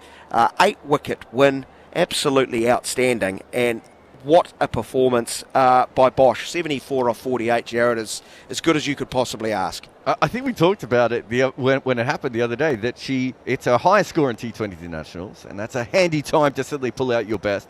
But it's also her second fastest score. She's never done anything like this ever before, Dan. Yes. And she decides against the best bowling attack in the world in a World Cup semi-final. And let's be honest, I don't know if you guys are aware, but sometimes South Africa have had trouble in knockout games in World Cups across men's and unaware. Yeah, men's and women's cricket. Is this a thing? Yeah. Is this a thing? Occasionally people bring it up on the internet, I think. It's a bit niche. You might be able to find it on Cricket Reddit. But it's, so be able to do that. And she was on the verge of being dropped. And she suddenly came in and smashed Australia everywhere. And that chase, I think it was 17.2 overs, wasn't it? And it wasn't a bad... I thought Australia was probably 5-10 runs under par again. But, I think of the two sides I've seen, I thought South Africa played a really good game against England. They didn't score enough runs, but they made England go all the way to the 20th over to go past them. I just think that South Africa has been a slightly more consistent side than New Zealand all the way through. They've got 4 players averaging in the 40s. Well, the favourites. Yeah. And I think they deserve the to favourites. be. Yeah. 4 players averaging in the 40s. Marazan Cap smacked a few balls as well. And they've got this spinner, Malaba, who bowls incredibly... she's very good at varying her pace. But when she bowls slow, she bowls like almost moon ball slow. Very slow. Yeah, and it's very intentional because she can bowl a little bit quicker when she wants to. She's taken 10 wickets at 10. And Marazan Cap, of course, who anyone who follows women's cricket will know is, just a legendary all-rounder. And she's not quite as quick as she used to be fair, but she swings it both ways and is very clever. So their bowling is a little bit weaker, but as you said before, their top order batting is very good. Yeah, as far as wicket-taking threats, Malaba's got 10. That's twice as many as anyone out. A bit of action out on the middle of the surface. The umpires are coming out to have a look because it is to stop raining. So that is something for sure. But as far as New Zealand is concerned, is it too simple to say New Zealand's bowling versus South Africa's batting? Of course, South Africa were beaten finalists. Last time, wasn't it? Yeah. Early 2023, they lost to Australia, and I did note that Bosch batted 7 in that game. Yes. So talk about a change of fortunes in the space of 18-odd months. But New Zealand's bowling has been excellent, Jeremy. Well, yes. I mean, and the pick of them probably Amelia Kerr, I would say. She's really developed her wrong-un. Just recently, actually. You mentioned, I think, the last time we talked about it, Jarrod, how she picked up a couple of the Australians and they were really defeated by the deception of the wrong-un and getting bowled, through the gate or something, looking for a leggy, and back it came, and the hands were pushing out towards cover and so on. So she's been really very useful indeed. I think she's got something like 12 wickets, maybe the highest wicket taker in the tournament. Well, the numbers are ridiculous, Jeremy. Yes. 18.4 overs, 12 for 86. So average of 7.16, and the economy rate. Is that good, guys? 4. Is that good? I'm not the sure. The strike rate, I think this is my favourite number. The strike rate is 9. 9.3. I honestly, and ironic, she burst onto the scene young as a spinner, has developed her batting, and I would argue over the last couple of years, maybe she's so much importance on her batting at number 3 so often that maybe she took the eye off, that element of her game. but she's at her very, very best. Not a big turner with the regular leg break, but as you've identified, Jeremy, that googly is such a weapon, hard to pick, and it turns a long, long way. Yeah. And she doesn't mind changing the angle. She's not concerned about that. I think she's one of their better players, actually. It might have cost her. Her batting hasn't been quite as good. She got some runs, I think, a 30-odd against Sri Lanka, where she came in and finished sort of the innings off.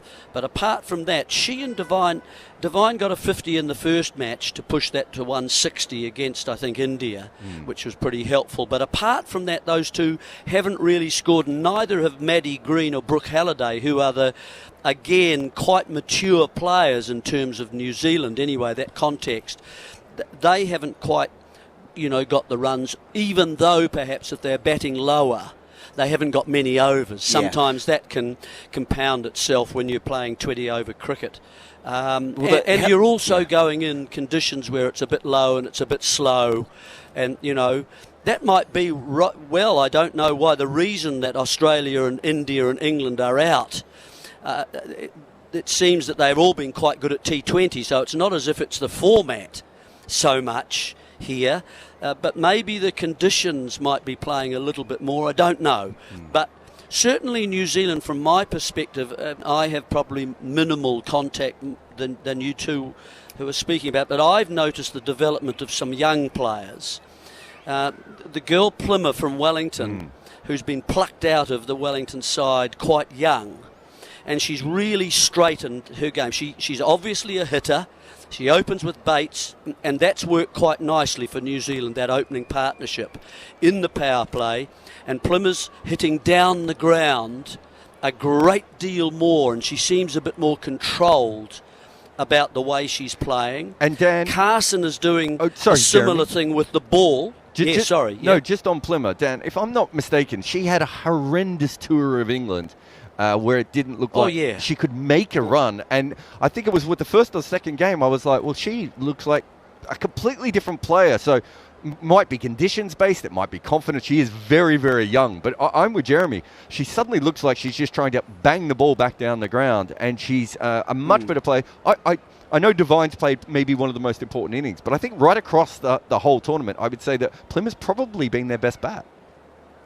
Well, the issue for the most runs. Well, the issue for New Zealand over the last few years is who else outside of Bates, Devine, and Kerr. It's been the question. Now, New Zealand has 6 associations, and fair to say the talent is not there. I know you were talking about the New Zealand Men's T20 League in one of your pre-recorded chats earlier, and they don't have overseas pros in the men's game, but they've brought in some for the women's competition. Atapatu from Sri Lanka played for Northern because they recognise that the depth of talent is not there. They need some quality players around them to help, because of course they're not going to shrink the amount of teams, are they? The associations be unhappy with that. So they've taken quite a gamble, haven't they? With Plimmer, who's 20, 2 years ago, thrown into the international environment, and literally go learn your game. Which, around the world, you do that. You do that in your domestic competitions, and it's starting to pay off. Yeah, Carson, the same, left armour, who bowls in the power play.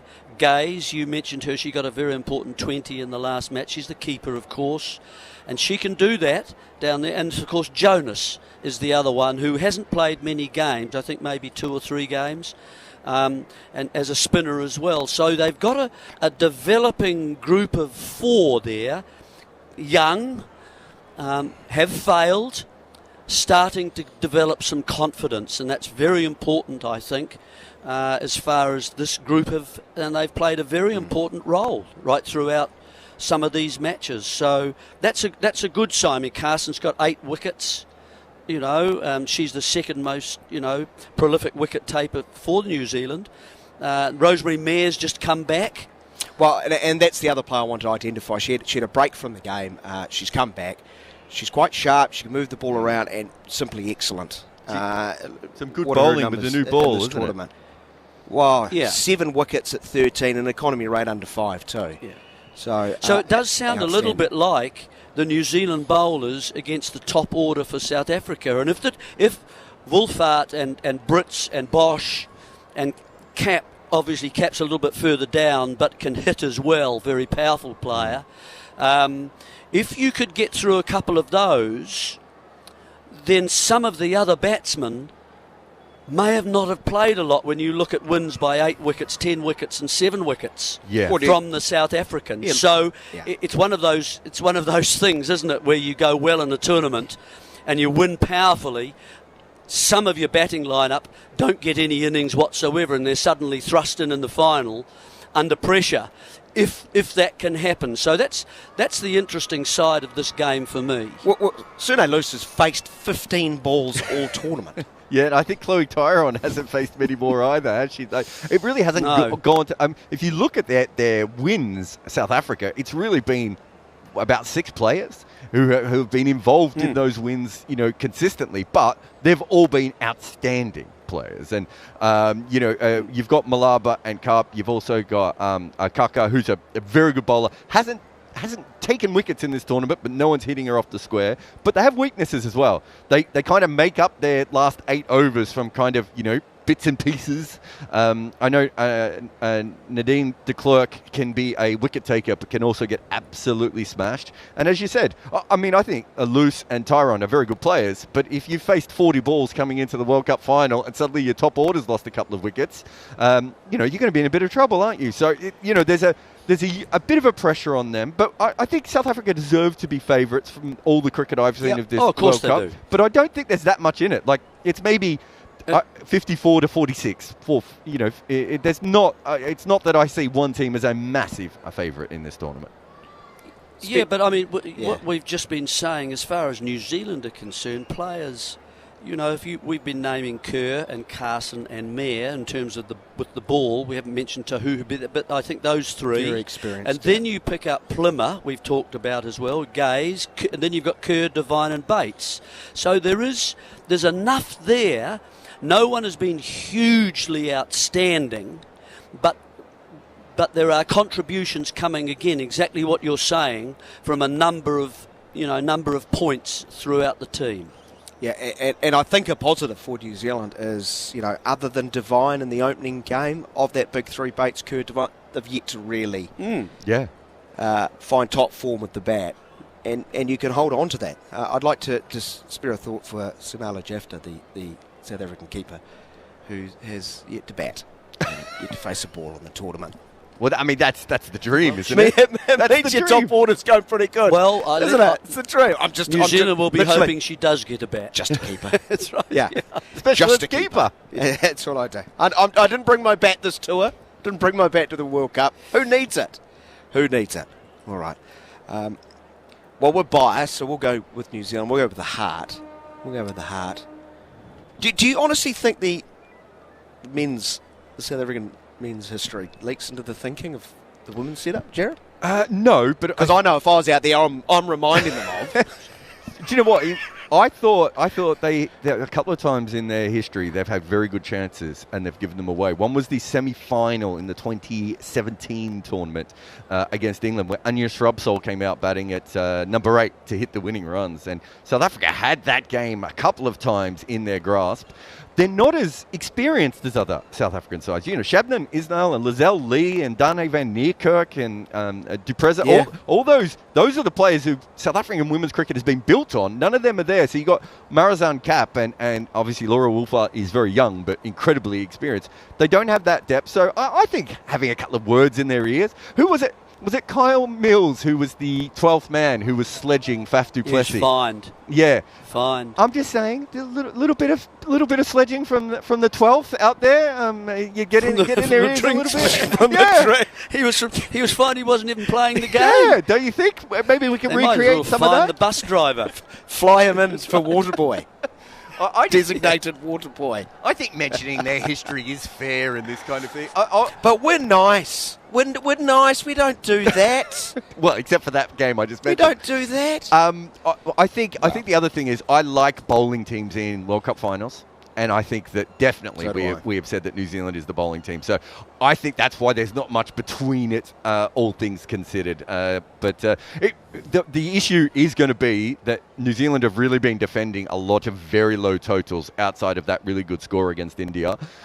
If you defend a low total against South Africa, you have to bowl at the top of your game, right? There's no margin for error. And New Zealand weren't quite at the top of the game against West Indies. If it wasn't for Kerr taking Dotton's wicket, they probably would have lost that game. The other thing is, haven't South Africa chased very well? Just occurs to me in this tournament. Yeah. If they have to bat first, will they pace it nicely, and not having a target, they have to come up with the target themselves. That can sometimes be a little bit more difficult for those who suddenly find themselves having to set. I think you're right. And to go how hard. Yeah, if you look at the Australia losing to South Africa and England losing to West Indies, both of those occasions, and I would even put New Zealand in this semi-final, those three games, the teams did not go hard enough early on. And early in the tournament, it was impossible to bat under lights. All the teams are getting rolled under lights. It doesn't look that way anymore. So I think, if you can start with your strength, which is bowling for New Zealand, and get South Africa in early, I think that does change the dynamics a little bit as well. And then that means that when Bates and Kerr and Devine and Plimmer are batting, they know what the total is, which is a little bit different than some of the other games where, we talk about that game against Pakistan where they made 110.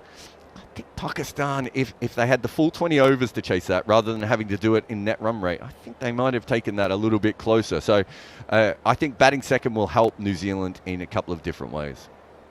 Yeah, but you can't say that, can you? Because no, New that's Zealand how you do it. have you just decide, don't you? They put themselves in that position by playing good cricket earlier in the tournament. That's why that win against India in the first game was just enormous. I see that was enormous for them. And that was the game when I think their batting order worked in its best. The best version of itself, because they got themselves in. They've got a lot of good starts through their openers, and then Devine went a bit crazy at the end and just took that game beyond India. So we have seen them bat well first. I just think that in the last couple of weeks, the last week of this tournament, I think the pitches and the conditions have changed a little bit. I think now you'd much prefer to bat second, whereas earlier in the tournament you wanted to bat first. Very interesting chat. Appreciate it. I've looked up and a lot's happened out in the middle, Jerry. The covers are gone.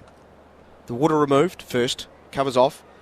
Your mate in little carts charging around with the blanket. With the blanket to dry the outfield. The stumps have gone in. The umpires striding back with great purpose. I'm not sure if we've got an official line on if there is a resumption of player time, but it looks like it's not too far away. So we will gather our thoughts. We'll get some commercial requirements out of the way, shall we? We'll take a short break and be back with more shortly. You are listening to live and exclusive coverage of India v New Zealand on talkSPORT 2, the talkSPORT Cricket YouTube channel and SENZ Radio in New Zealand, where play looks like it is not too far away from starting again, where India had progressed from 231 for 3 overnight, adding 113 runs without the loss of a wicket in 22 overs before rain came down just prior to lunch. In that time, Sarfaraz Khan took himself from 70, surviving one of the most hilarious run-out misses you will see, where Tom Blunder went walkabout to gully and Sarfaraz was literally jumping up and down at one end trying to tell his partner to go back. That was probably the scariest moment for him. He has gone through to his first Test match 125 of 154 balls with 16 fours and 3 sixes. And a more than able partner, Rishabh Pant, has looked very dangerous, 53 of 56 with 5 fours and 3 sixes. Now India find themselves 344 for the loss of 3, trailing by just 12 runs. Paul Rifle is delivering the news to Gary Stead, the New Zealand head coach, who's pointed at his watch. It looks like Roo will find out details of a start in a very, very short amount of time, with that news just being delivered to the New Zealand coach. So we'll take a short break and we'll be back with plenty more as our coverage of the Test series between India and New Zealand continues on talkSPORT 2 and SENZ Radio in New Zealand. talkSPORT 2, official broadcast partner of the English Football League.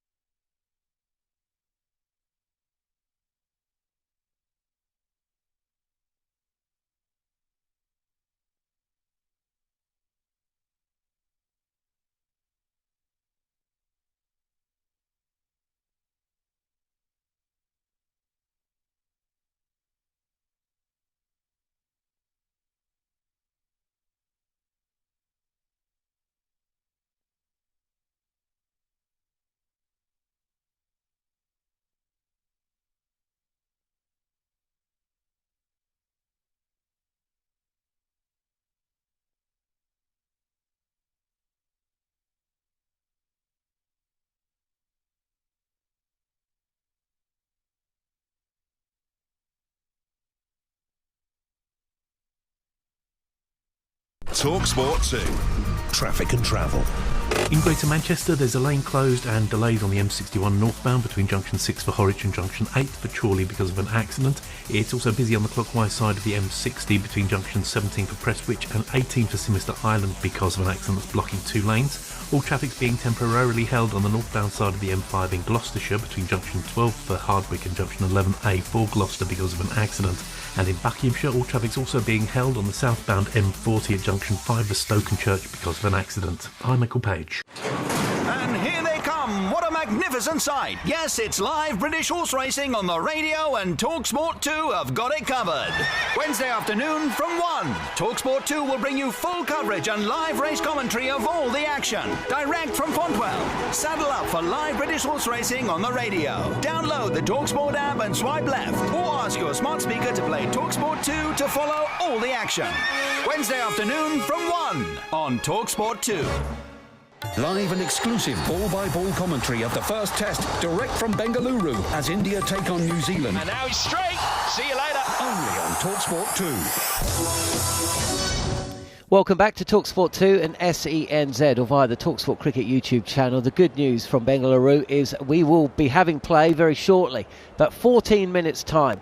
A 9:20 restart, whether you're in the UK or in New Zealand, with India desperate to get back out there, you'd imagine. They haven't lost a wicket today. We had an hour and a half, an hour and 45 actually, of the morning session before we've lost 2.5 hours. So 52 overs remaining in the day. India 344 for 3. They haven't lost a wicket, and Sarfaraz Khan has gone past 100. Rishabh Pant past 50. To find out how things occur from here on in, just stay with talkSPORT 2 or SENZ or on the talkSPORT Cricket YouTube channel. And while we wait for that, let's just have another little section where we take a bit of content from the talkSPORT Cricket YouTube channel. Indian fans with cause to celebrate as Captain Rohit Sharma ended their 11-year trophy drought in August, lifting the T20 World Cup. It wasn't August, it was June. Lifting the T20 World Cup by beating South Africa in a thriller in Bridgetown. And just after the tournament, David Bumble-Lloyd and Jarrod Kimber, remember him, spoke to talkSPORT's Sam Ellard on the talkSPORT Cricket YouTube channel to answer the question, who is the greatest captain in Indian cricket history? Going to come straight to you on this one, Bumble. The greatest India cricket captain, and why? Sourav Ganguly. Why? Because he played for Lancs. He gave no bias, please. He gave them a toughness. He toughened them up. Didn't take any from anybody. Think about the Andrew Flintoff on the balcony with the shirt. That was iconic, yeah. Yeah, and Sourav did exactly the same. I thought he toughened them up when they went to Australia and stood toe-to-toe, whereas they would react to sledging previously and sort of cower away from it. He hit them back. I've got great admiration for him, of the players that he had in that side, because he sort of came into that side with Dravid, and going back to mid-90s, and young Sachin Tendulkar had played, so the nucleus of a team going forward. But predominantly that he gave that team a real tough edge, and he led from the front. Same question to you.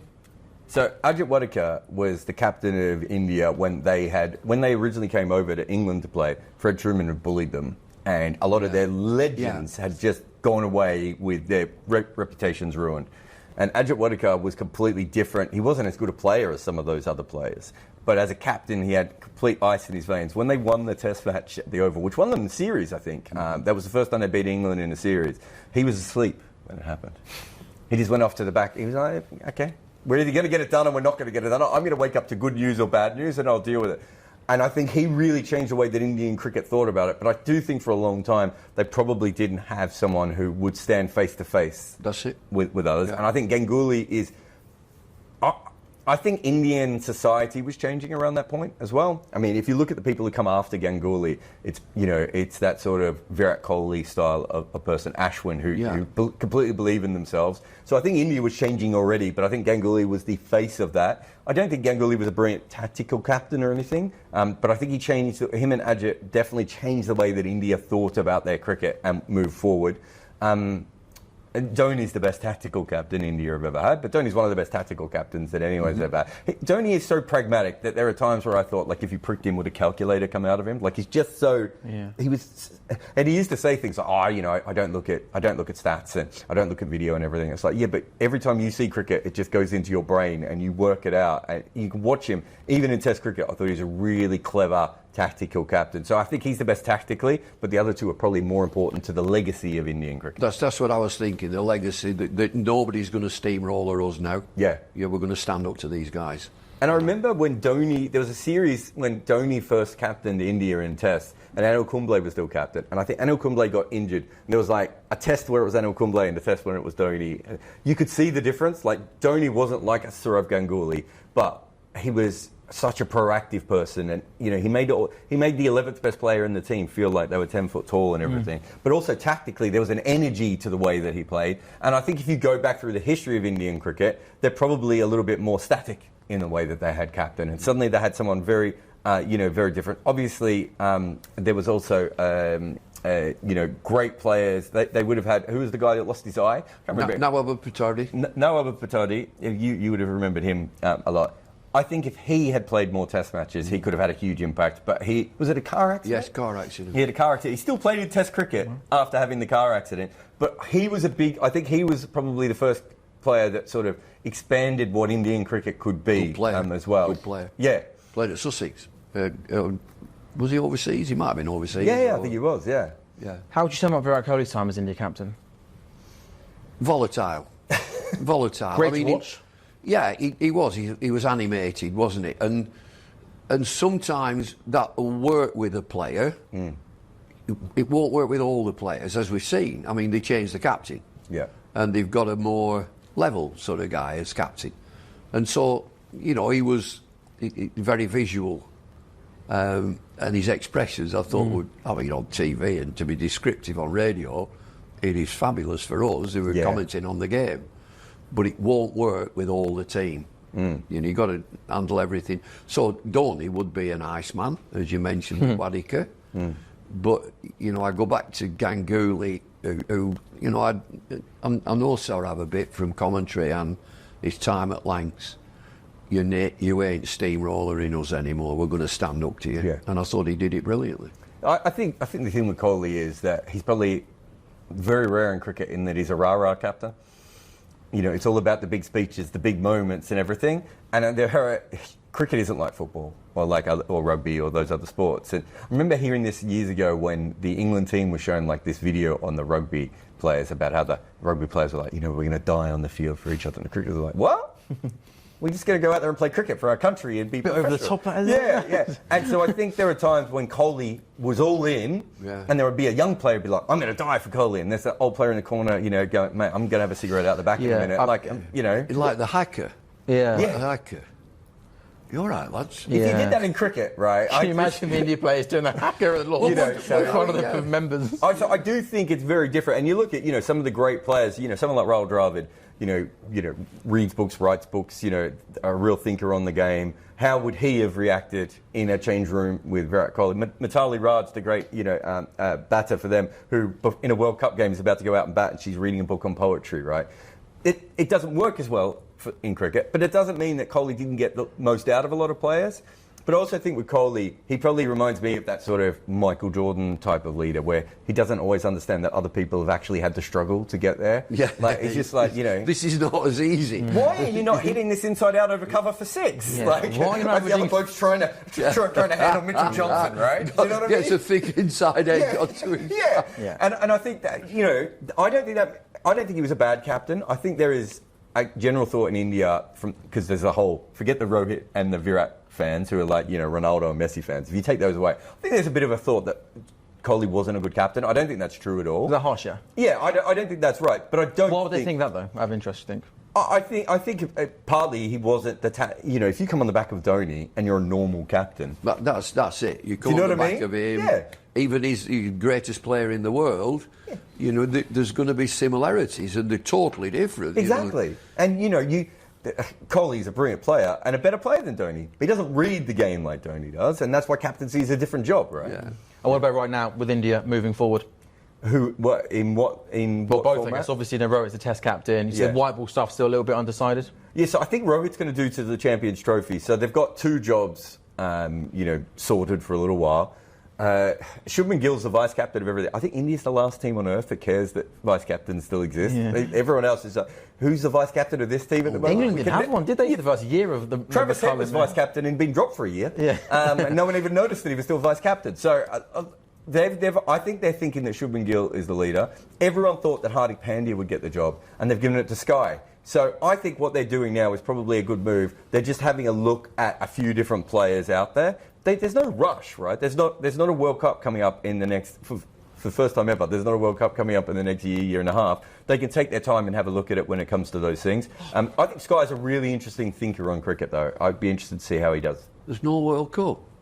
Hey? There's no World Cup. For the next 8 minutes. 2025, there is no World Cup. What on earth are we going to do? I know. What am I going to do? I think we might shut cricket down for the year.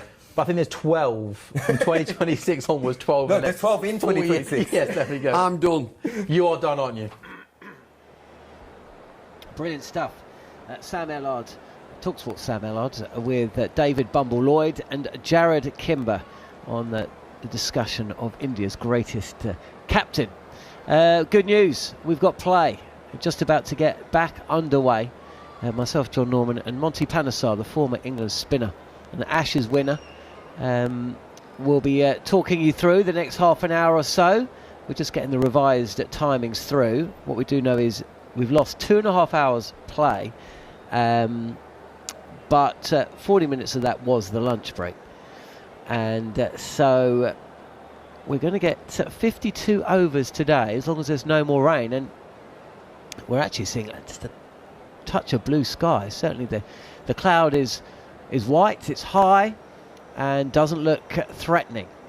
We're still going to be assisted by the floodlights as Rishabh Pant and Sarfaraz Khan walk out to the crease, as is customary with batters, staring out from underneath their lids, just to get accustomed to the change in conditions and the change in light.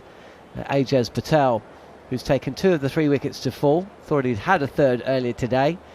Rishabh Pant given out leg before wicket, went on 36, but reviewing that decision, an inside edge detected, and he's made his way past 50.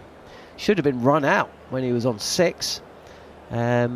Uncharacteristic really from a New Zealand side that is held up as the pinnacle, certainly up until the last year or two, in terms of fielding. They're fielding exemplary on day one, but not so on this occasion. Rishabh Pant halfway down the track. Sarfaraz Khan jumping up and down like a character from the Beano comic, imploring him to get back. He wasn't coming back for 2, and all the time in the world for the throw to be an accurate one, collected behind the stumps, and Rishabh Pant would have gone.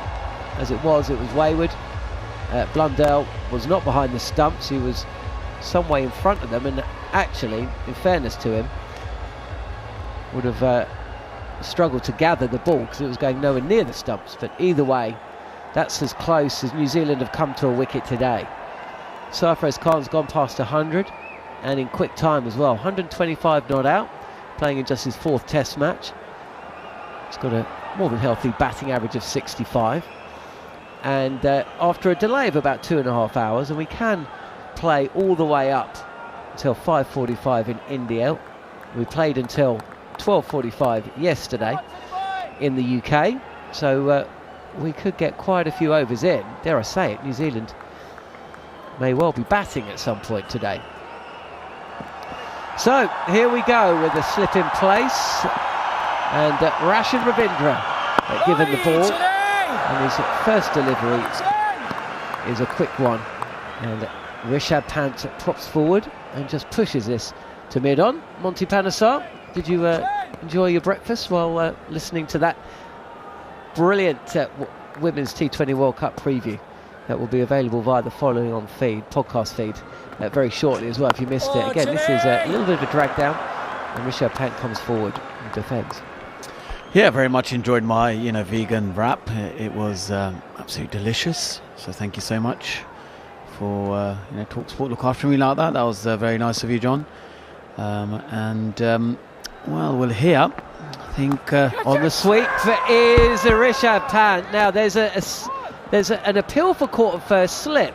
Rishabh Pant has inside edged this, has bounced near his foot. We've seen this so often, and bounced up and has been caught first slip. Pant does not look in the slightest bit concerned. Ravindra went up. We will have a look, but what normally happens is that the ball bounces either in front of or to the side of the boot before deflecting back up off the boot into the fielder's hands. We check the feet placement, and it's a fair delivery. If we can have a look at front on, please.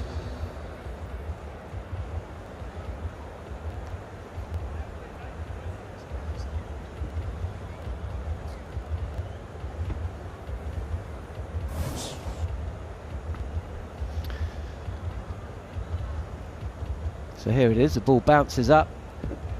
And cheers will tell you the ball is bounced to the side of which that bounce. Foot clearly on the ground, and then rebounds up and is caught at first slip. Daryl Mitchell didn't look excited. The only one who really did was the bowler. And we go again. Boos in the crowd for the temerity to even question whether that was out or not. Pant again, this is flat and fired in, and Rishabh Pant has swung a meaty bat at this. No timing, all power, smashed over mid-wicket for 6. Yeah, it's a brilliant shot here. The way he just swung hard at that, knowing that the previous delivery could have nearly got him out. But the interesting thing is that he's cross-seaming this into the rough. He hit the middle of his bat. That was long, high, and the bat swing was beautiful. And I must say, that was a double-decker. That was absolutely enormous. This time, a little bit more bounce than perhaps Pant was expecting. Yeah, this was a mighty blow, wasn't it? It didn't feel like he got hold of it, to be honest, and actually the replay shows he didn't. This was a little bit toe-endy, and you can see the bat just turning in his grasp as well, flat again, and a little flick to mid-wicket. End of the over, one scoring shot coming from it, 6 runs. And India have reached 350. 350 for 3, Monty Panesar. Problems starting to mount for New Zealand. India trail by just 1 scoring shot. 6 runs now, divides the two sides with 2 set batters at the crease. And actually, if you have a look at that scorecard, 4 of the 5 batters have gone past 50. 2 of them still there. Yeah, exactly, and I think that's what they've shown. They've been very impressive, the Indian batsmen. After being bowled up for 46, you probably would have, their heads would have been low, but they kind of showed a lot of mental resilience. In particular, Sarfaraz, he's been brilliant. That 125, and it's an interesting stat. He's a 22nd batsman for India who's scored a duck and then 100. Gary Morgan, watch out! Monty's coming for you. I don't know if it was from Gary Morgan. I think Monty might have sourced that one himself.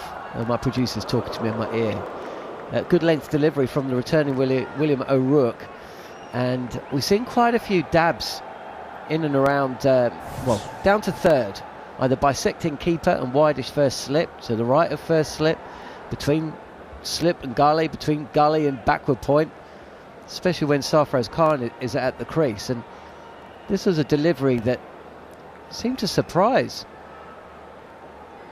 Sarfaraz Khan, maybe a touch faster than what he's grown accustomed to. The third is out on the field. It's certainly been a productive area for the batter. This time though, takes the ball on 4th stump, and with one high leg, or one leg in the air, he just kind of pulls this round to square leg. and takes a single and gets off strike. Yeah, in the previous over, that 6 was really impressive. And the reason being is because anything in the rough isn't where Rishabh Pant wants it.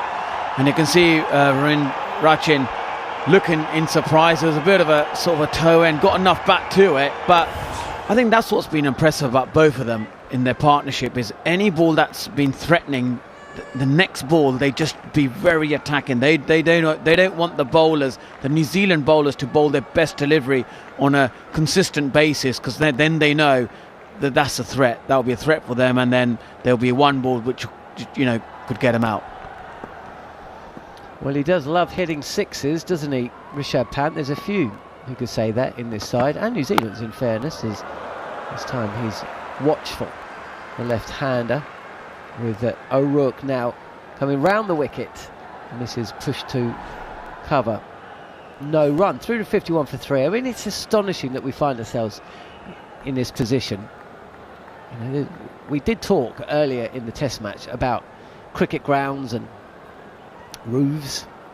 I suppose if there was a roof on this ground, and the positives far outweigh the negatives for sure, but if you did have a roof, this incredible game wouldn't actually take place, would it? As this is smashed past William O'Rourke, who ducks. I wonder how far this went to the right of the bowler.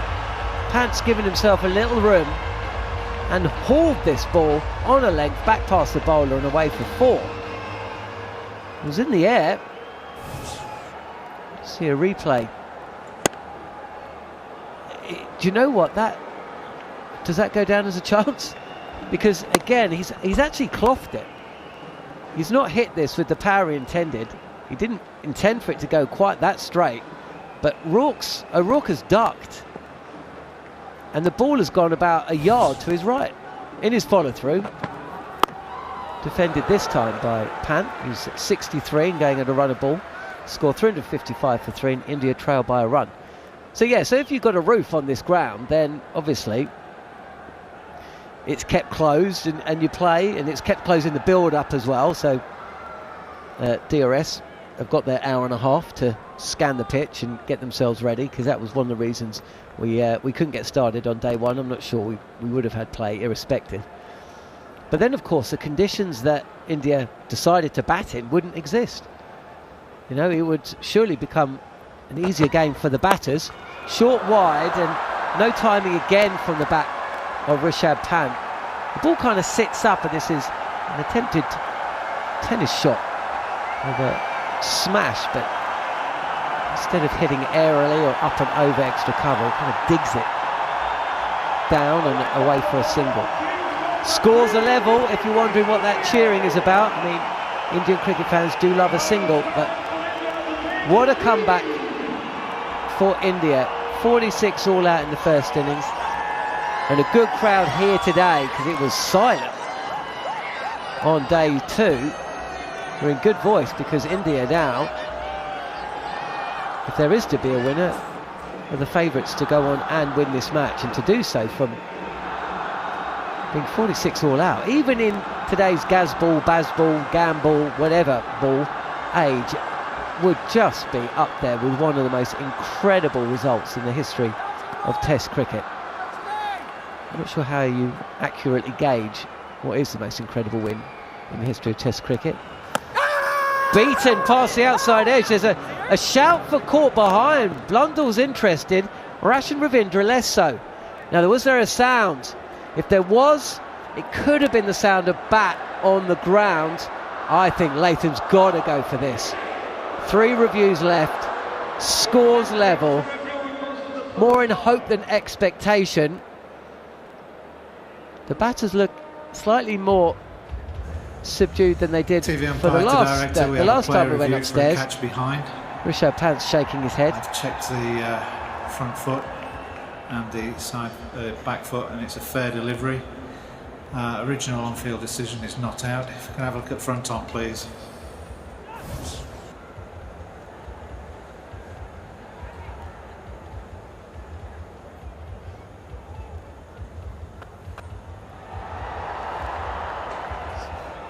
Okay, passes close to the outside edge. Can we have a look at Aldridge, please?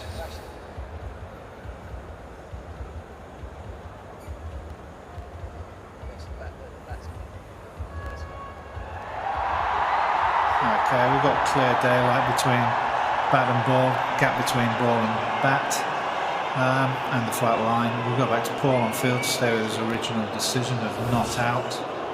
So Paul, you're on screen now, please signal. So New Zealand lose a review, decision upheld. Ravindra wasn't that interested, was he? Actually, just 2 reviews left before that call by Tom Latham. So New Zealand down to 1. 1 review remaining.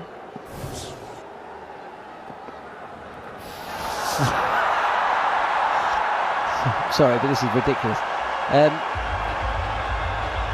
This is a short delivery from Ravindra. It's down the leg side, and Rishabh Pant has just clipped this over first slip and away for 4. All smiles, the sun's out, and India lead. Actually, that's what he's done. He's reverse paddle swept this ball that's outside off stump and looped it over keeper and slip and away for 4. Almost in slow motion, flatter, as Pant comes forward, opens a face a touch, and the ball squirts through vacant backward point for a run. India lead, Monty. At what point did New Zealand give up the chance of a win and just start on the go slow? I mean, look, that wicket, if there was an outside edge then, you know, things can change very, very quickly. But the new ball is still 6 overs away.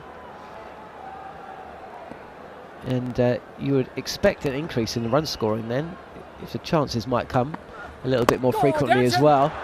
Straighter on off stump, no dramas though, despite that yelp from the New Zealand fielders close to the bat, and there's far fewer of them now than there were 300 runs ago.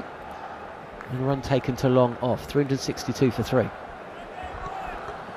Yeah, well, I think New Zealand got to, you know, not hope that the new ball is going to produce some magic results. They've got to somehow find a way to break this partnership before the new ball. That's what they need to do. And you can see that with Ravindra, he's changing the seam position. He's bowling the one which just beat the outside edge, was actually orthodox, you know, spin grip, and then he bowls with a cross seam. But then every time, like I said, whenever the New Zealand bowlers bowl a good stock delivery or it's threatening, they have an answer. Rishabh Pant played that ridiculous shot, reverse sweep, and then, you know, gets New Zealand batters bowling a bit more defensive. Here's Ravindra again, last ball of the over. You missed a single from the 5th delivery, and Rishabh Pant and Sarfaraz Khan just saunter through. It's oh so easy for India, and truth be told, Jarrod Kimber might be coming back to join us. I mean, this is the way of cricket, isn't it? I mean, growing up watching cricket, even on flatter tracks, when a team gives up such a lead on first innings, you know, the mantra, certainly in England, was, you know, go out there, play your natural game, and if there's a ball there to be hit, hit it. That was basically the tactic. What it meant was, treat every single delivery like a hand grenade's been thrown in your direction, and if it's short or wide, then yeah, okay, just about, if the ball's 21 overs old or more, then you can try and lace it through point for a boundary, but apart from that, just don't get out. And funnily enough, it didn't work quite so well. Now India have come out of giving up 350 on first innings, and they've just played. They haven't really slogged, just played the ball, played the moment. A rook as Sarfaraz will take a single to third. No slip in place now, but there is a fielder there for exactly this shot. Just opens the face and almost prods at the ball. It looks really chancy. I'm sure if he tries it again in Australia, it will be. On any other pitch than this, possibly. But it's a bit like Joe Root and Kane Williamson. They love guiding the ball down to third man, or down to third. But they usually do it through a kind of third slip, fourth slip region of the field. Sarfaraz is quite happy to guide the ball through first slip. Pant is now the left-hander. Again, just comes through for a comfortable single as he leans into this delivery from O'Rourke. and just plays the ball at chest height through square leg for a single.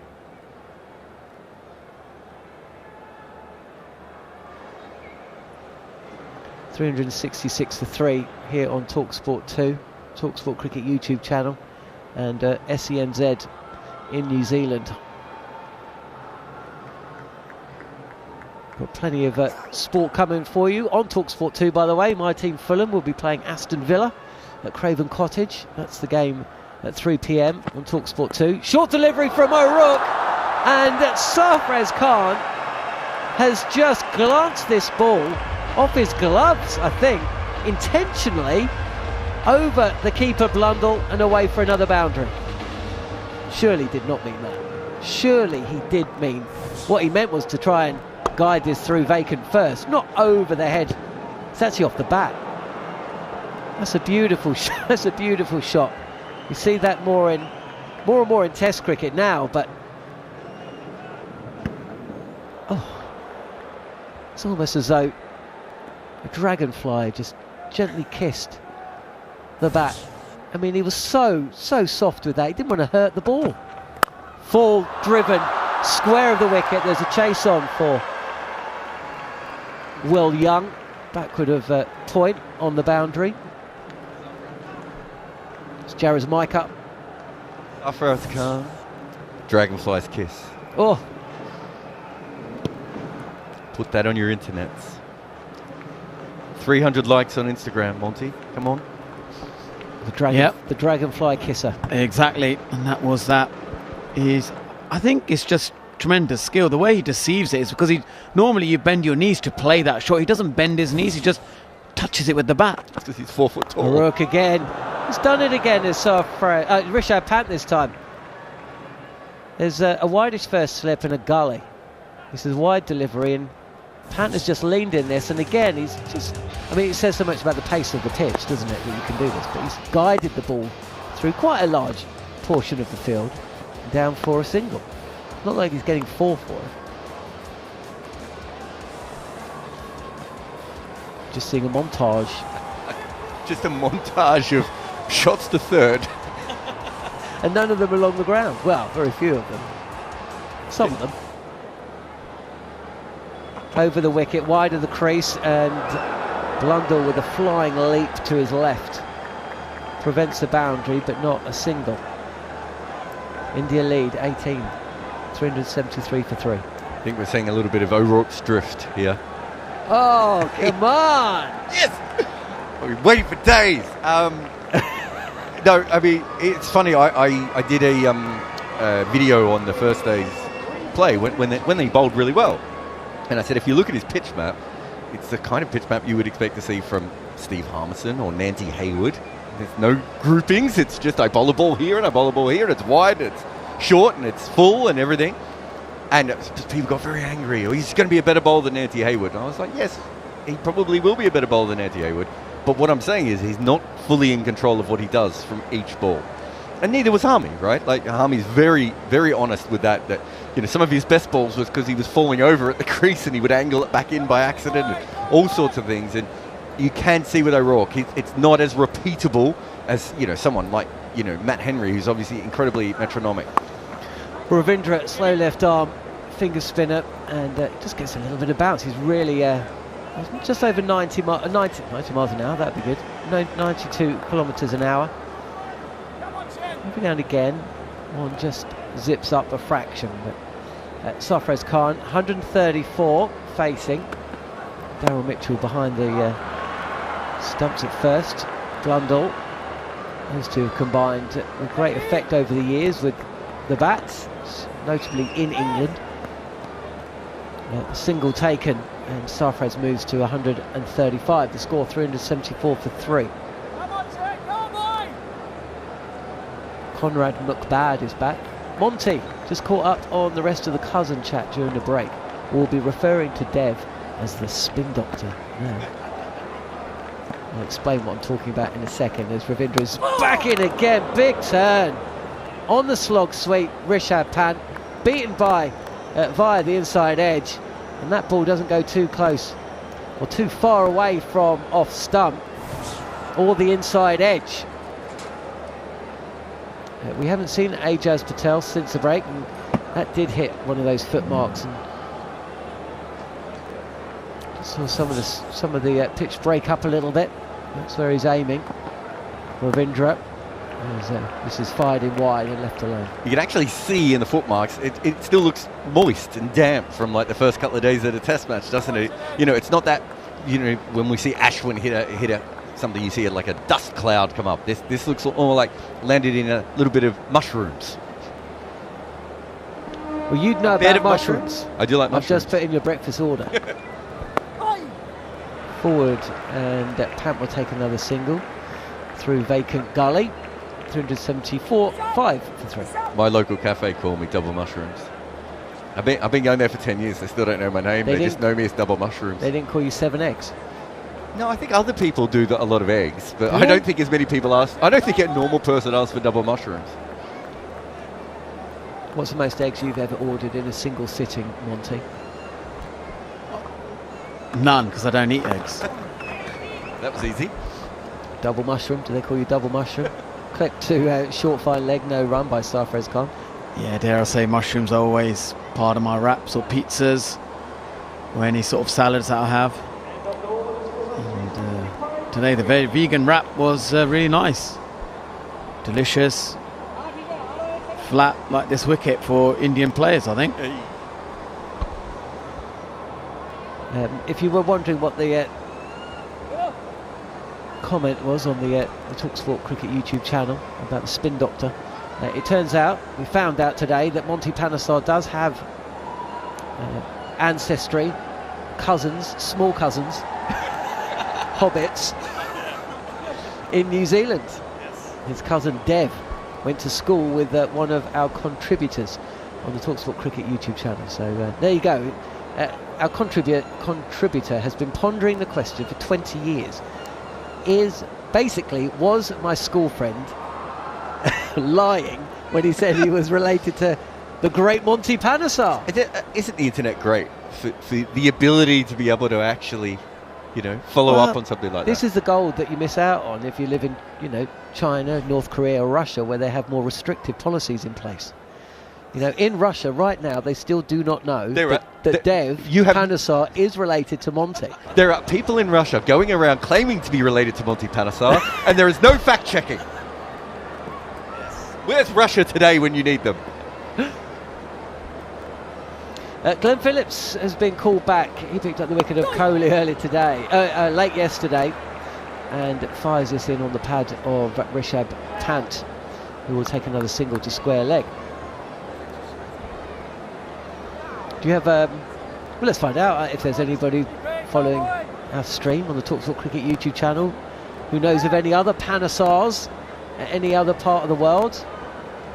Get in touch. Or are you related to all Panesars? Well, that's what we're going to find out. No, not all Panesars. I know all the Panesars that are my cousins. Hang on. Have you ever met a Panesar that you're not related to? Phillips again. Hold there. Yeah, there's been a few Panesars who claim to be my cousins, and there was a lot when I made my debut for England. A lot seemed to turn up, but if you're a Panesar, you can make your claim to be Monty's cousin now, following this form. The trappings of fame. Phillips again. This is clipped away. Certainly one here from Sarfaraz Khan, mopped up by Matt Henry on the boundary, so just the one. There can't be too many Kimbers. Kimber's quite a unique name. I wonder if there's more Kimbers than Panesars in the world, or whether the reverse is true. I think there's a few more Panesars. There's Louis Kimber, who plays for Leicester, does he? Isn't there one that plays for Middlesex? One. Isn't there one? Isn't there a Kimber that plays for Middlesex? I thought he played for Leicester. He made the quickest 100 this year, wasn't it? First up by Phillips, and beats the bat of Rishabh Pant, who steps away and tries to cut this ball. He was beaten. A little bit of pace, possibly. My producers just said we can hand over at the end of this over. I don't know whether it's because he feels that the quality of our commentary has got to such a deep point that maybe it's best to. Well, my uncle Rajinder uncle. I think he'll be listening in. With Dev Panesar forward and pushing this delivery to mid-off. No run. 377 for 3. He's a doctor as well, so they both love their cricket, and who knows, we may meet him in New Zealand. Well, maybe we will. I'll be out there in December, so if you're listening and you're related to Monty, come and say hello. Cut away, past deep backward point and away for 4. That's the end of the Glenn Phillips over. 82 now from the bat of Rishabh Pant. India's lead has it reached before I throw to Daniel? It's reached at 29, and the ascendancy belongs to the home side. They have battled back, and, staring over the cliff edge for much of yesterday. Not so now. It's New Zealand who look a little daunted. But the second new ball is due in 3 overs. So, to talk you through the last 3 overs of this ball, and onto that will be the former New Zealand skipper Jeremy Coney, Daniel McHardy, and Jarrod Kimber's not going anywhere either. Thanks very much, John. You are listening to live and exclusive coverage of this Test series as Ravindra starts a new over from around the wicket, angling into Sarfaraz, who leans forward, hunts the ball up towards that long off for a single. Our coverage on talkSPORT 2, SENZ Radio in New Zealand. The partnership is now worth 151 runs off 169 balls. It is the highest partnership of the match and backs up the 136 run stand that Sarfaraz put on with Kohli.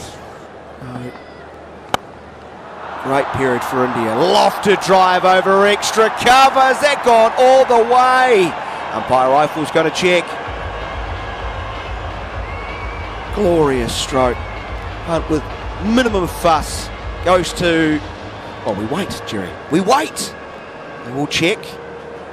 It's definitely a boundary. Great striker, isn't he, of the ball, when he really, if he's going to hit it.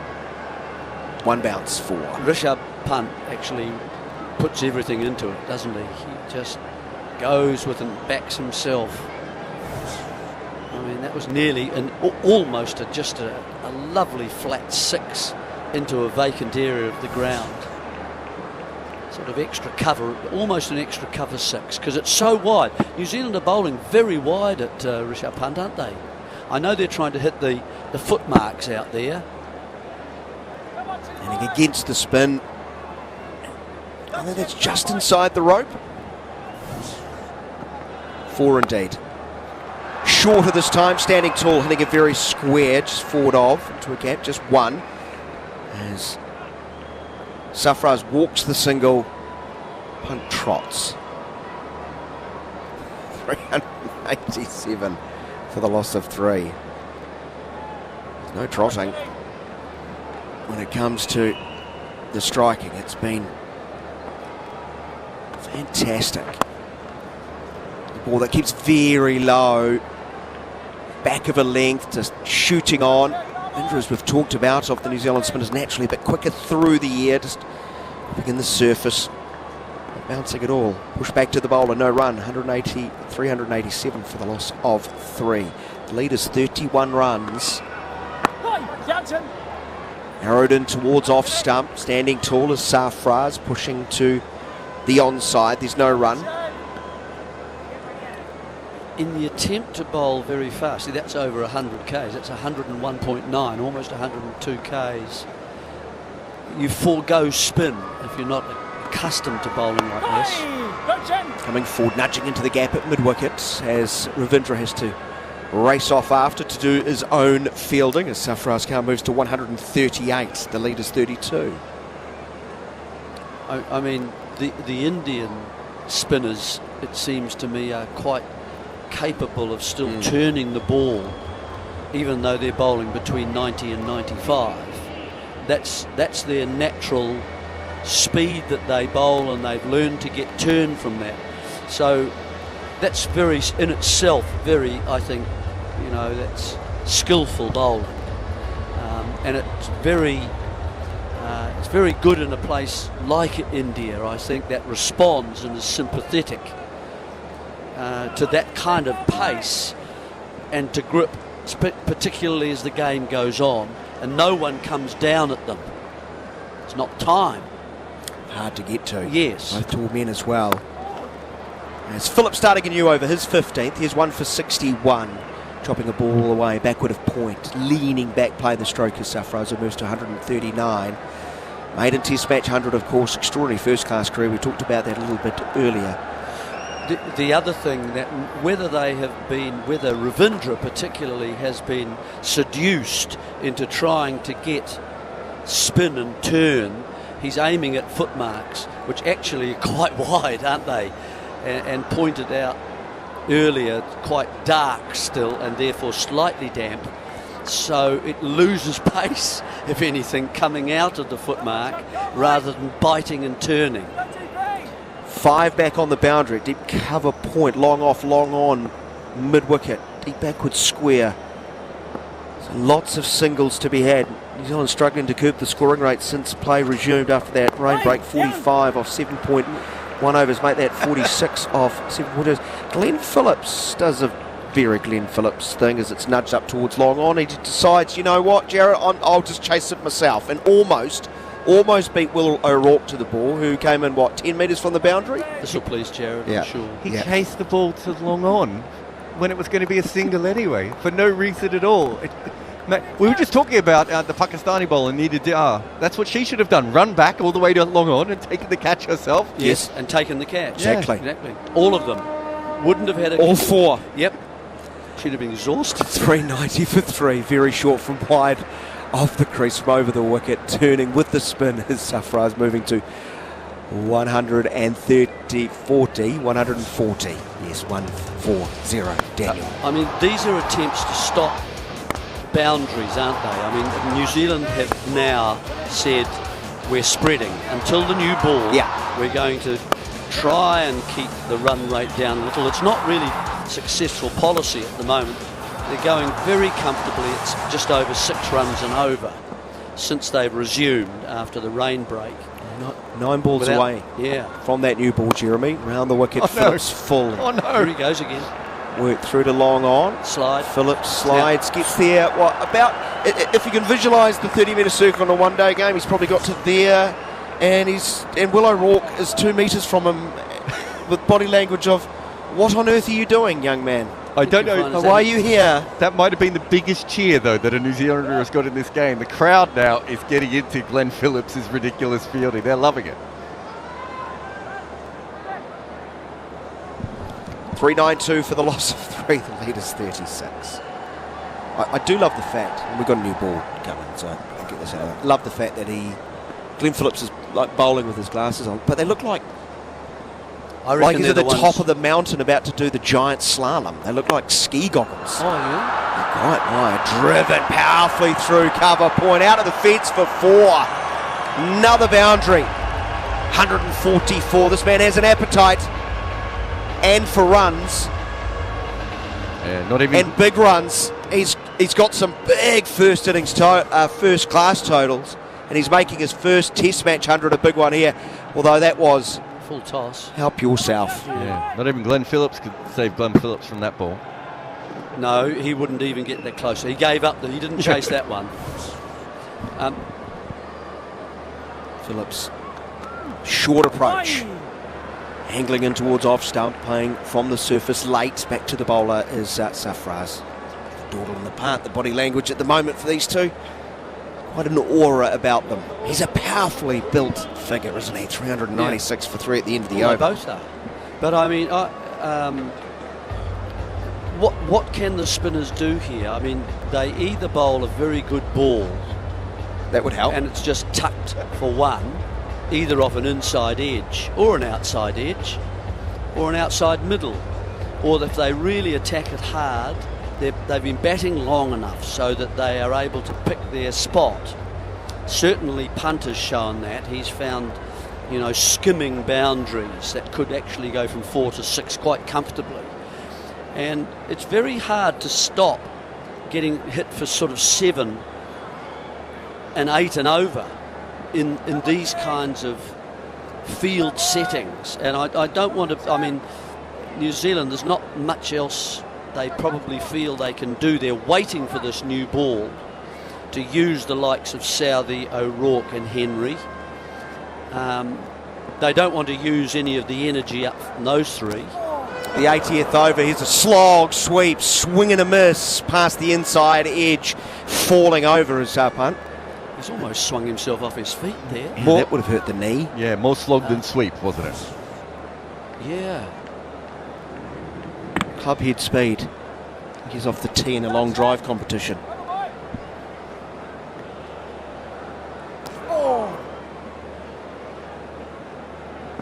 Surprised Blundell too. Didn't take it cleanly. Ravindra continues from over the wicket.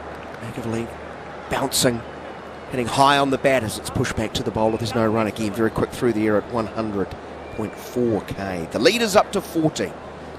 Seems a long time ago. Jaiswal went for 35. Sharma 52. And Kohli, last ball of the day yesterday, for 70. 231 for 3 is now turned into 396 for 3. Punt comes forward. Catches the outside part of the bat, but goes into the gap at point because there's just gaps everywhere with 4 back on the boundary. Single, 397 for 3.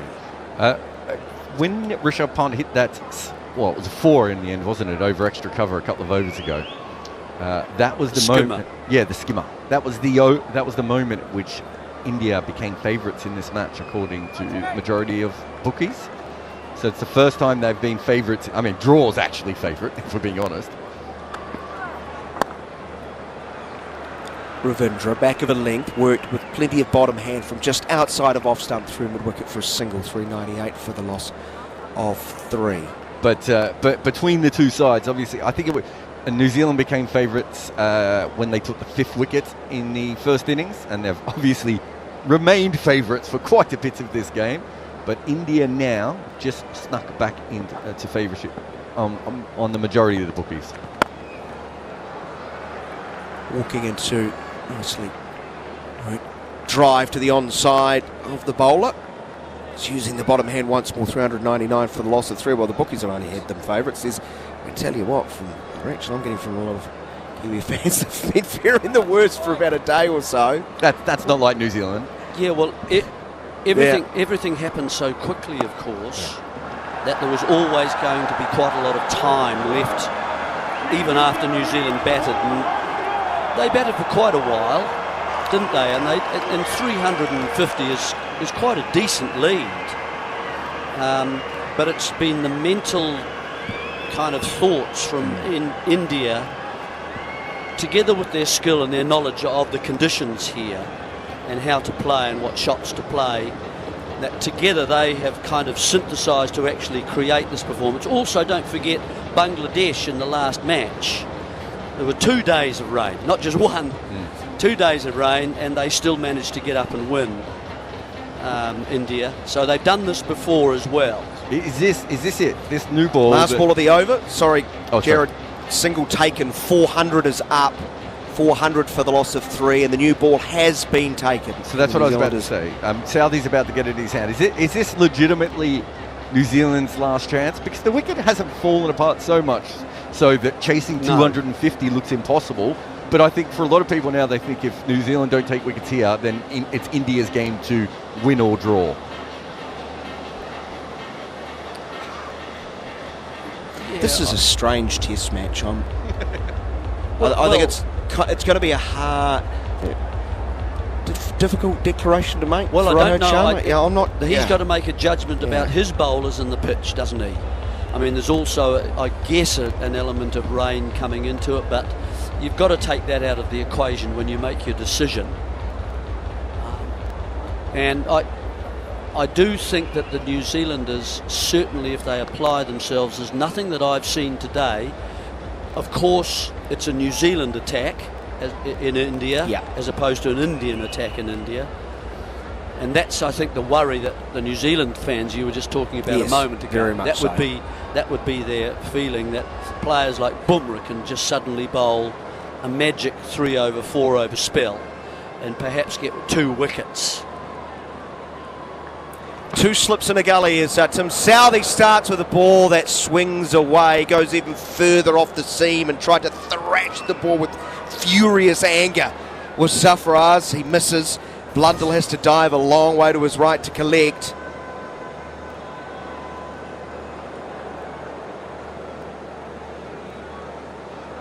Jarrod, appreciate your time.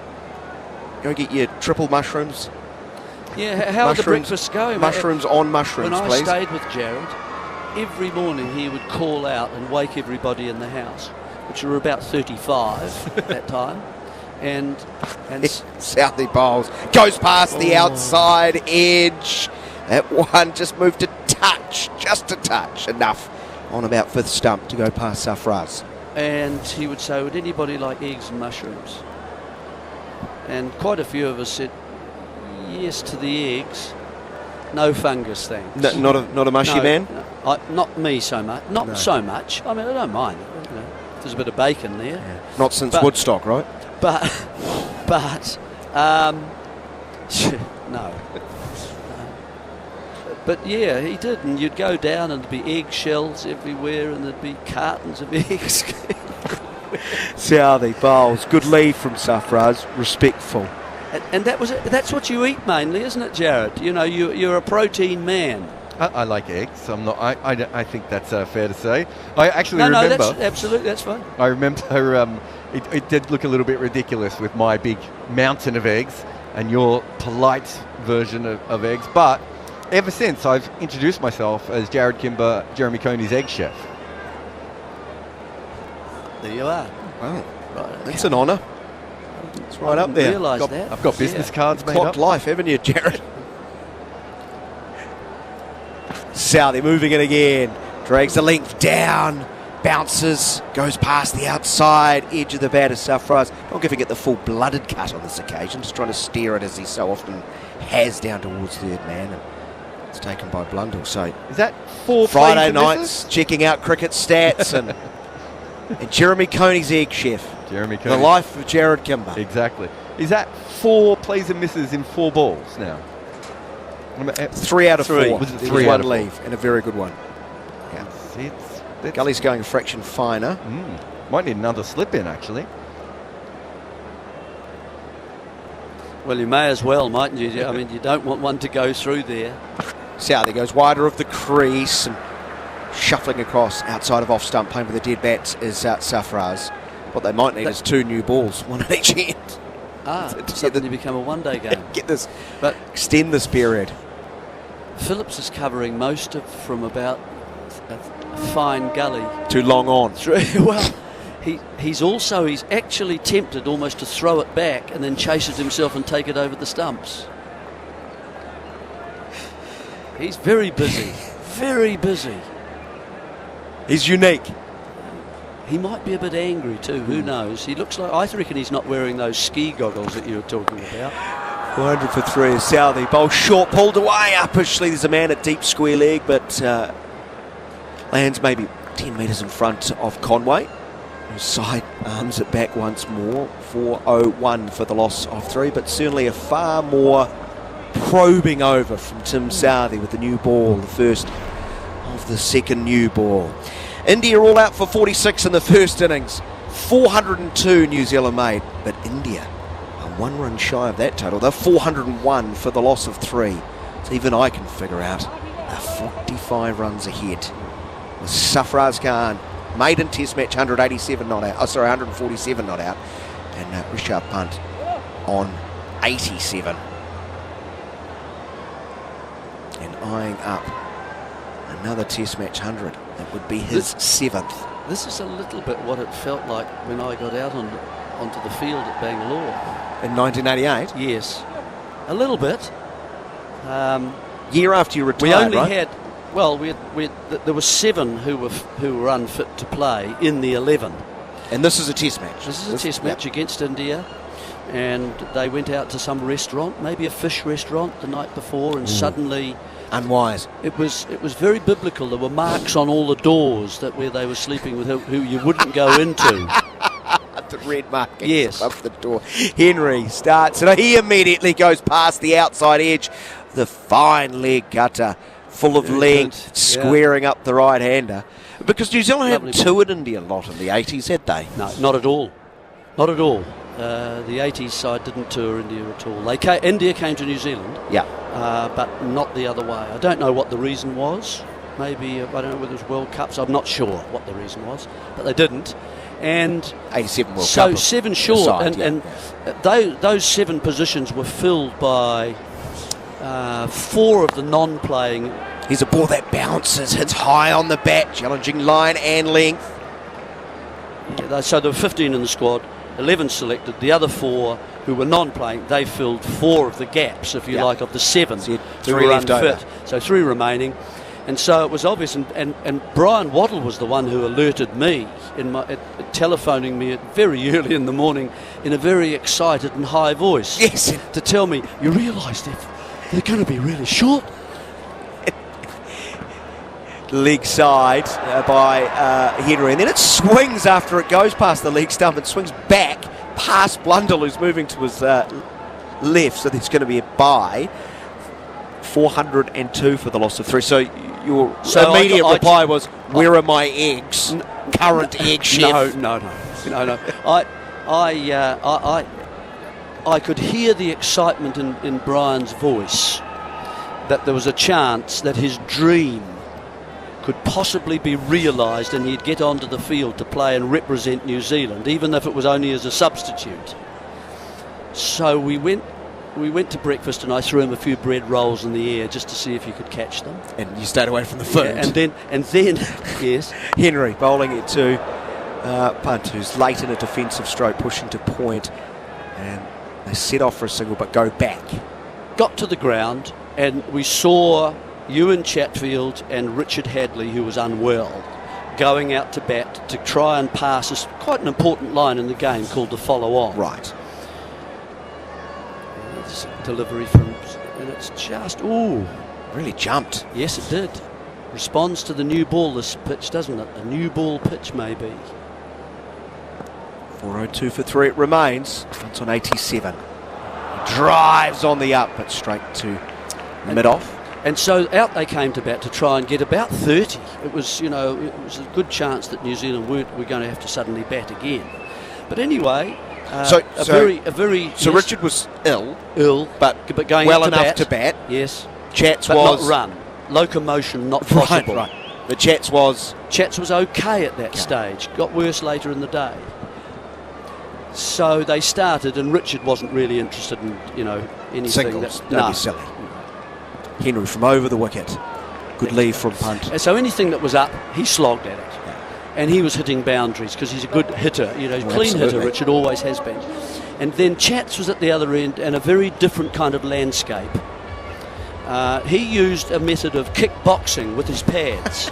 So sort of lashing out with his pads and fencing with his bat. Not grappling? No, fencing with his bat. And so between the two, the leg and the bat, occasionally the ball would strike it. Would he kick with the lead front leg? Front leg. No. Front leg. Not the... Well, otherwise you're stumped. We've only got more. Otherwise you're stumped. If you sort of...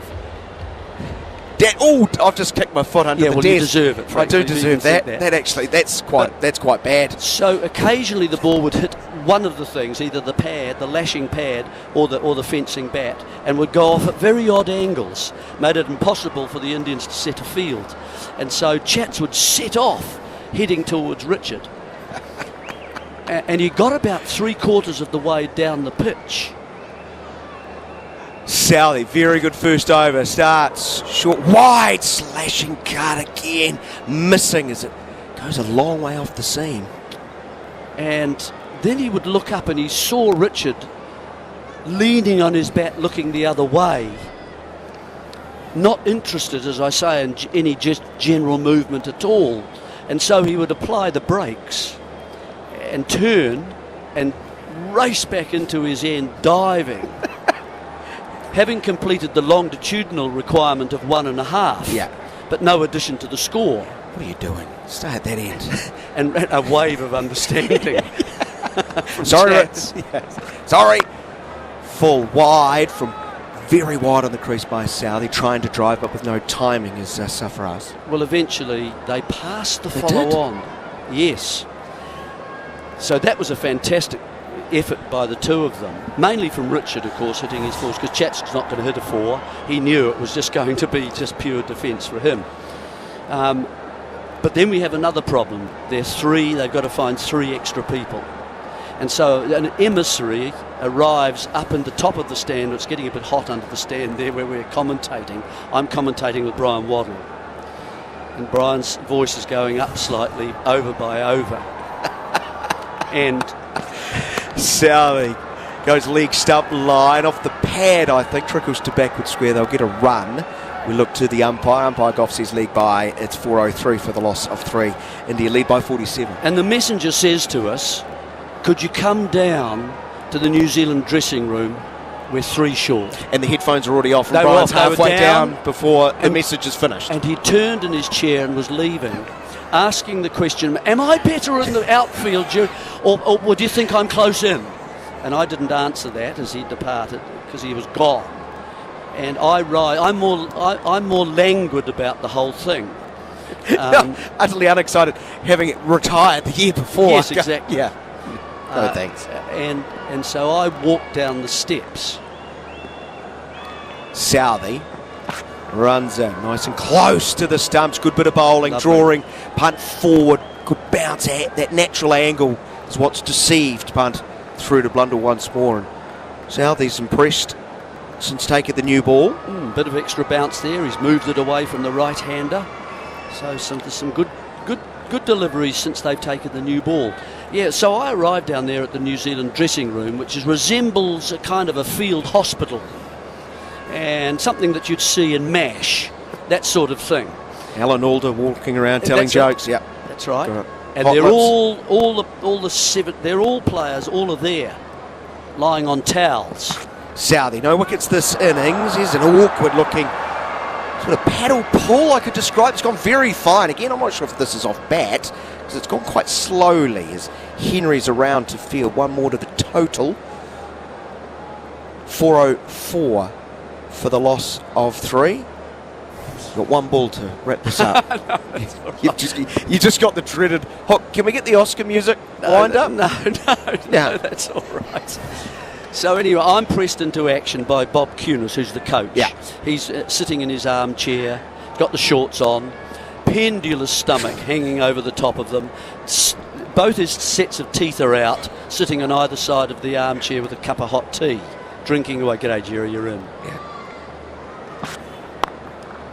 Southey, back of a length, leaping as Sarfaraz turns the ball down towards long leg to move to 148. 4:05 for the loss of 3. We'll leave it there. 49 runs. Stay with us. It's a series. Part 2 of Jeremy Coney's tale of the 1988 tour, which, like Michael Corleone, on this ground. They pulled you back in. On Jeremy this Coney, ground. of course, 1988 was the last time New Zealand won a test match in India. Correct. I think drinks are coming on the field. No, Jerry, that is not a chance for you to carry on. No, it's not. Jon Norman, take us away with India, 4:05 for 3.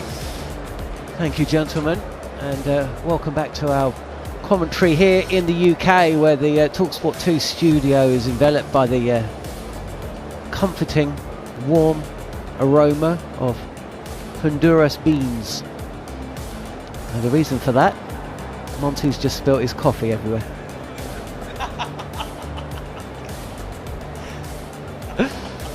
But it's cosy. It feels cosy, as it's that kind of the time of the year in the UK where the temperature, well, it should actually be getting a little bit cold. It seems to drop 2 degrees every year overnight. And you wake up and you think, oof, time for the old, time for the jumper, time for the winter coat, time to head off to New Zealand. That's kind of how it felt for me for many years, when we'd go summer,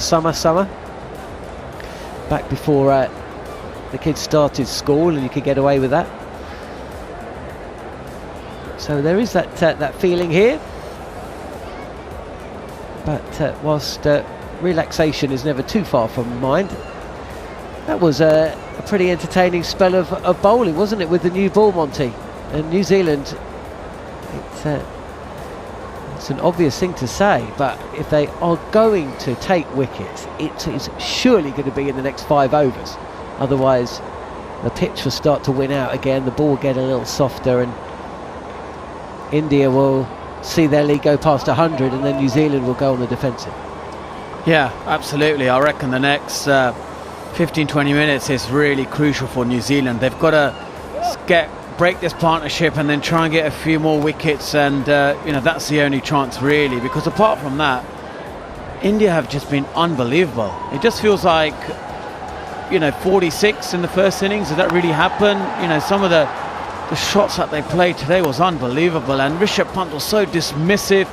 And like I said, every time the New Zealand seamers, all the spinners were bowling their really good deliveries, and you felt like they were threatening, they would just find a way of getting a boundary, and they took that risk, and that was always happening throughout their partnership, which is incredible to see. Incredible, the skill that they have, the resilience, the power, the risk-taking ability. Both of these have really put on unbelievable partnership and put India in a position now where they're going to now they can dictate terms. And it's one of the beauties of cricket, isn't it? It's the beauties of all sport, I suppose. On some days you can run in and perform at the best of your level and nothing goes your way, and then the very next day, or possibly the very next session, same thing happens and it all clicks. On day 2, every quarter chance was taken, the edge was found, and that's how it has to be if a team is to be bowled out for 46. That's you can't live a chancy life. But the last 3 overs have seen 4 or 5 play and misses. I mean, essentially India haven't changed their approach. They're still trying to play every ball like it is the old ball, but now it's moving. There's been some lavish swing from both Southee and Henry. We've seen little inside edges pop up into parts of the field which aren't patrolled. On day 2, that's flying to gully, that's flying to second slip. Today it's just plopping into the outfield where silly point or point would be standing on another day, but they're not. And that's just how it's going, and that's why Test cricket is such a fascinating game. The pitch and the conditions change, but so does luck. New Zealand need to make sure that they keep pursuing this. This is still their game. If they take a wicket or 2 here with that new ball, 2 new batters in, a lead of 60 or 70, it's their game again. But first off, they've got to get past Sarfaraz Khan. 148 not out, back from drinks, and again surprised by a touch more bounce than he's had for much of his innings, and it's fielded by Glenn Phillips, who appears at times to be fielding in every single fielding position that New Zealand. Essentially it may just be Glenn Phillips and Blundell out there and the bowler, and he just essentially is there. Every time the ball is hit into the outfield, it goes to Glenn Phillips. Henry again, 0 for 74, and Sarfaraz a few steps down the track. He's sent back by Pant as this ball is just directed to square leg, no run. 405 for 3 if you're joining us on talkSPORT 2 or on SENZ in New Zealand. As the clock pushes 10:20 by the talkSPORT Cricket YouTube channel as well, where we've been having quite a lot of fun with Monty Panesar along the day. He's in for Steve Harmison. And the story is India, they started their innings with a 356 run deficit, lead by 49, and they've still got 7 wickets in hand. We have not commentated on a wicket today. We're seeing a replay of what should have been a wicket, a run out earlier in the piece on the pads of Sarfaraz Khan, who jabs his bat down and will take a single, moves one nearer to 150. This is his test best. Rishabh Pant 12 away from 100. I just want to see Sarfaraz Khan play the Border Gavaskar. Quite what Australian crowds are going to make of him. And the commentators. I look forward to Kerry O'Keefe's take.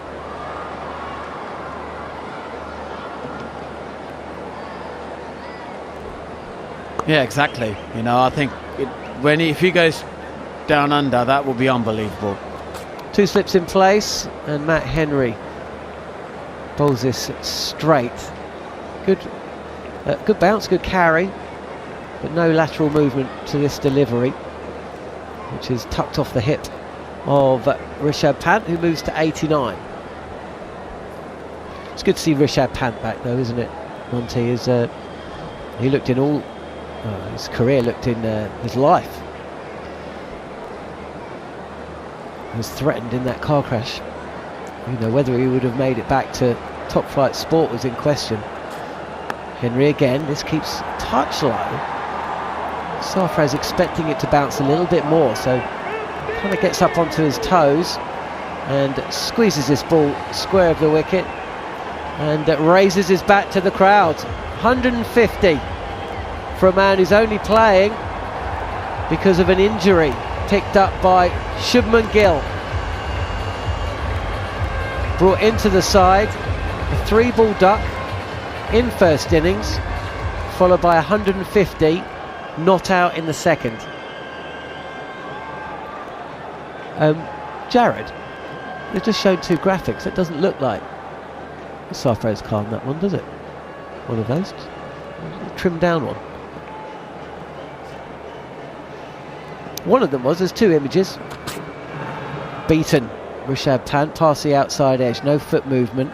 Follows the ball that slants across the left-hander, bowled from Matt Henry. Last ball of the over. Another minor moment goes the way of India. New Zealand searching here in Bengaluru. The sun's out. The ball is new. 84 overs. New Zealand batted for just over 91. India looks set to be batting throughout the day and into day 5. Weather isn't great for tomorrow, but we've got way more play today and yesterday than the weather forecast suggested in the build-up, so it can't always be believed. You know, how many overs if India are going to be in a position to declare, as this is thrashed by Sarfaraz Khan. The over after reaching 150. He's gone for another expansive cover drive, trying to lift the ball over extra cover, and it's been taken at head height by Rashan Ravindra, and that's the end of a beautiful innings, one that will live long in the memory banks, not just of the player but his family, his father and brother, and all those who have supported him through his long first-class career. But this innings comes to an end. An outswinger from Southey on the drive from Sarfaraz. The New Zealanders surround, applaud, backslap, and now as he reaches the boundary, Sarfaraz acknowledges the crowd and walks off with 150 to his name. India 408 for 4 now, and that, Monty Panesar, was a much needed wicket for the Kiwis. Yes, indeed, and they've got to believe now that even the scoreline they should look at is, I know it's 52 for 4. That's how they should look at this scoreline and believe that a couple of more wickets here and they're right in the game, and hope they can see if they can bowl India out for under 500. That's the sort of goal they should look to do, and they should forget about what's happened in the game. Think of it like a first day of a test match, just after lunch. They've got India 4 wickets down. It's 4 for 52. That's the scoreline. It's the mindset. It's a psychological mindset of just changing the whole situation of the game, and really be positive and upbeat about it, and think, yeah, we can bowl India out here and chase anything under 150. And they've got to show that in their body language. When you look at the body language, you've got to observe that, can they do it? And they've got to really believe in themselves. I know it's been a long, hard day for them, but they've got to find some belief here, and they've got to think, we can do this, we can bowl India out under 500. It was, apologies, Ajaz Patel who took that catch, not Rashin Ravindra extra cover. And it's KL Rahul who's had to wait a while to make his way out onto the field of play. He's going to face his first delivery in second innings. It's bowled by Southee, who's targeting the pads, and KL Rahul comes forward and defends, no run. At the third Indian player to walk out to the middle on a pair. Virat Kohli was the first of 5, if we see the likes of Ashwin and Jadeja, which we probably will. Kohli hit 70. Sarfaraz Khan was also on a pair. He hit 150. KL Rahul, who had his pads on late on day 3. Well, there was question marks about whether Rishabh Pant was going to come out and bat. Rahul again watchful and defends an off-stump line from Southee. Success for Southee in New Zealand. Southee moves one nearer to that magical 400 wicket mark. 384, I think that leaves him. Great knock from Sarfaraz. He's posed a problem for the Indian selectors if Shubman Gill is available for that second test in Pune. Shubman Gill's absence meaning Virat Kohli coming in at 3, Sarfaraz at 4. It's kind of worked as forward comes KL Rahul, trying to push this delivery again. It's being tested here. This is good from Southee. He's making KL Rahul play at every delivery. That's 3 in and around off stump. 2 balls left in the over. Will he continue on that line, or will mix things up a little bit? We're getting swing on this second new ball. A little bit of bounce, as you'd expect. It's been lacking from when both India and now New Zealand were bowling with the older ball. It does get softer quite quickly. New Zealand needed to make this second new ball count, and they have done thanks to Tim Southee, who's in again, and this is left alone. There is a touch of away swing, and KL Rahul's happy just to let this one go.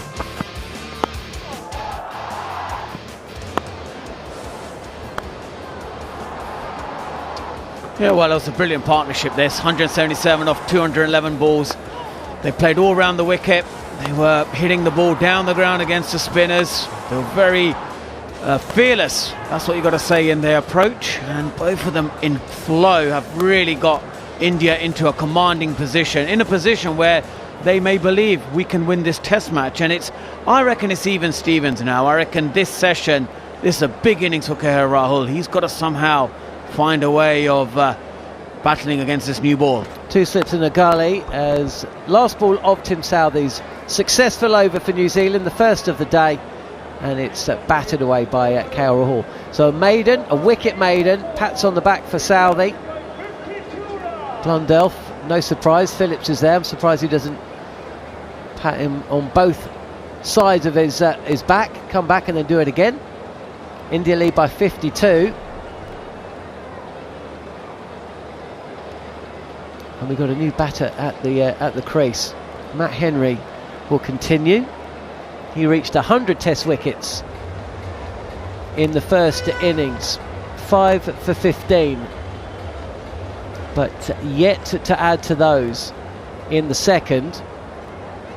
He actually looked the most threatening of the fast bowlers earlier today, was extracting more movement than either O'Rourke or Southee, touch faster than Southee, more consistent than O'Rourke. Can he strike here? Whoa, that has kept low. Wow. I mean, too far away from the left-handed Rishabh Pant to concern him too much. That happens on the straight bit of the pitch and you're in all sorts of trouble. This is fired too wide. Cutter possibly, but that's a P-roller, Jarrod Kimber. That's the first real inconsistent bounce we've seen with the new ball. I mean, everything else has been swing and seam and all sorts of things, but that was incredible roll. Yeah, get one of those in line with the stumps. That's what Matt Henry's hoping for, and attempts there. But bounces normally, and Rishabh Pant just gets his bat down on this delivery. He's just flexing that right knee still. Rishabh Pant, he picked up that injury. Missed stumping opportunity on day 2. The ball really smashing him on the side of the knee. He had to make his way from the field. He couldn't keep for the remainder of the innings. But he is batting, and he's batting well. It should have been run out on 6. Overturned a leg before decision on 36. But here he is, taking a single to the leg side to move to 90. Big innings for the local boy here, KL Rahul. We know that if he doesn't make 100 here, all of the comments sections on every YouTube and Reddit post and every Telegram and WhatsApp is just going to go crazy with why is this man playing? Of course, he's walked out while the ball's zipping around everywhere while everyone else was playing on a flat surface. So there's a bit of pressure on him here, especially as there might be one fewer spots available in the next test match. Jon Norman. Well, I've just asked a question on the talkSPORT Cricket YouTube page. Who should bat in the second test, Rahul or Sarfaraz? Because if Not Gill? Well, if Gill comes back, if we're saying that if Gill comes back. Here is Matt Henry. Right arm over the wicket, and this is guided by KL Rahul. I'm not sure this was an intentional shot in the way that we saw Sarfaraz Khan steer the ball through vacant parts of the slip cordon, but it's away for 4. He's off the pair, and a diving, I imagine it's Glenn Phillips, but we'll just have to wait and see. He seems to be pretty much everywhere else. He's played this very late. He's opened the face a touch, but it's gone quite close to the left, or rather, yeah, to the left of Glenn Phillips. You can tell by the laugh, could you? Everyone on radio is like, I know who they're going to say here. It's Glenn Phillips. Did he dive the way you would expect a fielder to dive, John? Or did he dive exactly in only the way that Glenn Phillips could dive? Up and dramatically. Henry again, down the track is KL Rahul. There is a bit of swing out there, possibly just trying to negate that. He pushes this through the covers, and we'll come back for 2. You commentating yesterday, there was a moment that the ball was hit to the boundary and Glenn Phillips made chase, and the ball won the contest, but it didn't stop Glenn Phillips from, in a manner that you see in rugby, you know when a try is about to be scored and there's no danger of the opposition chasing down the guy or gal with the ball under his or her arm, and then they leap over the try line, don't they? It was like that. But he didn't have a rugby ball. But it's worth remembering. And the cricket ball had already crossed the boundary. Well, the ball had... Henry again, last ball of the over, and KL Rahul plays way inside the line, and India find themselves 415 for 4. He's chasing the ball to the boundary. The ball hits the padded Toblerone. It bounces up. It goes over. It hits the fence. Goes up the fence a little bit. Then it rolls back down. It nestles into the grass. 3 or 4 spectators walk around to see where the ball is. The ball boy comes over and picks up the ball, and then Glenn Phillips dives to save this ball. That's how I remember it. It may not be exactly accurate, John. I seem to remember the sun setting and rising again. The crowd leaving and coming back. The flaps of 1,000 dragonflies' wings. I was about to ask you something. Oh, that's right. You know Toblerone? Yeah. It's a chocolate, right? Should we get a Toblerone chocolate? I'm definitely up for a bit of they should sponsor sponsorship. Shouldn't they sponsor all the padded triangles in world cricket? Yes, they should. It's such a missed opportunity because we all call it that. 4 runs going the way of India. Lavish swing, but misdirected down the leg side from Tim Southey, and away to the Toblerone for 4. Now, you know the chocolate Toblerone. Why is that called Toblerone? I don't know. Do you know? Well, no, I don't know. But you just referred to the Toblerone, cricket Toblerone, as Toblerone. Yeah. And I've always just thought, oh yeah, it's called Toblerone because it's in the shape of the chocolate Toblerone. But then I'm suddenly thinking, hang on, is the chocolate Toblerone, with its distinctive shape, called Toblerone because that actually is the name of what a 3D triangle is? This is Inception. We've gone within the 3D shape at this point. On off stump, beautiful forward defensive shot from Rishabh Pant. And he holds the pose. He loves that shot so much. We haven't seen it at all in his career, but there it is, and he wants the cameraman or camera ladies to take the photo. 419 for 4. We need the mass graphics around Monty's face as you went through that, because you took us so far through the glass pyramid of Toblerone there. I don't know why it's called a Toblerone. It would be mind-bending. Is it Toblerone or Toblerone? Because I've been saying Toblerone, you've been saying Toblerone. I don't know. There's so much to learn. The camera's just picked up on Luke Ronke's face, and it looks like he's listening to our coverage. Oh, what a shot from Rishabh Pant. Enough of this Toblerone nonsense. He's just hit the ball out the ground. Down on one knee, and he has slog-swept Tim Southey out of the ground, down Bengaluru High Street, and away for 6. Yeah, well, that's certainly woken the crowd up. That's an unbelievable shot. One knee, bang, out of the ground, onto the top of the reef, and he's hit that like a rocket. And he may need a bit of a chocolate, maybe a Kit Kat or something, because this is one for the highlights package. Because if he keeps hitting the ball like that, Don't do it. He may need to have a break. Don't do it. He may need a Kit Kat. Do not mention Twix. Wow, that was a shot and a half. I wonder if there's been many 6s. Look at Glenn Phillips with a face like a goldfish. You missed that, Jarrod. Open-mouthed. What can silence Glenn Phillips is the question. We've just seen the answer. Hitting a ball out of a cricket ground in Bengaluru. I wonder how many 6s have been hit on this ground in the IPL that have been deposited. You're going to have to get a new ball. It's a lovely little... I tell you what as well, because that ball has been swinging loads. So the replacement ball will probably go gun barrel straight. We'll see.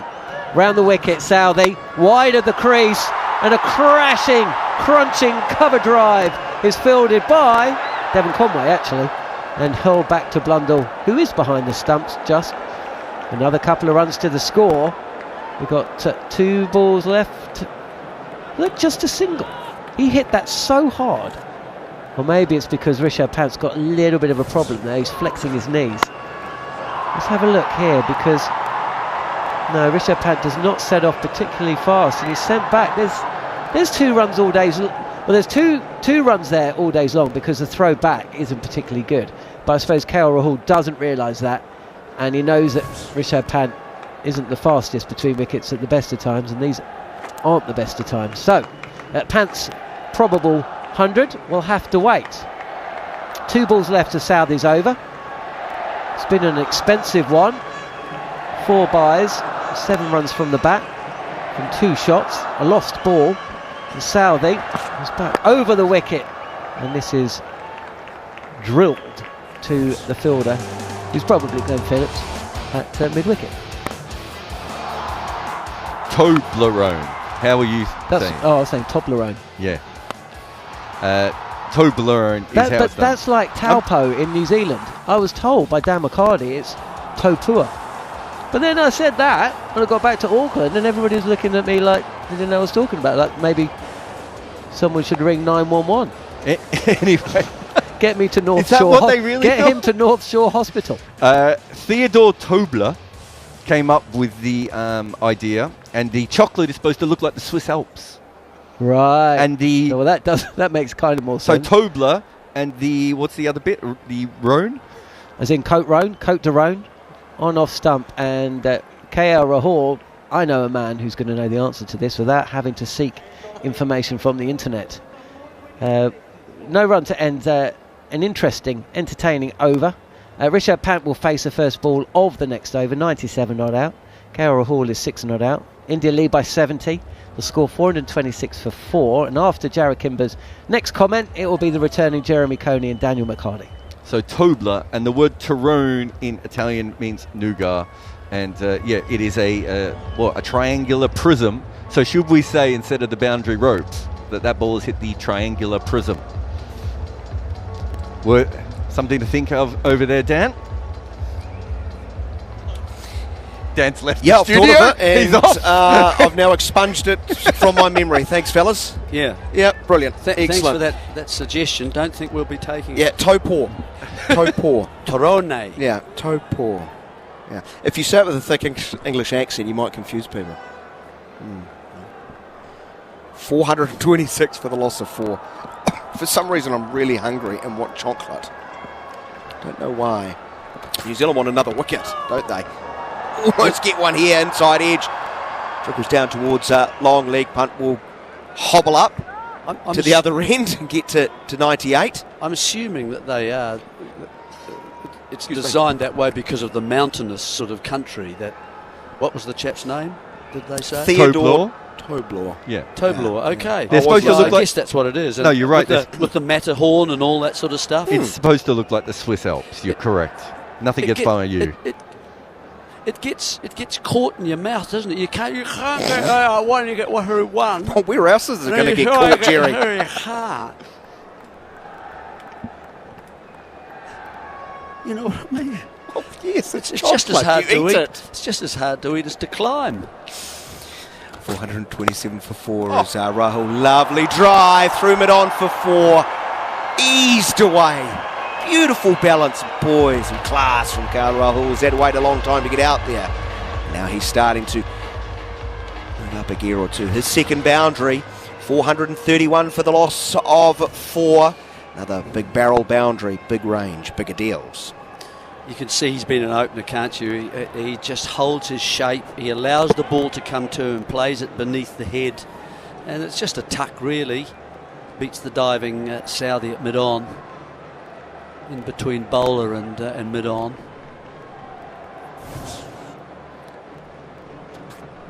Henry bowls, left alone outside of off-stump as the ball goes through to Blundell on the bounce.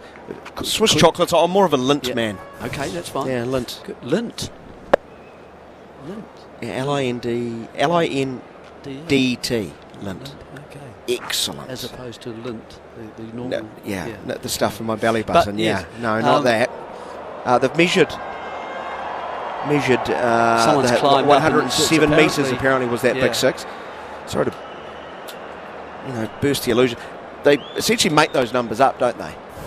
Television crew. That is fucking number. 107 sounds good. We'll go with that. 48 metres. Here's a nice stroke, standing tall as rolls. He pushes into the cover point region. There is a single, 432 for the loss of 4. The lead is 76 Here's runs. a question for you. If Punt gets 100, does he keep?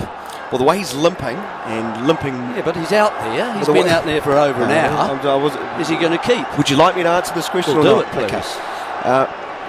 The way he's limping more and more and more, no. Oh, you don't think? I don't think he'll keep. Well, then he could walk off the Jarrell field. will miraculously come out and keep, is my tip. It's not good. What do you think, Jarrod? That's a bad look. I mean, it's a bad look if you're in there for batting for two and a bit hours. Maybe he's got a good batting knee, but a bad wicket-keeping knee. Yeah, but that's no good, I'm sorry. You can't do that. He was, a minute ago, I don't know if you run saw. up and down. You can't run up and down either, or limp up and down, and then not go out there. Sorry.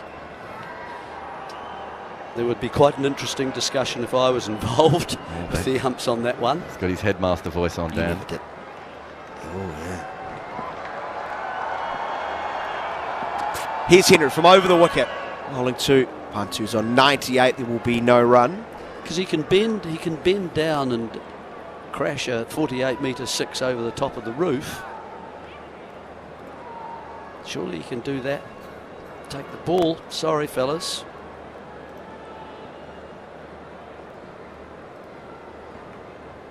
Well, we'll find out in 3 weeks when India are bowled out. Gosh, are they not going to... That's another option we haven't spoken about. They don't declare, they just keep batting.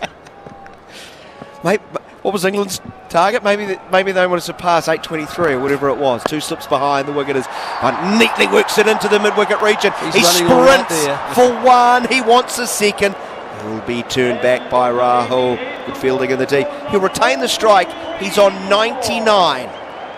That was terrible cricket there because he obviously wanted his 100, but he has hurt himself there, and also he's going to get the strike the next ball anyway. Like just take the next ball. I tell you what, he wasn't running that fast on any of KL Rahul's hits into the outfield. Maybe he's the reverse Sinalo Jafta, as we were talking about earlier. The South African women's keeper who only keeps and doesn't bat. Hasn't faced a ball in the T20 World Cup. Reverse Sinalo Jafta sounds like a band I used to watch play in like pubs in the 90s. Nice. They were probably excellent live, I would have thought. Yeah, much better live. Yeah, that weren't very well produced. No, poor. Out of their own garage, self-produced in the 90s. It could be very hit or miss. 433 for the loss of 4. Punt is 99, not out, and he is on strike. As it is Will O'Rourke back into the attack. He has made a very impressive start to his Test career, but throughout this innings, some steep learning curves. Been a little bit wayward, hasn't he, Jerry? Well, I think all the bowlers at certain times have been guilty of that. He'll learn a lot from these experiences, though. One hopes. Let's see what he can do here. Crowd full of expectation. India lead by 77 runs. New Zealand just adjusting their field. O'Rourke's going to go round the wicket. 2 slips of gully. Point comes in. Bowling to punt on 99. Oh! It's an inside edge onto the stumps and he's bowled. Ball nipping back from around the wicket, and what a cruel way to go when you're on 99. Fans disbelieving. Hands on heads. Helmet comes off. His punt must go. Bowled O'Rourke for 99. It's 433 for the loss of 5. Yeah, there's initial disappointment, of course. It is 1 run. We make a lot of it about it. But it's not a bad delivery either. It comes back in and it's threatening, kind of just obviously the length of it is such that it's going to go over the top of the stumps. But it's caused a slightly closed edge of the, inside edge of the bat and then gone onto the stumps. As I say, it's dampened the spirits of all his mates and round the ground, of course, and people do feel sorry for him. But he's played a great innings. Look at the strike rate, 94. He's hit the ball out of the stadium. He's played some fabulous strokes. And he's played his part, in the innings. I wonder if there's a part... New Zealand... carry on. Yeah, no, I was just going to say, I wonder if there's a part of he just lost concentration when he hit that ball on the leg side on the last ball of the previous over. He thought there was 2, obviously. He ran very hard. He hurt himself running. Almost caused a run-out chance with... He's barely getting up the stairs at the moment, actually. He almost caused a run-out chance with KL Rahul, in the confusion. And you could see he was really frustrated. I wonder if the knees just started to hurt a little bit more or it was just a concentration thing. But he didn't look quite as sharp in the last couple of minutes as he had at other times in that innings. And it was a magnificent knock and very unfortunate that he didn't quite bring up the 3 figures there. But it makes the game more interesting again because both sides are back in it. Yeah, well, it's now 5 for 70. Jadeja, the new batsman, he starts with a nice looking push drive into the cover region. There is no one. Of course, he's on a pair. After missing out in the first innings, trying to turn a ball outside square leg and ballooned up behind the gully region. I think Ajaz Patel went back and took the catch. That was off the bowling of Matt Henry. But Will O'Rourke has a wicket. Huge one for New Zealand. Because man who can score at a furious rate. And Rishabh Pant denied a 7th Test match 100 by a solitary run. Well, here's a good bit of bowling. O'Rourke around the wicket once more, hitting the seam, just leaving Jadeja, who's squared up at the crease line as it's through to Blundell.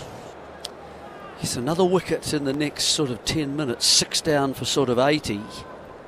And suddenly India begin to take maybe a slightly different view of where the game is. Certainly Ashwin to come, but after that, you are into the tail. So there becomes, if this next wicket falls in the next sort of 10-15 minutes while the ball's still new. 2 slips gully, leg gully as well, as O'Rourke bowls Fuller. Pushed to point, there will be no run. No, you're right, Jeremy. Certainly New Zealand. Yeah. I just think what Monty said just, I think probably 10 minutes ago, that's how New Zealand need to view this. You know, forget the 4-3-3, it's actually only 70 odd. And one more here. And then go bang bang, Jerry. I think, Jarrod, we're supposed to say, go get your mushrooms and some Toblerone and some Lints, and put your feet up for half an hour. Done. Appreciate your time. It's a deal. It's on John. John's got the tab. Here's a bouncer. Sailing down the leg side. Jadeja not interested in playing a stroke.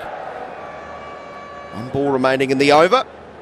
The lead is 77, so effectively 77 for 5 as Jarrod and Jeremy Coney have been discussing. Great to have your company, no matter where you are listening, around New Zealand, around the UK, around the globe for that matter.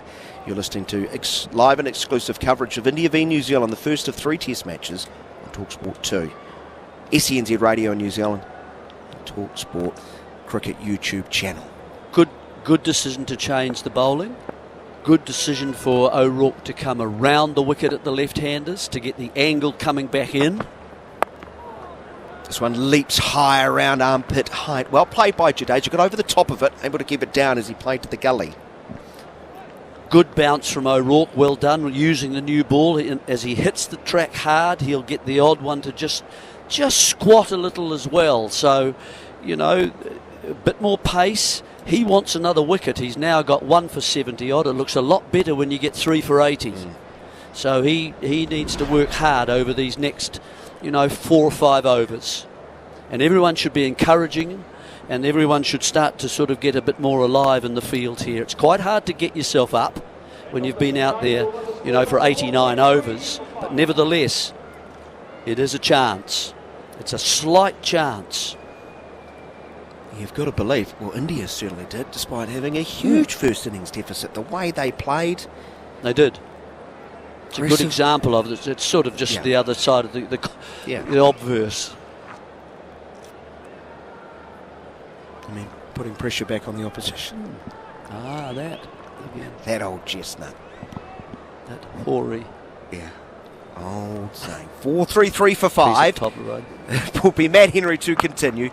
Bowls back of a length rail, turns into the onside. Jadeja was very late to leave. The throw comes to the non-strikers then. Rahul, I think, was home. Good work from Will Young. We're about 8 minutes away from tea by my count. Well, so Rishabh Pant becomes the 10th Indian player to make 99. Okay. I take your point about how much, we put so much stock in that extra run, isn't it? But we have categories for noughts, 50s, 100s. Why not 99s? Well, why not? It's usually a discussion on some sort of podcast, isn't it? How many people get 99? And I mean, John Wright got a few of them, I think. Maybe one. Who's got the most? 2. Well, there you are. There you go. Gary will answer within seconds. Gary will be right onto that for us.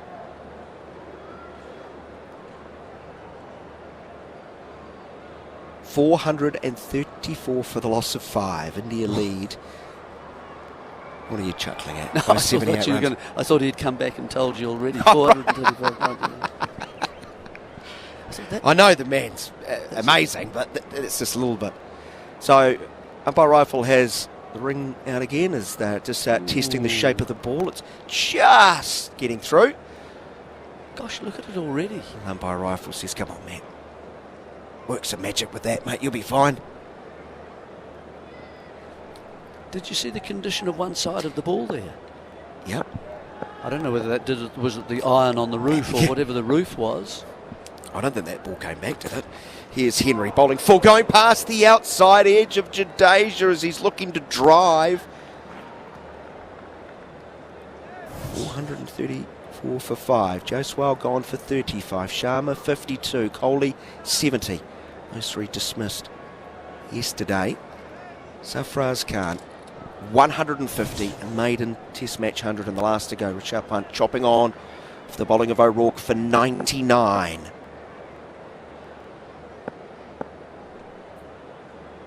Here is Henry once more. And that's a very good way to get off the mark from Jadeja. Long half volley, punched it back past the bowler, just to the off side of the wicket. And out to the fence for 4. Good stroke. Took a little shimmy down the crease just as the ball was bowled. It's just a slight, it shows you the difference between the pace of Henry and also then O'Rourke. Don't think we'll see too many batsmen going in and sort of walking at Will O'Rourke. 438 for the loss of 5 as Henry bowls, and this one hits the pads of Jadeja, leaving, but it's going to sail high over the stumps, you would think. No real appeal from the New Zealanders. Well, they saw the height, didn't they? But back a bit. Yeah, it looked like a very odd leave, didn't it? Very odd leave. It's just got a bit less. Let's see what sort of the line it was. Oh, there's the drive. No, they're going to show the boundary highlight first. Yeah, slightly closed face, just keeping it on the pitch. There's Jadeja Leighton defending, full deliveries. Henry looking to target the stumps and looking to target that knee roll. He pushes the ball to mid-wicket. No addition. Here is... It's way high, isn't it? On the back leg, above the pads. I think sort of the back thigh pad. It surprised him how it jagged back to the left-hander. He was expecting it to just move across from right arm over the wicket. Here is Henry once more, shorter of length and comfortably played into the cover region. Jadeja sets off, but Rahul says no, thank you very much. The end of the over, 438 for the loss of 5. India lead by 82 runs. The New Zealand bowling figure, Southey has 1 for 53 of 15. Henry 19.5 overs, 2 maidens, no wicket for 96. O'Rourke 16 overs, 2 maidens, 1 for 75. Ajaz Patel 18 overs, 2 for 100. Phillips 15 overs, 2 maidens, 1 wicket for 69. And Rachel Ravindra 6 overs, no maidens, no wicket for 30.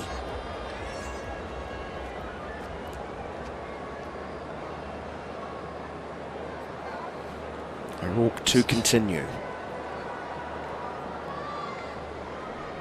Big night of sport ahead for New Zealand and the UK. We haven't mentioned the America's Cup, have we, much? How's that going? Still 4-2, is it? Is it going? Still 4-2? I think it's a bit more than that now. I think it's match point. Oh, is it? 6-2. I think there were 2 wins overnight. Oh, 6-2. Sailing away. You'll get there eventually, UK. You'll get there eventually. Here's a good bit of bowling from O'Rourke, hitting the pitch hard, getting up around ribcage height, and Rahul uncomfortable, takes the bottom hand off the bat. Almost where the bat pad, wouldn't you think? Sort of just a deepish one where you get one that lobs a little bit from the top of the bat or from the glove. That kind of area. That's a good delivery. That's on the target. Doesn't look comfortable looking or giving it the look away as he plays. Just taking the bottom hand off the bat, pushing him deep in the crease. It's a good start from O'Rourke. 1 for 75. Here is O'Rourke going past the outside edge. Oh, it's a feather edge. New Zealand do indeed go bang bang as KL Rahul must leave. Steepling bounce once more, try to defend from the crease line, and Blundell is safe behind the wicket, and this game keeps on giving. Another twist, another turn. The lead is 82, but India's 6 down. Yep. The narrative certainly was a very tight corner when India had to come out and bat again, and they made their minds up they were going to try and really attack. And that was a big change in the narrative. Now we've reached a chicane, and it's just a little turn and a twist. And New Zealand, after having to battle away and see a lot of runs being collected around this ground, suddenly now it is about 80 for 6. And so it's starting to put the pressure back onto India, and the last man... Huh? Is it T? Is it T now? Yeah. Okay. All right, but it's about still, that doesn't change what the game has. The No. situation is, it's about 80 for 6, and New Zealand will go in, and those last 2 wickets have certainly 82, I beg your pardon, for 6. That doesn't matter too much. It's just that there's been another little wobble in the game. As I say, a little chicane as you're going along. Will the straight continue, or will it keep turning? It's been one of those tests, Jeremy. It We has. said it Keeps about an hour giving, as ago you say. when we were last on together. Like, you just sense something's going to happen, even though from a New Zealand perspective they were looking pretty toothless. Yeah. But they got through to the new ball. They were unlucky, I thought, in the first few overs with the new ball. They went past the outside edge, but some reward late in the session. And Will O'Rourke, wayward earlier in this innings, has got it right. And I'm sure the coaching staff, as you can see them applauding as they go through there, the effort of the lads, but they'll be saying, come on lad, one more here and we're actually into the tail. And we don't want to be chasing 250, 260 or anything like that. You know, we can actually perhaps knock them over. Well done, Will O'Rourke. He's changed this game in the last couple of overs. Pace and a bounce and accuracy as well. So, yeah, it's an interesting game now again. Well, after that rain delay, truncated middle session, India advancing from 344 for the loss of 3, where Sarfaraz was 125 not out and Pant was on 53. Their big partnership continued. They turned it into a stand worth 177. But it was broken when Sarfaraz Khan tried to loft him southie over the cover region, picked out Ajaz Patel, gone for a brilliant maiden Test match 150 exactly. Rishabh Pant, oh so close to 100. He chopped on off the bowling of O'Rourke for 99 at that stage. It was 5 for 433. But then KL Rahul, last ball of the session, big edge in the end, taken by Blundell around shoulder height off the bowling of O'Rourke, gone for 12. Jadeja is 4 not out. He'll be joined by Ravi Ashwin after the tea adjournment. And he, of course, is on a pair as well. O'Rourke now has 2 for 75. Patel, the other wicket taker, 2 for 100, while Phillips 1 for 69 and Southee 1 for 53. 6 down India in their second innings, and the lead is not comfortable right this moment. It's only 82, effectively 82 for the loss of 6. You're listening to live and exclusive coverage of India and New Zealand. Test match number 1 of 3 on talkSPORT 2, SENZ Radio New Zealand, and the talkSPORT Cricket YouTube channel. Plenty to come over the tea break. Jon Norman will pick it up after the short break, having a chat to Monty Panesar. Live and exclusive ball-by-ball commentary of the first test, direct from Bengaluru, as India take on New Zealand. And now he's straight. See you later. Only on talkSPORT 2. NFL Live, Monday morning from 1 a.m. on talkSPORT 2. You won't miss a blitz, a rush, a tackle, or a touchdown of the New York Jets at the Pittsburgh Steelers. Over to you, Bob. Thanks, Bob. Here full coverage of the all-highfalutin, rootin' tootin' action. Monday morning from 1 a.m. on talkSPORT 2.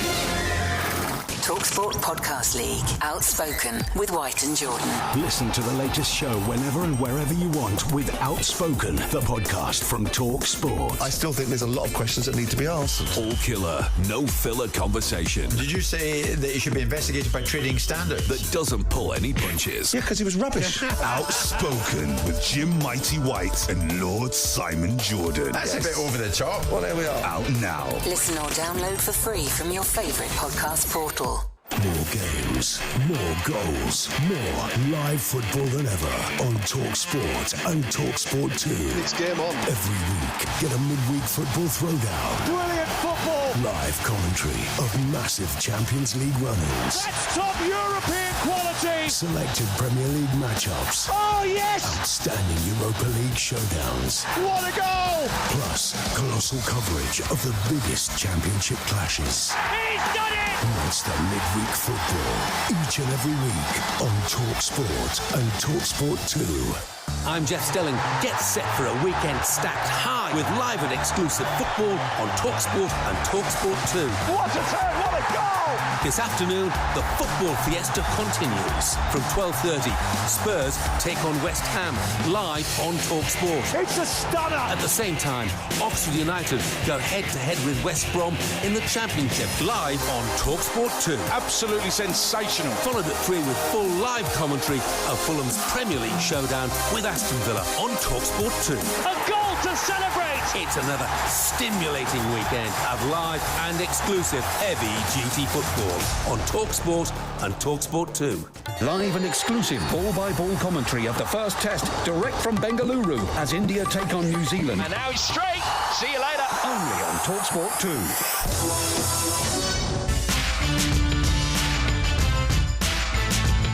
Sarfaraz on strike, waiting for O'Rourke, and he gets an edge as he looks to cut, and it's gone wide. A blunder between keeper and slip, who's quite wide. I'm not sure it has carried to either. 4 runs, 250 is up. A grimace across Tom Blundell's face, frustrated. One goes back with Sarfaraz in strike, and he eyes played this glorious stroke, width outside of off stump, letting the ball hit the bat, and he's guided it wide of Latham down to the fence for 4, and well, signs of anger earlier in the over. Genuine anger from Matt Henry. Sarfaraz moves into the 90s, 93. His punt hitting up Bushley, just over mid-on. Flopped it a little. Even the long arms of Will O'Rourke couldn't quite get there. Oh, here's a mix-up as they come back for a second. And New Zealand do not take the chance as Blundell has come towards Gully to collect the ball rather than stay at the stumps. Another full delivery in the pads of Sarfaraz, but he can't get off strike. So partnership of 50, and it's come in real quick time. Nice stroke, standing tall, hitting the ball the top of the bounce from about 4 stumps through the cover region, and that will be a maiden Test match 100 for Sarfaraz Khan, who starts sprinting and enjoying this very special moment. What an innings. Boisterous celebration. 100 of 110 with his team under huge pressure. Enjoy the moment, young man. Southey around the wicket to Pant, and Pant has launched this delivery straight back over the bowler's head for 6. Yeah, this is destructive batting here. This is what Rishabh Pant, when he's in this mode, is extremely dangerous. Pant comes down, hits very high. Is it long enough? Oh yes indeed, as it sails over the sight screen. Sarfaraz leaning back, hitting powerfully straight past mid-off, who's about 2/3 the way to the boundary, but O'Rourke just saw the ball fizz to the fence. 1 bounce 4. 334 for 3 brings up the 100-run stand. The covers are coming on. The players will be leaving the field. Rain has interrupted play. First session on day number 4. This is flat and fired in, and Rishabh Pant has swung a meaty bat at this. No timing, all power. Smashed over mid-wicket for 6. This is thrashed by Sarfaraz Khan. The over after reaching 150. He's gone for another expansive cover drive, trying to lift the ball over extra what a cover. shot for Rishabh Pant, enough of this top of road nonsense. He's just hit the ball out the ground. Rook's going to go round the wicket, bowling to Pant on 99. Oh, it's an inside edge onto the stumps, and he's bowled. Ball nipping back from around the wicket, and what a cruel way to go when you're on 99. That New Zealand will feel, and so do we, that they're back in the game. The lead over New Zealand from India, 82, but they've lost 6 wickets, 438 for 6. And this game continues to keep us more than entertained. Let's see how that's affected the odds. An odds update now with William Hill. In the Zone on talkSPORT 2 with William Hill. 18+, gambleaware.org. So a win for India now, 5-1. New Zealand to take an historic away win, 21-10. The draw, 7-10. And Jadeja, who's going to be coming out to bat in the evening session, 9-4 if you fancy him for a half century. We've already had 2 instances of an Indian batter being bowled this innings, both via an inside edge. And so the odds of the next wicket being bowled are 10-3. That was today's odds update with William Hill. 18 plus, begambleaware.org. In the Zone on talkSPORT 2 with William Hill. 18 plus, gambleaware.org. I'm pleased to say that I've got Monty Panesar alongside me in the commentary box. We're going to look back at the last time that India lost a series.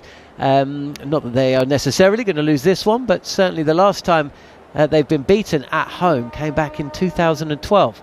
A series you played in, Monty, and it's probably won alongside Cardiff in 2009. You were present but didn't play in Australia in 10-11.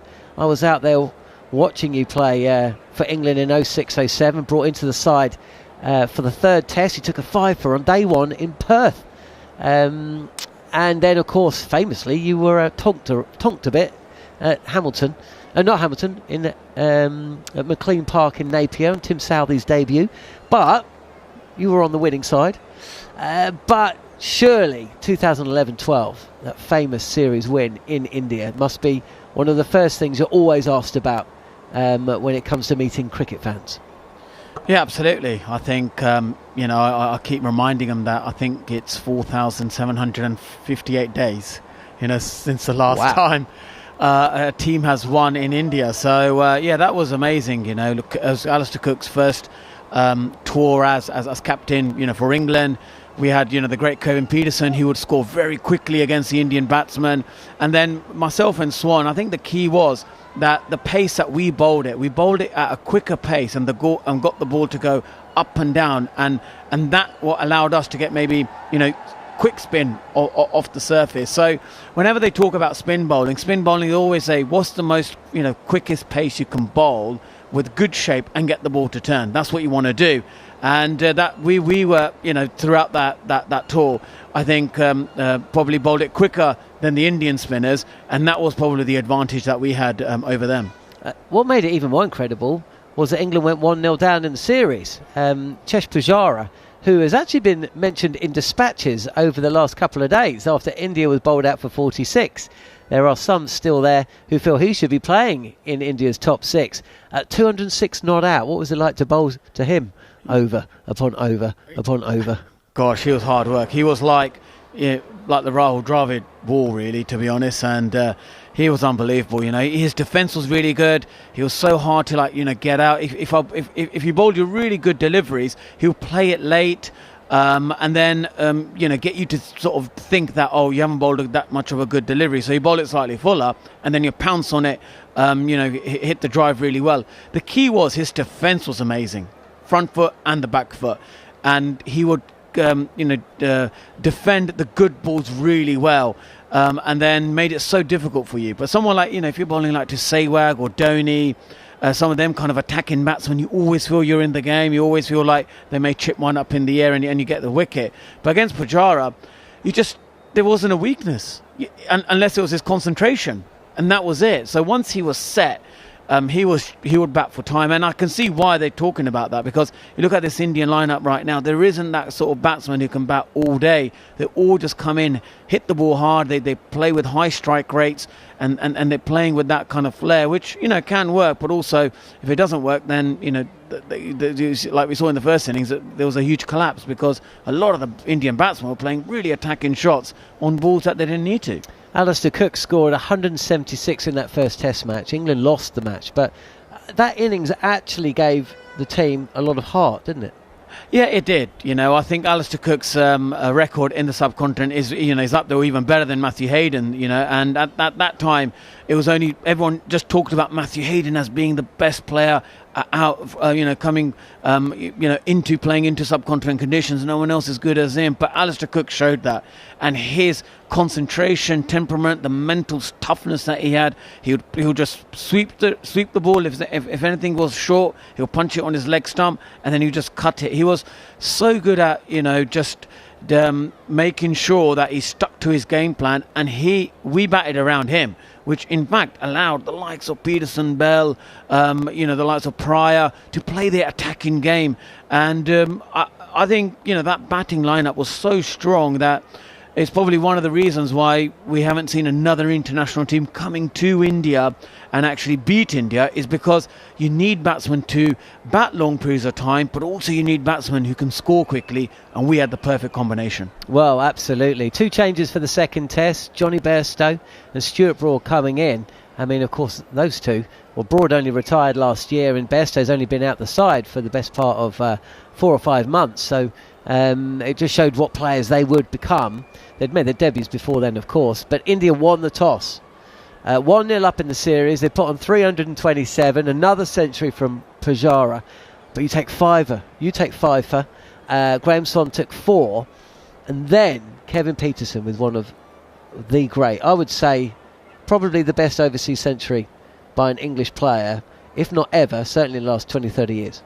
Yeah, absolutely. That was probably an unbelievable innings that he played. I think he got about 180 odd, and he was just batting so well, so dominant, just, you know, going after the spinners, after the seamers, and in particular, he would play the high risk shots and really dominate the attack. And when he was on top of his game, bowlers did not have any answer, to bowl to Kevin Pietersen. And I remember when I bowled to Kevin Pietersen, he would say to me, "I'm going to take my pads off." He goes to me, he always say to me, "Please bowl it quick into my legs." I go, "Why?" He goes, "I want to move my feet quickly and then I can maneuver the ball." And at the start I said, "What if I hit you on the shins?" He goes, "Don't worry about it." He goes, I will find a way of moving my feet really well. And he just did over and over again, and then you could see his footwork is immaculate. He always played with the bat, never with the pad. And his game just got so much better because of that. And, that was probably one of the best innings we've seen by an Englishman playing in India. And what about you then? You took 6 for in the second innings, 10 for the match.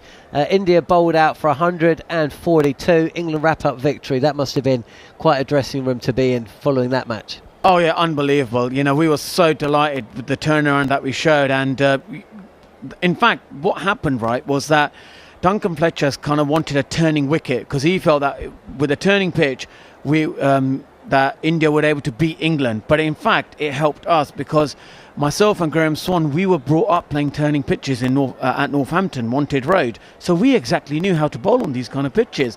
And it kind of backfired. And if it was a flat wicket, I think India probably would have won that test match. But because it was a turning pitch from day one, so he was effectively playing on a day 4 pitch because there was already a Ranji Trophy match being played on there, that we exactly knew what to do, how to bowl on these kind of pitches. So it kind of felt like, being on Wanted Road at Mumbai and just both of us, me and Swanee, just bowling together in tandem. It was like a dream, to bowl there together for England and actually, winning a game. And what a victory it was in Mumbai. Well, it was. And England were to go on to win 2-1 and then draw the final test to take the series 2-1. Joe Root, of course, made his debut in that last test match and scored a half century as well.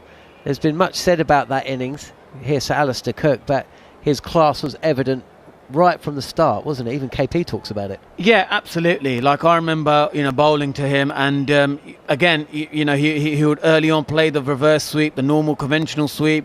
He'll go deep in the crease and just knock it around. Then he had a good, defence, like you say it. But this was a young kid, and you kind of felt like he was well mature, for his age. And I immediately felt so difficult. I thought I can't get him out. This young, Joe Root.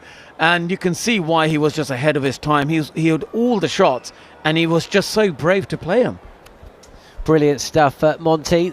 Always a pleasure to go back and revisit one of the great overseas performances, not just by England, but by any side. And that is proved by the fact that nobody's done it since.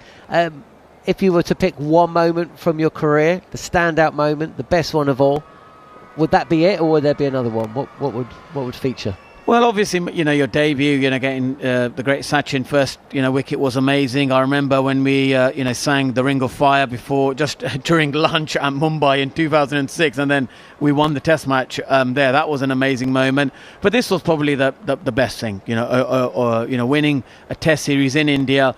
And I remember myself and Alistair Cook, we made my debut in Nagpur in 2006, and then for him to become captain and me playing alongside him, to Luton Town fans, Hatters, it was a fantastic memory and probably the highlight of my career for sure, and I'm sure the start of his captaincy career, you know, he loved that. He started off with a win in India. Well, it just goes to show it's one of the beauties of our country, really, the depth and breadth of the county game, where two spinners from Northampton can spin England to victory in India, and two Luton Town fans can come together as skipper and spinner. Thanks for the memories, Monty. Plenty more content like that on the TalkSport Cricket YouTube channel. Back to the action, and it's William O'Rourke bowling the first ball after the tea break, and it's Ravichandran Ashwin, not alongside Ravindra Jadeja, who are opening up the batting for India. 2 wickets towards the back end of that session. Rishabh Pant chopping on for 99. KL Rahul caught behind.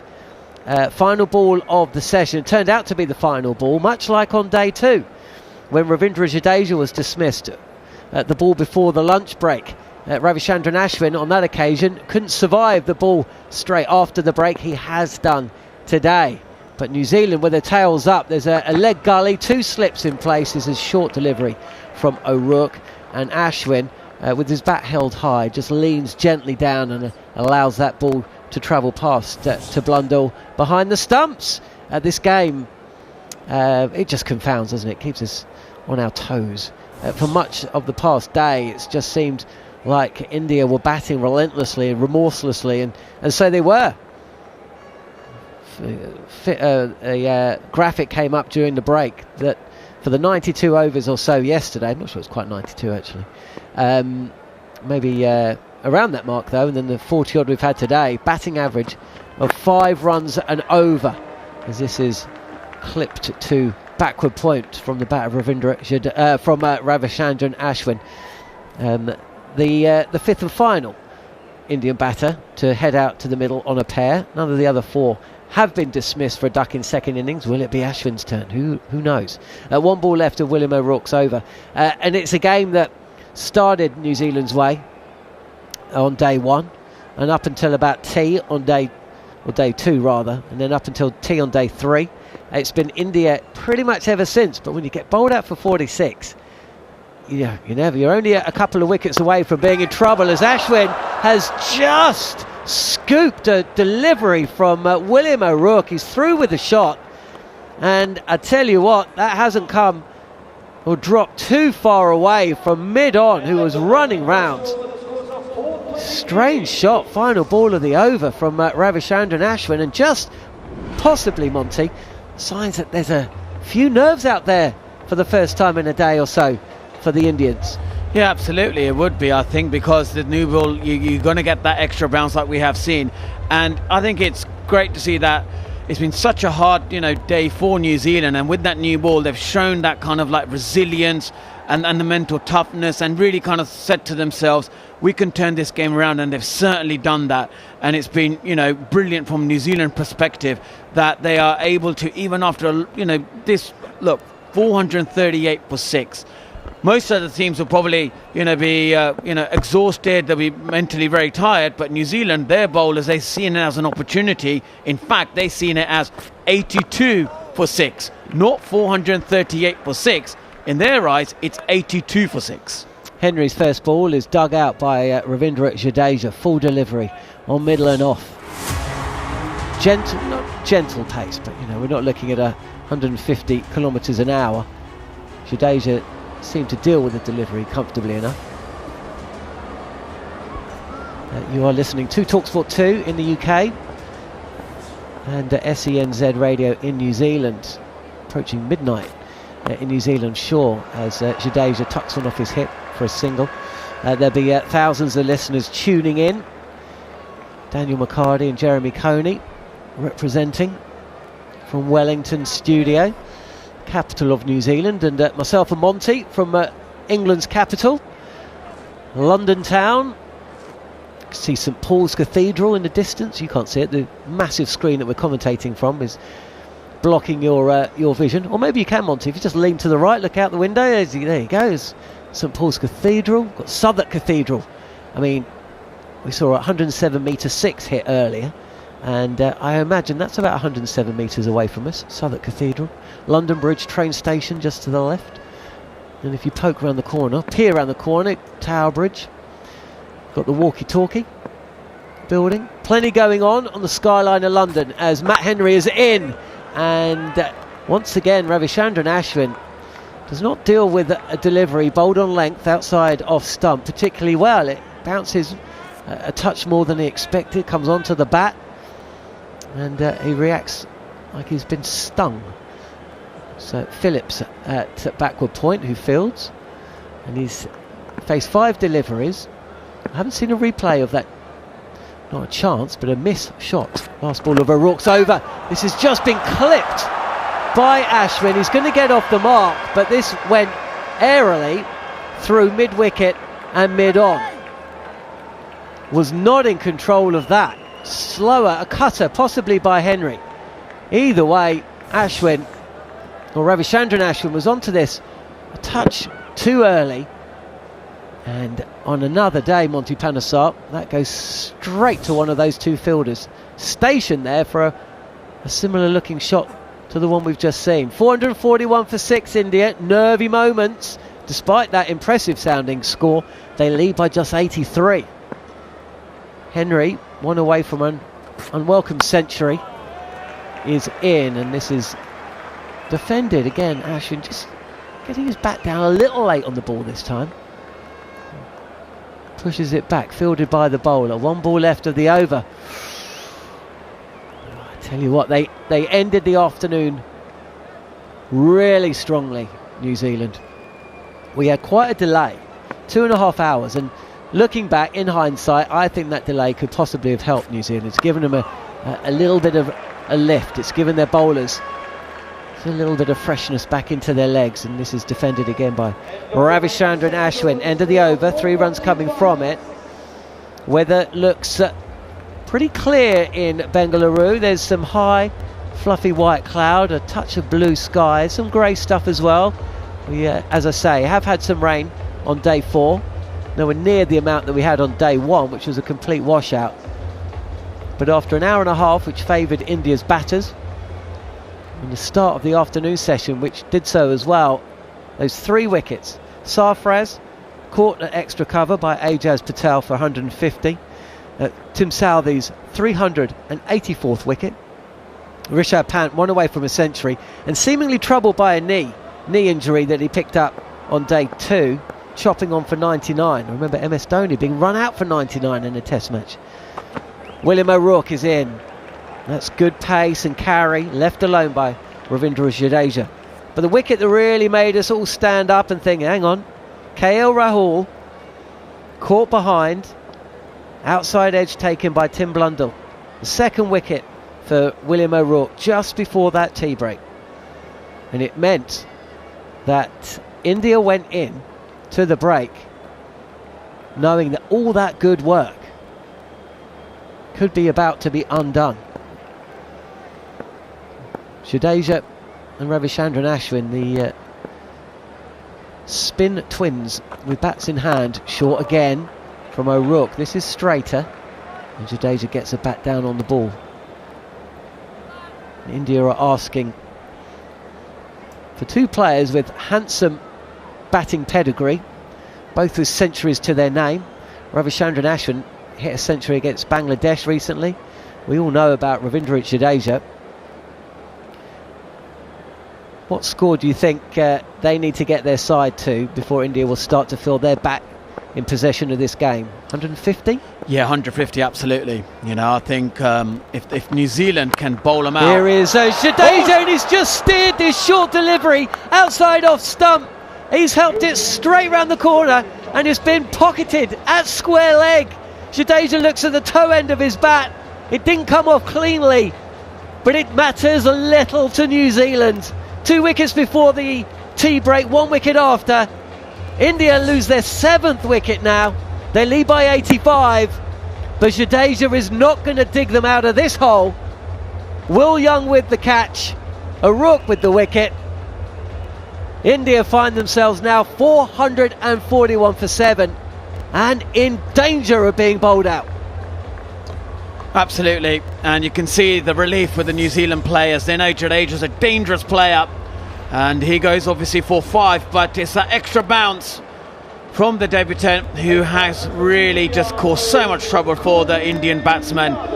And you can see that since the last probably 48 deliveries, it's been a complete turnaround. 3 wickets have been lost, only 33 runs have been scored, and the game has completely changed in, let's say, possibly the last 54 deliveries. So what a unbelievable turnaround it has been. And we often talk about Test cricket being a test for many things. The New Zealand team, the bowlers especially, have really shown the resilience. It's been a tough couple of days, but when they've got the second new ball, they are really showing how much it means to them to win this Test match. Wow, this has been exceptional. New Zealand knew they had to make use of that second new ball. It's one thing knowing, it's another thing doing. Well, they've done. 4 wickets from the last 54 deliveries. Just 35 runs, as Monty just said, 35 for 4.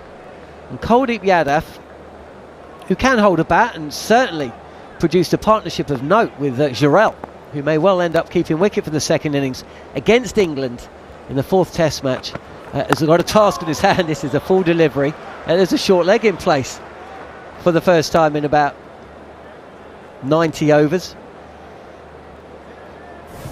The Dragonflies are back. New Zealand are buzzing. And that, you got to say, considering the state of the game and just how much easier it is to bat against an older ball in these conditions, it was a poor shot selection from Ravindra Jadeja.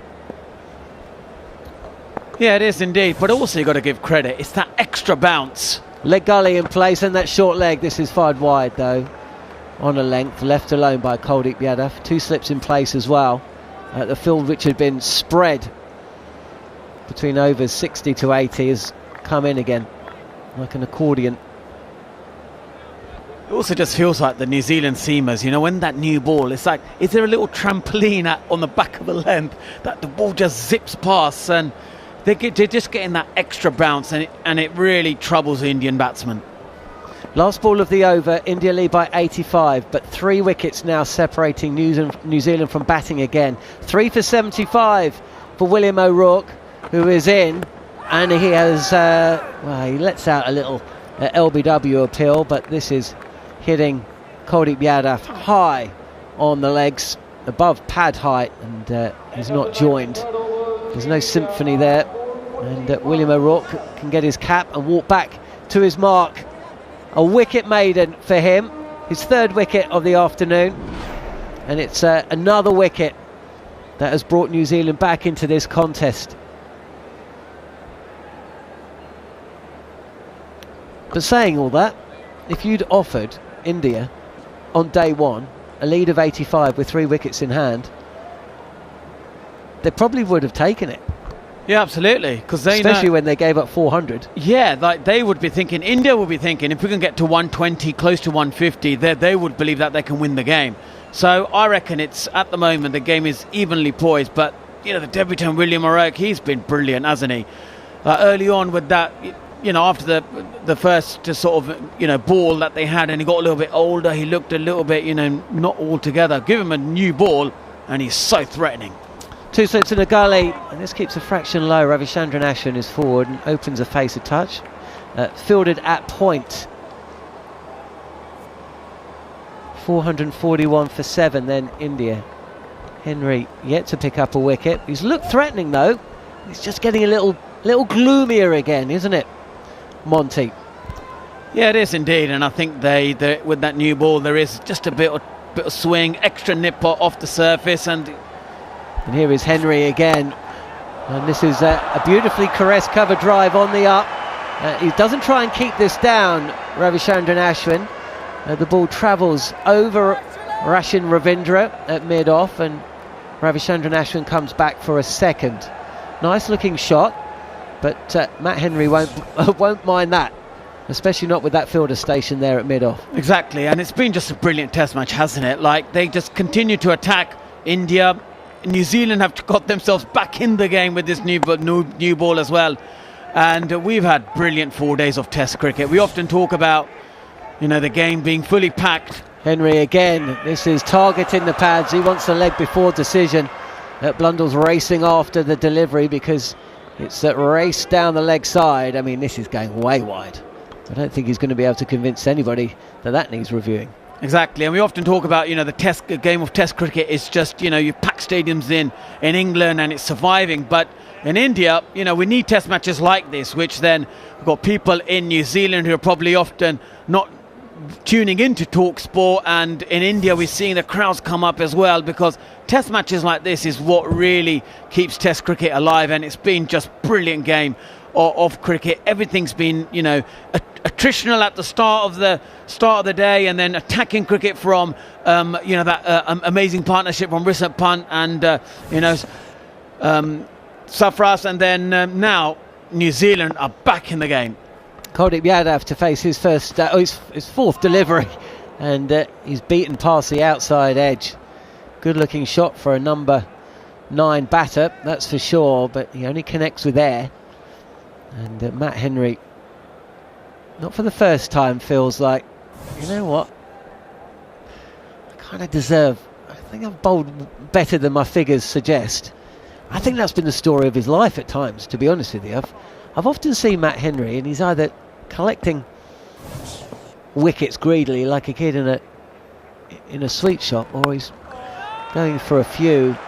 And this shot from Kuldeep Yadav, he just covers the line of off stump, plays a forward defensive shot, pushes the ball a couple of yards down the track, yet to get off the mark. 444 for 7, India, a lead here on talkSPORT 2 and SENZ of 88 runs. New Zealand 3 wickets away from batting. Are they going to bat again tonight? Beats him again, does Henry. But I think Kuldeep just plays inside the line. Jarrod Kimber's with us. Fun. It is. Is your mic on? I don't know. It is now.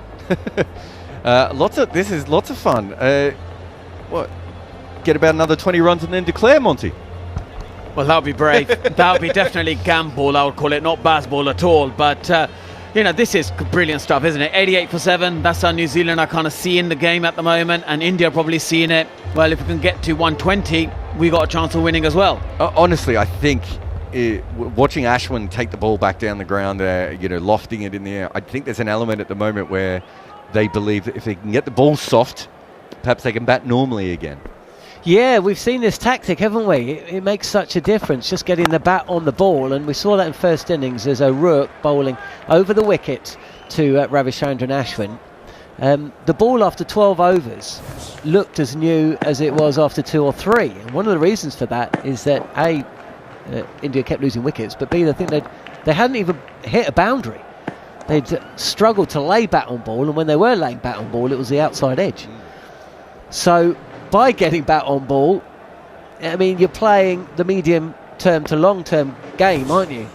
It might be a little bit riskier in the short term, but it will just make batting easier if you can keep your wicket intact. And Ashwin plays a back foot drive past Tim Sow, the extra cover. Again, a shot that is full of risk. Back of a length from O'Rourke is good pace, but Ravichandran Ashwin is trying to get bat on ball. In a bygone age, he would have left this ball alone when you consider the state of the game. Exactly, and you can see that extra bounce, William O'Rourke is getting, and he's still trying to hit that ball on the up, and that's what I love about this, the Indian batting lineup. All the way down, they're going to attack, and they're going to keep going, but they've got an attacking field as well now. I like to see that mid-on going slightly wider, where earlier on, like you said, John, that would have been probably a catch. But again, the last 66 balls have completely changed the game, and it's been very much New Zealand. Ravichandran Ashwin with O'Rourke operating with that leg gully, which was effective against Virat Kohli in the first innings. And this is played into the offside by Ravichandran Ashwin, no run. Just the noise of that. Anyone hearing in the effects mic, how hard this ball is at the moment. And it was replaced after, how long, about 6 or 7 overs? because it went out of shape, the new ball. The replacement ball has done a lot more than the original ball did, and we see that time and time again. There's not much you can do about that. Cricket balls have their own mind, Monty, and they're going to do what they want to do, but it has had an impact. O'Rourke again, short, and Blundell pouches that with his left hand. And wide signalled. That change of balls, did that happen with the second new ball? When did Rishabh Pant hit the ball out the ground? Was that with the new ball or was that with the old ball? Did he hit? Was it him? Because I know it went through I know it was replaced, but I couldn't remember. I think that was at a different moment in the game, but I can't. They got I remember them putting a ball through the cufflinks. Yeah. But I can't remember if that's when they changed it or if it was the Rishabh Pant 6. You might be right, actually. It might have been that one. Well, that ball was replaced. I think I just saw that sailing over St Paul's Cathedral, so that ball's definitely gone. Here is O'Rourke again. And Ashwin goes again. He's lofted this ball up towards mid-wicket. There's no fielder out there. This is the other thing. Ravichandran knows majority of fielders are close to the wicket. Doesn't time the ball, but he gets enough on it and back for a couple. This is what Gautam Gambhir was talking about. High risk, high failure cricket. The risk being taken by India. That's another couple of runs to score. 4-4-9 for 7. Yeah, look, it is brilliant, isn't it? I love the way India just keep counter-attacking. Doesn't matter how risky these shots are. They are playing entertaining cricket and they're taking, the pressure onto William O'Rourke. And here is O'Rourke. Ravichandran Ashwin goes again. It's in his half, and we know what he's going to do. And this is the best of the lot. 4 runs from the bat over long off. Bouncing just before the boundary. He's tried this shot 4 times. He could have been out twice. He mistimed the third, but it fell safely. In complete control of this one, though. It's pitched up by O'Rourke, and Ravichandran Ashwin adds 4 to the score. Yeah, brilliant batting. He wants it full, and he just hits it behind back bowlers coming from, and you can see that bat is straight as the line of the delivery. And William O'Rourke, he needs to just back his back of a length delivery, trust himself that he will get the wickets, will get his rewards, and not panic, because his stock delivery is actually really dangerous on this pitch. But you know what Virendra Ashwin and the rest of the Indian team are wanting. They want William O'Rourke to bowl it fuller, which will make it much more easier to attack the ball. Last ball of the over then. What is O'Rourke going to serve up? Well, he goes Yorker length. It's way down leg side and collected well by Blundell. End of the over, and this is kind of what we've seen from O'Rourke, isn't it, Jarrod? You mentioned this on day 2. He is still kind of just bowling a delivery, if you know what I mean. It's like, well, that's the ball I'm gonna bowl. It's not like Tim Southey or Matt Henry or more accomplished and experienced bowler. He's still erratic, and that's where the Steve Harmison comparisons possibly come in. His best balls are very, very good balls, but when questions are after him, the pressure's put on him, and we even saw that when New Zealand were all over India in the 46 all out. He was still spraying it a little bit, but that's just that's what comes with selecting such a raw bowler. Yeah, and it's also how he's got his wickets at times. So it's part of the entire matrix of how he is successful. And you've got 2 very accurate bowlers at the other end, but you're going to get some very good balls and not. Coney Yadav is still playing in this game, by the way. We haven't mentioned him for a while. He's yet to score a run. He's faced 7 deliveries, including this one, bowled by Matt Henry.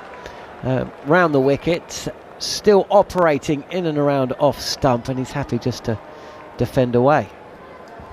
It'd be interesting to know with Henry how many of his runs come, third man, fine leg region. I reckon there's a lot that have come there off good deliveries. He's bowled really well. It's just he's probably found it difficult for the Indian batsman stop scoring, third man region.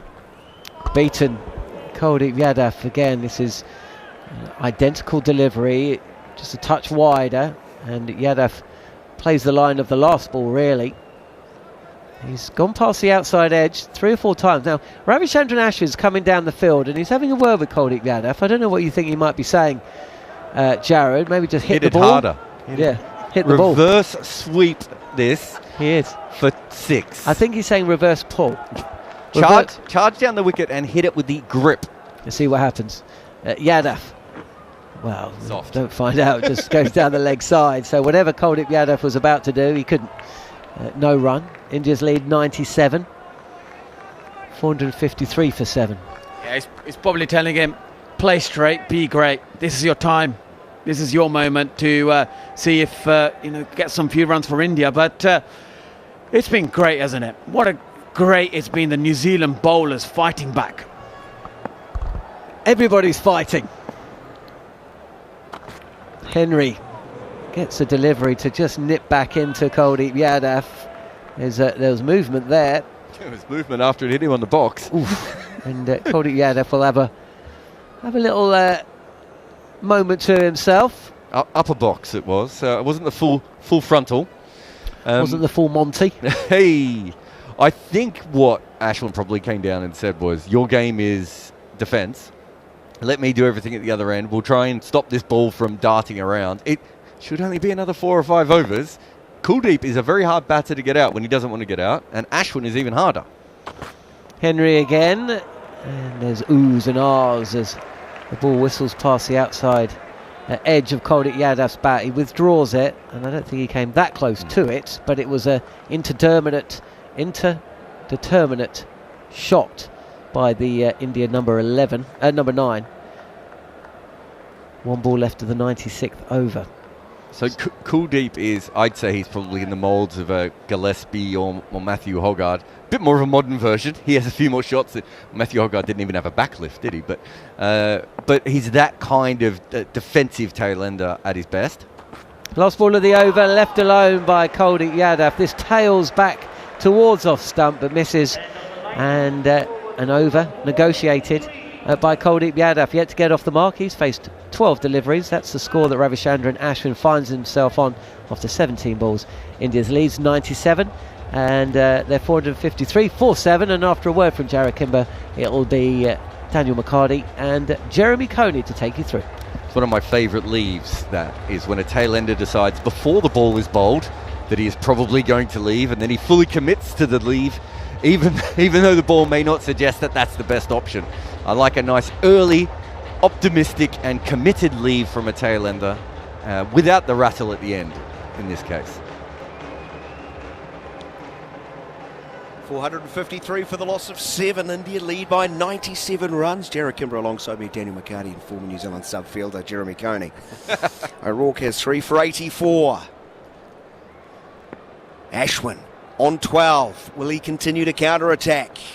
Giant figure of O'Rourke bowls, fully drives up towards mid-off. There's going to be no run as a lumbering Tim Southee's across to his right. Field, he looks very heavy-legged. Very heavy-legged. At the moment. Yep, he does. But New Zealand might need him to come in and bowl a few here, just a couple. And he's got to really put the effort in. But in the meantime, I think New Zealand could drop one back to Ashwin and say, look, and bring the guy who's at mid-wicket just a little closer to save possibly the single. So mid-on. Yeah, mid-on back. Yeah. Don't allow him to hit over the top with impunity. 2 slips in a gully behind the wicket. Here's a short delivery that sails over the right shoulder of Ashwin as he sways back out of the way. You are listening to live and exclusive coverage of India v New Zealand on talkSPORT 2. TalkSPORT Cricket YouTube channel and SENZ Radio in New Zealand. It's been a fun test, Jarrod. Hasn't it just? It's incredible the way that it's moved around. It wasn't that long ago you were making fun of the TV companies for making up their lengths of their sixes, and now it's just all about wickets. I'm not saying they don't, Dan. I'm not saying they don't. I'm just saying. Well, surely you're going to tell us what the latest gambling odds are now, are you? Short, wide of off stump, bouncing over Ravi Ashwin's bat. He's trying to thrash it away through point. I bet they've suspended it. I bet they haven't worked out. They're working things out now. You see a couple of wickets are gone. I tell you what, before Ashwin started counter-attacking, I think India went over 10-1. And they're back into about 7-1. So New Zealand obviously massive favourites now. But what's really gone is the draw, because we've had less rain today than we assumed. Weather looks slightly better for tomorrow. So, India not batting like they're trying to wait for rain, are they? local markets in New Zealand. New Zealand's quite a warm favourite now. Here is a full toss that steered away through mid-wicket. Should be 4.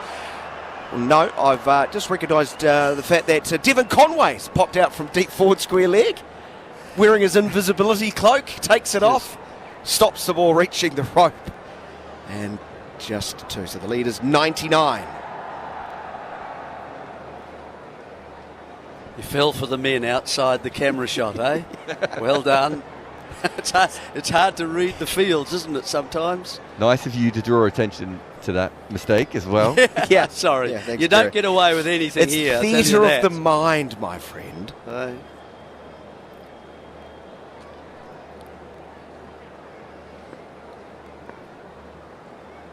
Ashwin moves to 14 with that 2. 4-5-5 for 7. He's onto the front foot, opening the face, pushing into the gap at point. The Energizer Bunny is around from gully as Phillips slides, picks up throws. So 1 ball remaining in the over. The lead is 100. And importantly, Ashwin, provided Kuldeep gets through this ball, will retain the strike over the new over.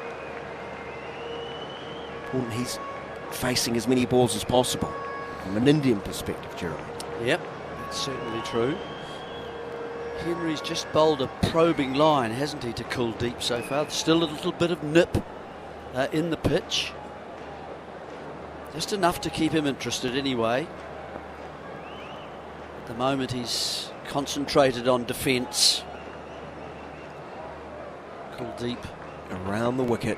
O'Rourke bowling to Kuldeep, who nicely plays this one. Waits for the ball, pushes just like Ashwin the previous delivery into a gap at points. A single to end the over. Kuldeep now off the mark. Ashwin is 15. The lead is 101. 457 for the loss of 7 wickets. The start of the day, India were 231 for 3. Sarfaraz was 70 not out. He combined with Rishabh Pant. Brilliant partnership with 177. Sarfaraz caught at cover off the bowling of Southee for 150.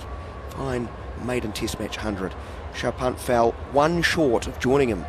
Gone for 99. Bowled by O'Rourke, and then O'Rourke got Kale Rahul just before tea for 12.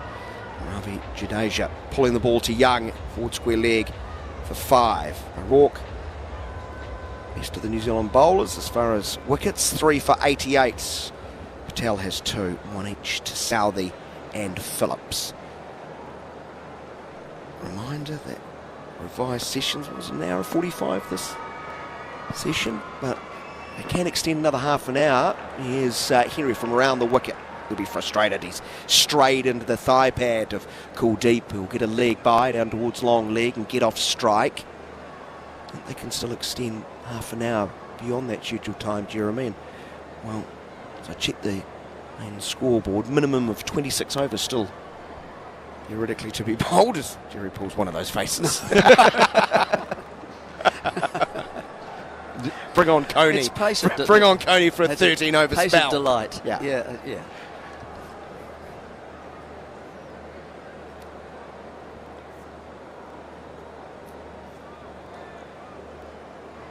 So, as far as field is out, not your long on as you've requested.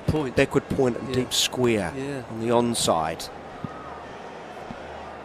Not sure they're trying to do that for. You want to still bring the stumps into play, don't you, at this stage? Cover mid-off, mid-on, mid-wicket. 2 slips, gully. Here's a chance down the leg side, off the thigh pad. Blundell didn't take as he stretched a long way down to his left. Did well to actually prevent it going to the boundary.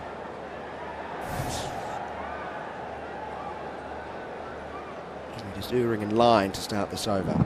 So how do we feel, fellas, Clearly about, off the thigh pad. from a New Zealand perspective, at the chase here? How do you feel about 125? Comfortable? Yes. Henry for me. From over the wicket. Nipping back!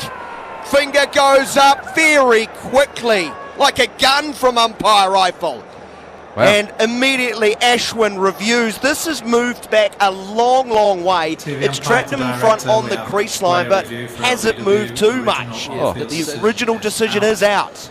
It's knee roll, I think, round the knee roll, and it certainly has. It's certainly come from outside off to sort of challenge that leg stump. As I was saying, it's just nipped around a little bit. Oh, it's high. But it's above. It's above, and he's a tall man.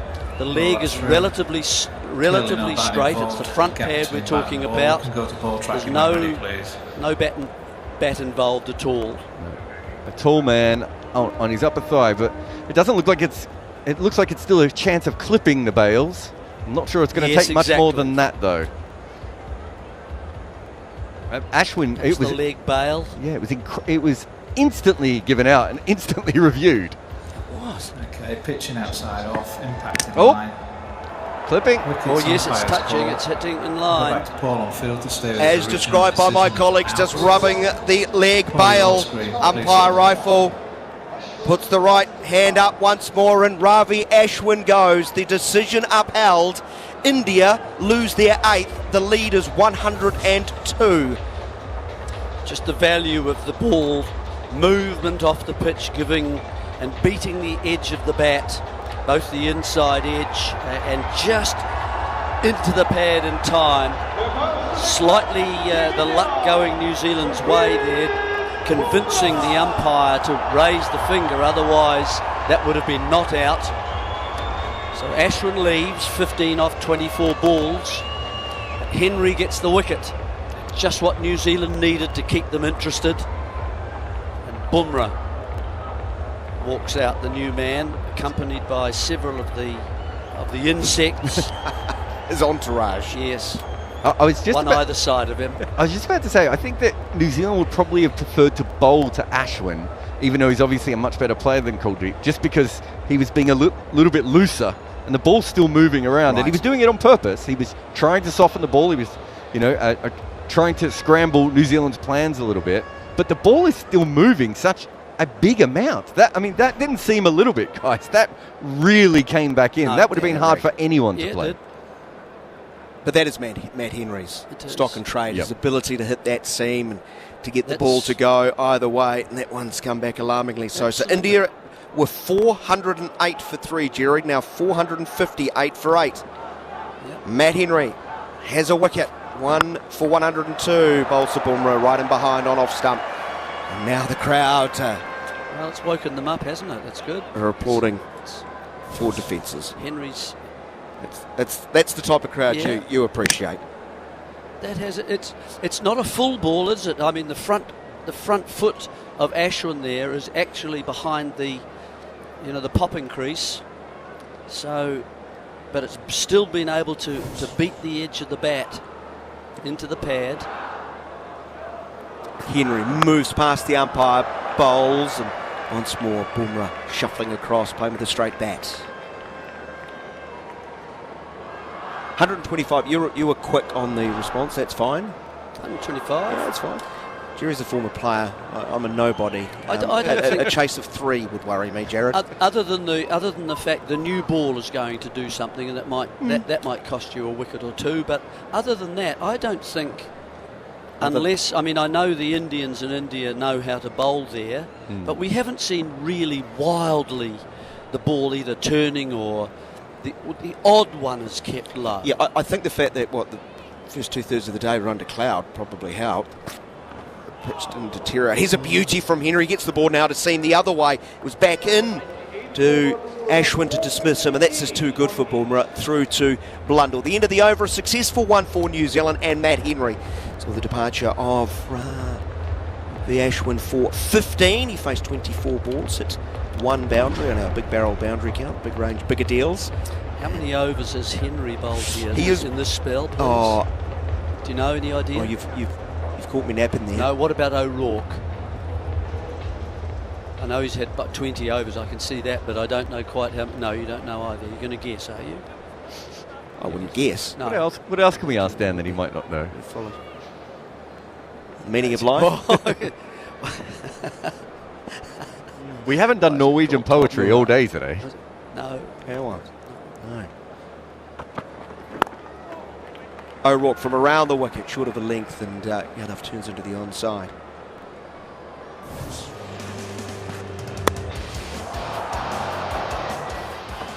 seeing a montage of some of the wickets to fall.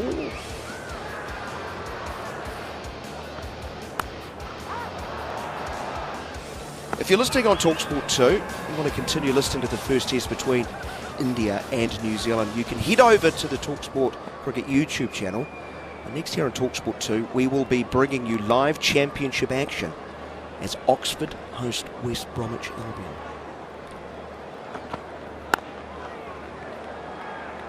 O'Rourke continuing around the wicket, full of length on off stump, pushed into the covers, no run.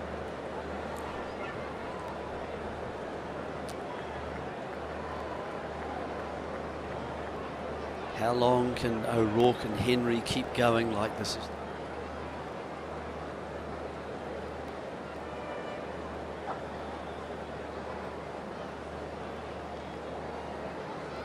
Or is he going to go to the next level of the game, which involves the New Zealand spinners, of course, in Southie? Or is he going to give them a real burst?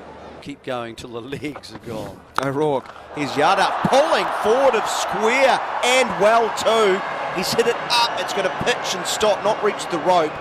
Will Young collects, he'll come back for 2. Signs of anger from Kuldeep. He moves to 460 for the loss of 8. Thank you, Gary. I could always trust you to save me from utter embarrassment. O'Rourke, 5 overs in the spell. At Henry, 9. Yeah, that's getting quite long, isn't it? Before and after 10. Yeah, sure.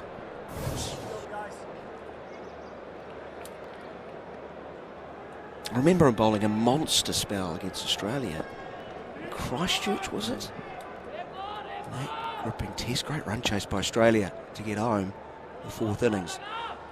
O'Rourke with 3 for 90 to his name. Yadav goes back, gives himself room, followed by O'Rourke. Ball sails over leg stump, hard length, goes past the top of the bat. That's brave of Kuldeep, giving his stumps away, getting outside leg stump, looking to give himself a wee bit of room to play it. 133. O'Rourke kind of keeping above those 130s still running in. Young man.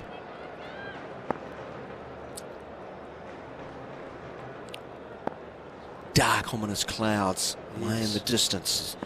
Will O'Rourke sprinting towards them, moves past umpire Goff, driven nicely by Kuldeep. Played a little bit away from his body, but straight out of the middle of the bat. Ravindra collects, returns. The outfield slowed a little bit following that rain. That would have been zipping away, but just 2 more to the total, 6 to Kuldeep.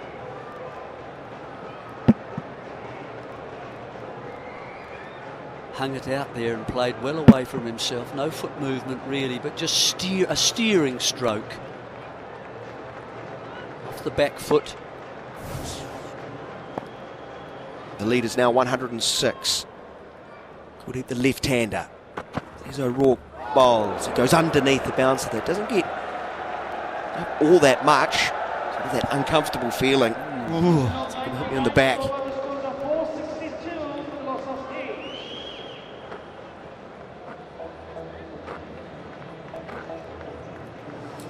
O'Rourke does some gardening as he kicks some dirt away.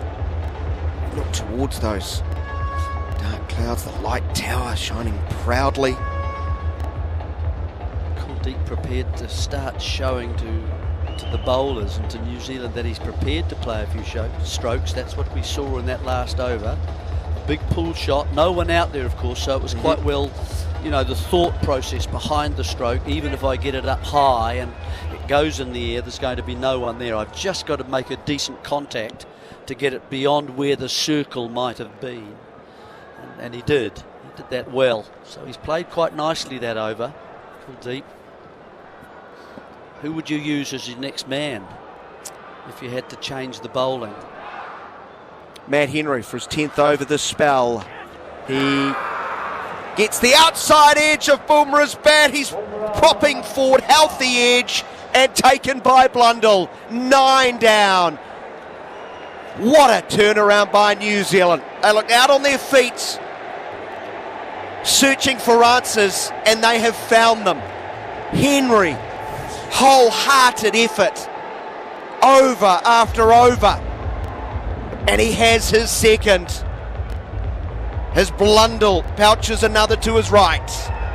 Yeah. Not a big amount of seam in this delivery that takes the outside edge. It's just close enough to the off stump that Bumrah thought he had to play towards that. The hands just open just enough to take the edge as it just continued on, but it's a lovely length and it was just the right sort of line as well, and so Bumrah caught a sort of a villainous little edge and it went through to Blundell. Nice comfortable height. So New Zealand take the 9th Indian wicket. They lead by 106 runs and out comes Siraj, the last man for India. So New Zealand have hung in, and this second new ball has brought about a number of wickets, hasn't it? Well, the second new ball. Because the first... Yeah, second. Yeah, that's right. First second new ball sit onto the roof. Bye-bye, take care, thanks for coming. And they replaced that. It's passed 2 examinations from the umpires, have tested it through the rings. And it's done the job. I'll repeat, India with 408 for 3. Now 462 for 9. Henry bowling to Siraj. He's beaten as well. That ball did take off a good length. He opened the blade. Didn't really give him much of a chance to get him behind it, and very lucky he didn't feather an edge there either. Lovely delivery. Lovely delivery. New Zealand is, we're just seeing a replay of the last dismissal of Bumrah. Celebrations in that cordon, and of course from Henry as well. Henry bowls and Siraj hits it to Southee, who takes a sharp catch at mid-on. That was racing. He's got good hands. That was throat height, and he's got 2 hands to it and taken it. And New Zealand have bowled India out for 462. New Zealand will need 107 runs to win the Test match and to beat India in India for just the 3rd time in their history. Siraj wanted to have a crack, but he's failed at the first opportunity. Just outside off stump, and he really wanted to get that a little squarer, but he's picked out mid-on. He'd be disappointed with that. Didn't quite give himself the chance to get in to play the stroke and get the feet moving. You mentioned the catch. Southee's a very accurate catcher, and he was able to get 2 hands to the catch, and he doesn't drop many. Whether they're high or in the slips, he's fielded there as well. So an accomplished fielder. And Henry, very well done to Henry and to O'Rourke, the way they kept running in and kept the pace going, kept trying to hit the pitch hard and create variation and bounce and a little bit of seam with this second new ball. And New Zealand now gathered together as they leave in a pack, and I think they'll be slightly surprised the way that they've managed to work their way through the middle and lower order of India. Everything was looking as if India would just forge ahead and then contemplate a declaration, but that's been interrupted by the second new ball. And so 107 and we're in for quite an enthralling chase. Sorry, Jeremy, I'm not laughing. Will O'Rourke's quite a softly spoken big man. I think he was asked to lead New Zealand off the park. He didn't want to do it. So Glenn Phillips said, I will. Just want it off first. Well, let's get in there. Let's get ready. Well, let's get Jarrod ready. would be pleased with that. That would make the cut in his documentary, I think, probably. He's wearing those glasses he gets at the petrol station. You pay $10 and you get the free pair of specs. That's splendid stuff. India losing 7 wickets for 54. Hard to imagine when Sarfaraz Khan and Rishabh Pant were playing like rock and roll stars, Jeremy. Let's just give you the full card. Yesterday it was Jaiswal stump Blundell bowled Patel for 35. Rohit Sharma was bowled Patel for 52.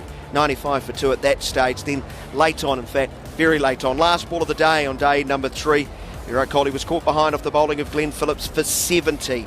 231 for the loss of 3 at the start of today's play. Sarfaraz Khan and Rishabh Pant punished New Zealand in that first session. 113 runs off 22 overs. They were going at over 5 runs and over. Then a rain delay slowed them. But then they found great momentum again after play resumed in the middle session. They added what you thought for a time, Jeremy, might have been a match-turning and match-winning partnership for India. It was worth 177 off 211 balls. It's an indication of how quickly they were going.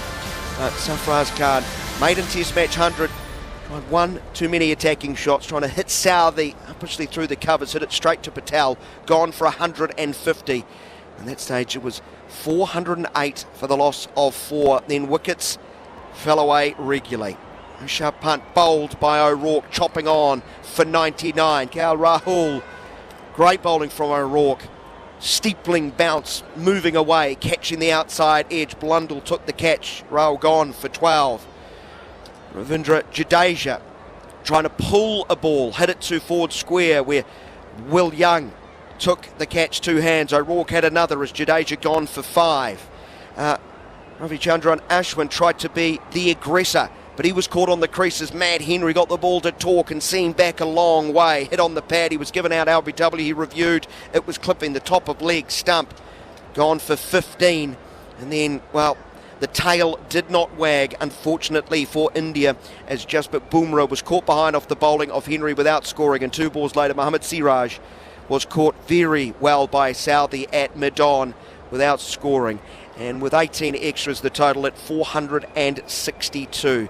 The bowling figures for New Zealand: Southee, 15 overs, 2 maidens, 1 for 53. Matt Henry finishes with 8 wickets for the test match, 5 for 15 in the first innings. He's finished with a spell close to 10 overs, 24.3 overs in total, 3 maidens, 3 for 102. William O'Rourke, things just happen when he's got the ball in his hand. He was wayward earlier in the day, but he responded quite beautifully and finishes with the very respectable figures of 21 overs, 4 maidens, 3 for 92. Ajaz Patel got rid of both openers, was expensive though, 18 overs, 3 maidens, 2 for 100. Glenn Phillips, that key wicket of Virat Kohli yesterday, 15 overs, 2 maidens, 1 for 69. And Rachin Ravindra was used late on up towards the second new ball, 6 overs, no maidens, no wicket for 30. So New Zealand will need 106 runs to secure a famous victory. So in total, wicket to wicket, India going from 408 to 3 to 462 all out, losing 7 for 54, Jeremy, in 15.3 overs. Pick a path. Pick a path in this test match. We can't. It's been so hard to. We've kind of said blithely, yes, New Zealand should get these runs, but this test match has provided so many changes, hasn't it, in direction. So, let's just wait and see how these last few overs, how New Zealand confront that first new ball from India. And if they can break through, if you suddenly 107 can look a very long way away. I can remember playing in a test match trying to chase down 104, and we lost 9 wickets getting there. 2 leg byes were the winning runs, and so it's not a foregone conclusion, certainly with that new ball. And as soon as that goes, it might become a little easier. We'll wait and see. Well, let's get the thoughts of Monty Panesar. Monty, I'm going to chat, my friend. Test match cricket at its best over the last few days. Yeah, it has been.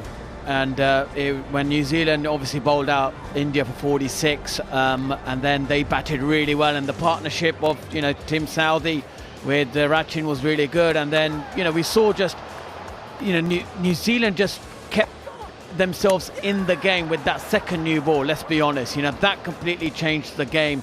And even yesterday when Glenn Phillips bowled that last delivery to get Virat Kohli out was another big moment as well. But then when it was with the new ball, you can see that the New Zealand, the team and everyone just, their energy went up a notch. They see that extra bounce and they made the most of it. And you can see when they work together and they know this it's a wicket-taking moment with that new ball, and they had to make it count. They really were a ruthless team, and it was just brilliant to watch.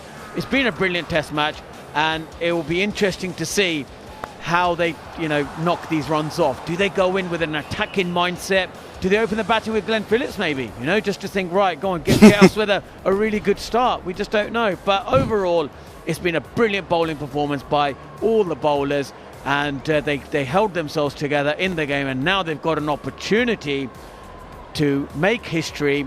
And could it be their third win in India in the history of New Zealand Test cricket? This will be absolutely amazing. But it's also been a great response, Monty, from India. Bowled out for 46. You could have easily forgiven them for, sagging the body language, sort of giving up. But no, that they showed great intent and fight, and in a belief that they could do something quite special, and they may yet do that. 462, really impressive second innings total, and Sarfaraz Khan, what a maiden ton. Boy, oh boy, I don't know how you would bowl to him, mate. I don't think the New Zealanders enjoyed it. Yeah, look, I thought he was brilliant. He created scoring opportunities, especially against the seamers. When that ball got slightly older, looked at that third man region, and he was middling the ball. Anything that was coming short ball towards his throat, face height, he would just, hit it over the keeper. To have that fearless approach and to continue to score runs was a brilliant innings. It was his innings that kind of got India into the game and the belief that they can go past and maybe set a total 150 plus. But then when the second new ball came, New Zealand then completely changed the momentum of this match. So we've had a brilliant test match altogether, and it'll be now up to this New Zealand team. I think they've probably played the better cricket throughout the whole of this test match. And if they now just be sensible, because we know the Indian bowlers slightly taller, slightly shorter in height, they may not get that same bounce, and they've just got to, hold their nerve. I know they'll be excited to win this game, but at the moment they still need 107 runs, and they've got to do it in a way which we know how New Zealand do it. Organised cricket, they stay calm, they don't, sort of get roared by the occasion. And, it will be a historic moment in New Zealand cricket if they can get over the line in this test match. Well, Jeremy Coney, I don't think any of us could be forgiven for believing there might be another chapter, though, in this test match. Such has been the nature of it. Here we go. First ball. It will be Latham up against Bumrah. Short wide outside of off stump, and lovely tumbling stop by the substitute wicketkeeper, Jarrod. I didn't think that was Pant. That would have been taken and stopped by the second slip. Otherwise, you mentioned this when he was batting. Well, as a captain, what would you have done? Don't like it. He's just got 99. He was good enough to get 99. It's not that. It's the out there running up and down for a couple of hours. It's not just his runs. It's the other. It's Sarfaraz's runs as well. True.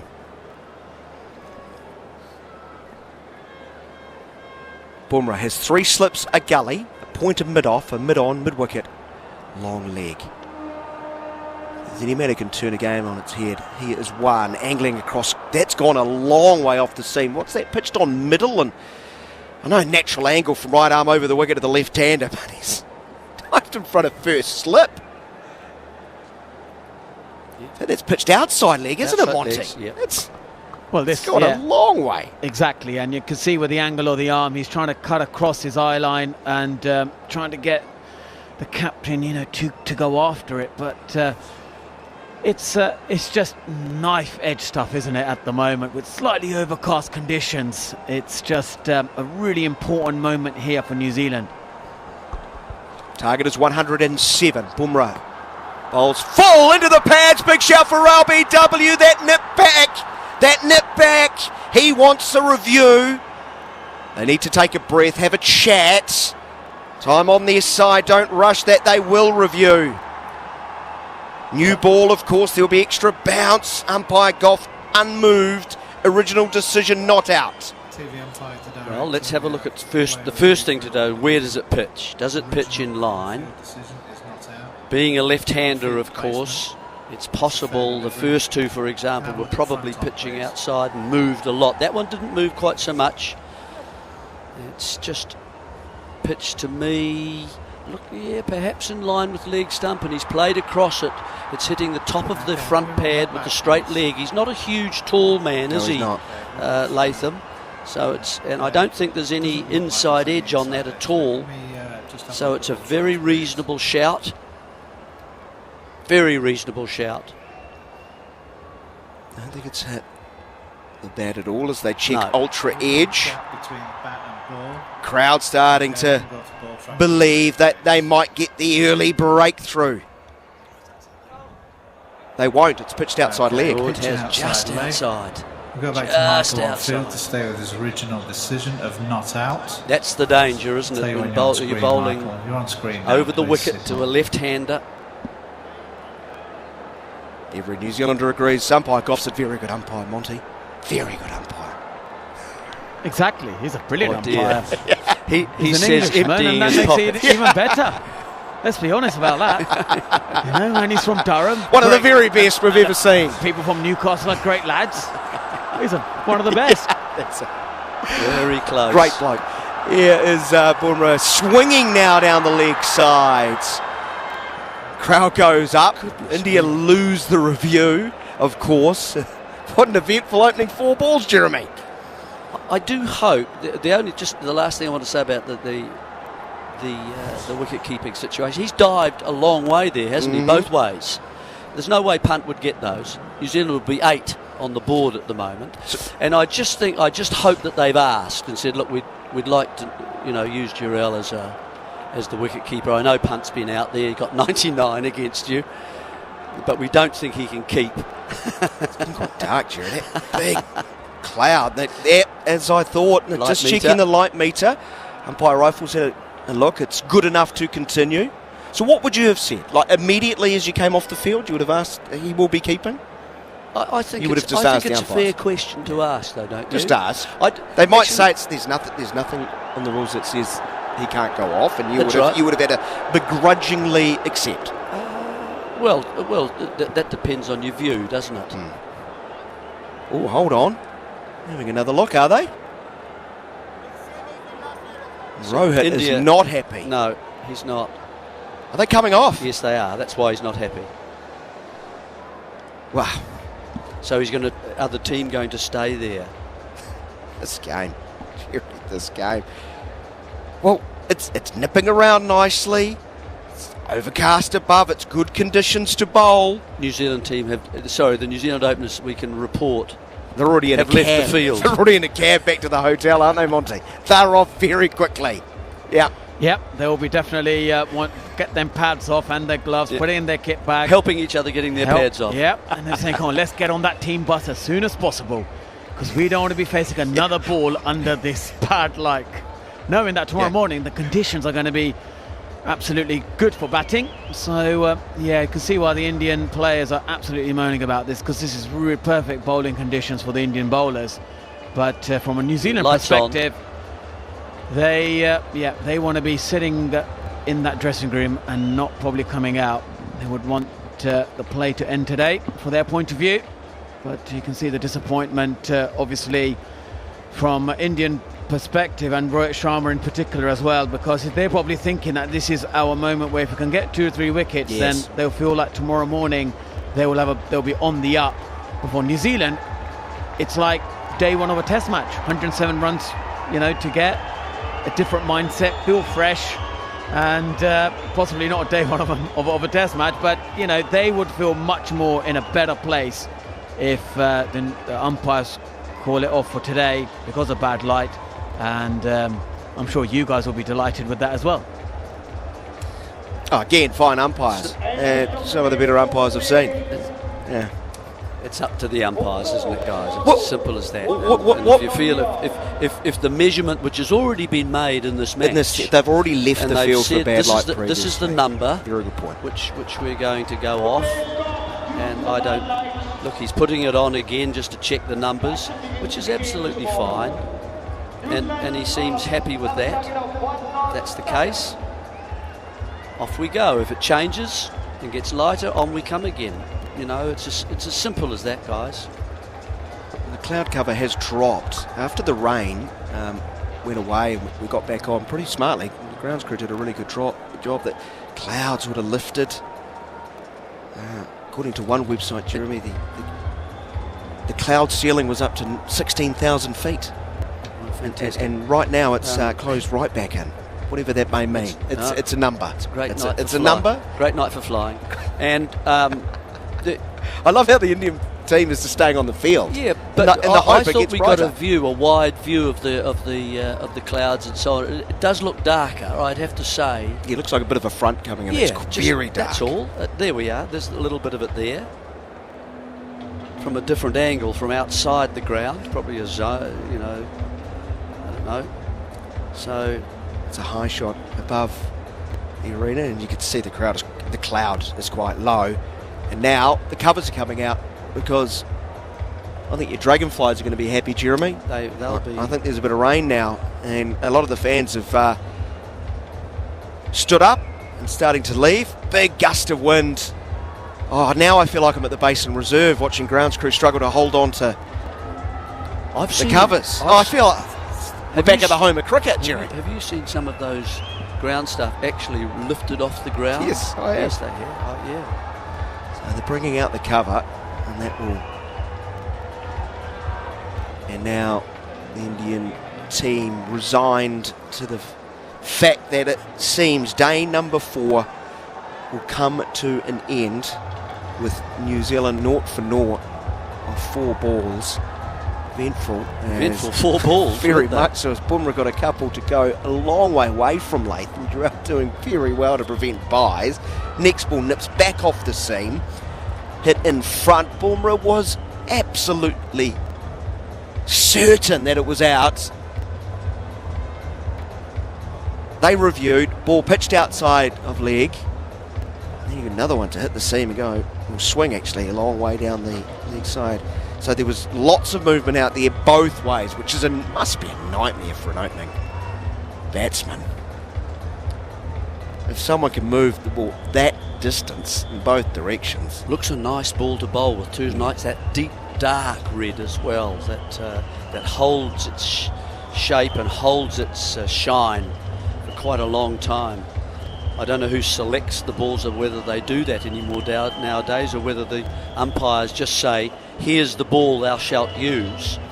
But we used to send one bowler along, and he selected from the box that was offered. It was always the dark one, on the feel in the hands and so on. Monty, the new ball's obviously vital here for India, there's no doubt about that, but 107, the spinner's mindset, not much to play with. Is there enough to play with? These are legends of the game. What are we? Is it 800 plus Test wickets between them? Yeah, I think that's where India will be hoping that the spinners can make some inroads. More importantly, I don't know how much play they'll get today if it does get called off now. But I think also umpires got to stay strong as well. They've got to control the game, not be dictated by the Indian superstars and tell them, this is what needs to be done. And it's good to see that they've stayed strong here, and they've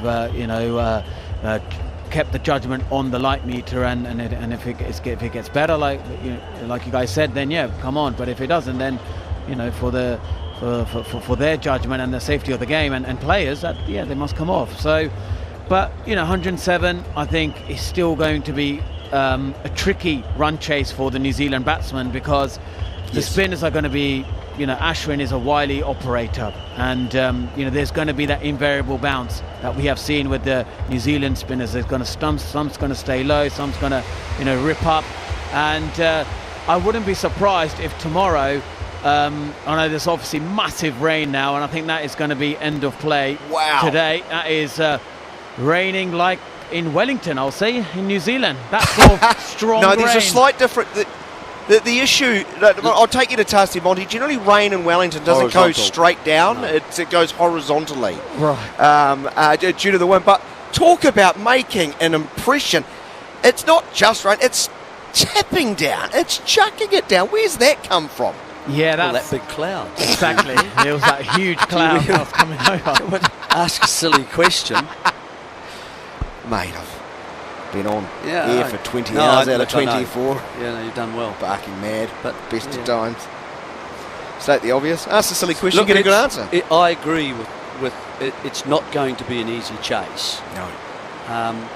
But what it needs is perhaps one of the top 6 to get a 30 And that kind of and the higher up in those top 6 the person is and gets those runs, it calms the nerves of the remaining batsmen just a little bit. But you do need someone who's able to do that, and that might mean that they have to play slightly in a forthright manner to take slight risks, that you don't want to be over the top with it at all, but to be aggressive and to see there's the chance to try and get yourself in at the same time. But then if you get a short ball, you use your feet, you see the ball, you play your shot, and if you can get a boundary, so much the better. But they can be very tricky chasers when you're these small targets, and you lose a couple of wickets and it ratchets up, and everyone is sitting quietly and not saying too much and so on, and mouthing a few words to themselves. I've been in a few of these. You were in a few of that, famously with you in Chatfield, Carisbrooke, Pakistan. Or the West Indies. West Indies, of course. Was that Carisbrooke too? Yes, it was. Yeah. Chasing 104. What's more stressful, facing the music or being at the other end? Actually, suffocating it all? No, being out there is actually a little bit better than being in the dressing room. Yes. Waiting is quite difficult, and thinking about what it's like. Yeah. Okay. Thank you very much, Monty. I do appreciate your fine efforts today. And cheers, Monty. Cheers, guys. Thank you so much. Are you back tomorrow? You back tomorrow? Well, I'll be back in the second Test match, and good man. I must say, from a New Zealand perspective, and I can see slightly more cheery faces amongst you two. Seeing that second new ball was absolutely, New Zealand made the most out of it, and they're in a position now, in a very good position for a famous victory in India, one of a rare occasion for New Zealand, and it'll be an interesting day tomorrow how they do this run chase. Maybe we see Glenn Phillips coming in at 3 and play that cameo. Brilliant stuff. We'll give your best to your family when we run into them. There's too many of them. We know in New Zealand we all know each other. Yeah. Dev and the boys, right? Yep, Dev, Panesar, little Doctor. Dev. Yeah, small Dev, small. Small, that's right. Small Dev, brilliant stuff. The brilliant Monty Panesar. Is that us? Time to leave things, or am I handing back to Jon Norman? We'll wrap things up here. You've been listening to live and exclusive coverage of India and New Zealand on talkSPORT 2, the talkSPORT Cricket YouTube channel, and SENZ radio in New Zealand. India bowled out today for 462. New Zealand survived 4 eventful balls before bad light stopped play. Then it absolutely threw it down the rain. They'll resume tomorrow, 0-0, needing 107 runs to win this Test match, their first on Indian soil since 1988. I think we can head back to Jon Norman and Jarrod Kimber. Thank you very much, Daniel McHardy and Jeremy Coney. Wow, Jarrod, we watch a lot of cricket, and yet, a bit. It's just such a surprising sport for all the stats and the research and the hours of watching the game, playing the game. India losing 6 wickets for 29 runs wasn't on my bingo card. I don't think it is. You have picked up Monty's mic. Just a little message to the producer to put the fader up on Monty's mic. Let's give it a go. I don't think any of this Test match is really on anyone's bingo card. So I had a look at this. I think the ball was seaming about 0.5 degrees, the new ball, when they got it. So they got a bit of movement straight away. And remember, there was a little bit of swing as well. And then Rishabh Pant hit the ball 107 metres. They got a replacement ball, and it was older, remember? It wasn't a brand new ball, and it was seaming 0.8 degrees. So it went up. So it started seaming more. So Rishabh Pant hit the ball so hard that it actually ruined India's chances of winning this game. They were favourites when he hit that 6, and they have not been favourites ever since. What was the score when the second new ball was taken? That's it. That would be interesting, because Pant hit that 6 to move into the 90s, I think, and then he was out. He was the next wicket. Has he got more 90s than hundreds, I think, in Test cricket? I think he has, yeah. 99, chopped on to his own stumps. O'Rourke with his first success of the innings. And then, yeah, as you say, everything just fell apart from that point onwards. It was absolutely astonishing because the crowd have, just enjoyed their Saturday. It's a lovely Saturday at the cricket. Right up until that 6. No, it was a very, very good day for India.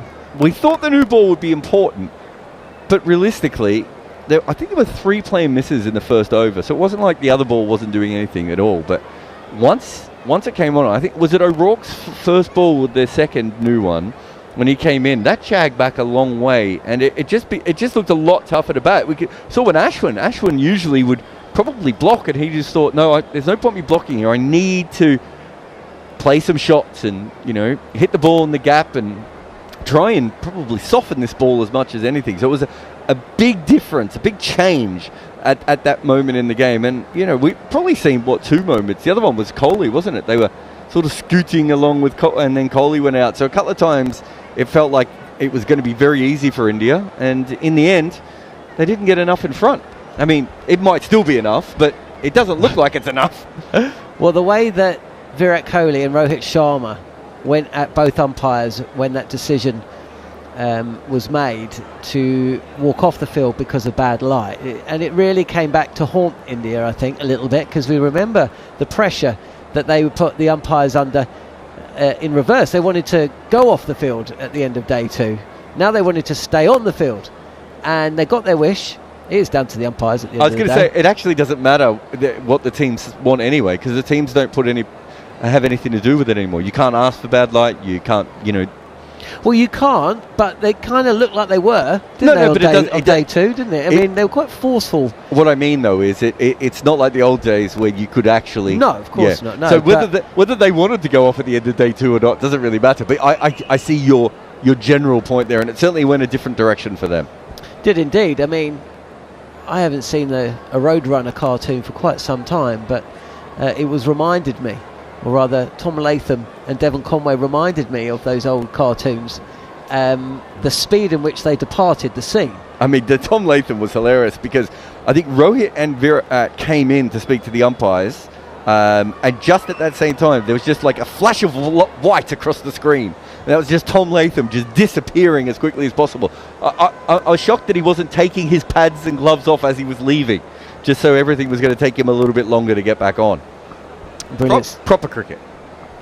And in and amongst that, of course, we had 150 to Sarfaraz Khan, 99 to Rishabh Pant. India just batting serenely for the first session, and it looked for all the world like they were putting themselves into a position where they were going to set New Zealand a minimum of 200 to win the test match, which will, and they'll still be tested, of course, on day 5. New Zealand, what is on offer to them is so huge. Unless they get off to an absolute flyer, it's going to be a little bit nip and tuck. There's going to be some scary moments, and if there's one thing that we can say from this test match is you cannot make many predictions. But from a position where they might have even been in control with the weather around, of even declaring maybe 250, 60 overs, whatever, now we're in a position where New Zealand have got back to stumps, and they've got 107 to win their first test match in India since 1988. Is that right? Okay. Certainly only the 3rd time in their history. So that's an incredible turn of events. Right, we can have a considered look back at the day's action here on talkSPORT 2 and the talkSPORT Cricket YouTube channel, possibly on SENZ, I'm not 100% sure. Either way, coming up now, following on DAB+, online, via the talkSPORT app, and on your smart speaker. Live and exclusive ball-by-ball commentary of the first test, direct from Bengaluru, as India take on New Zealand. Fielded, oh, there's going to be a run-out! Only on talkSPORT 2.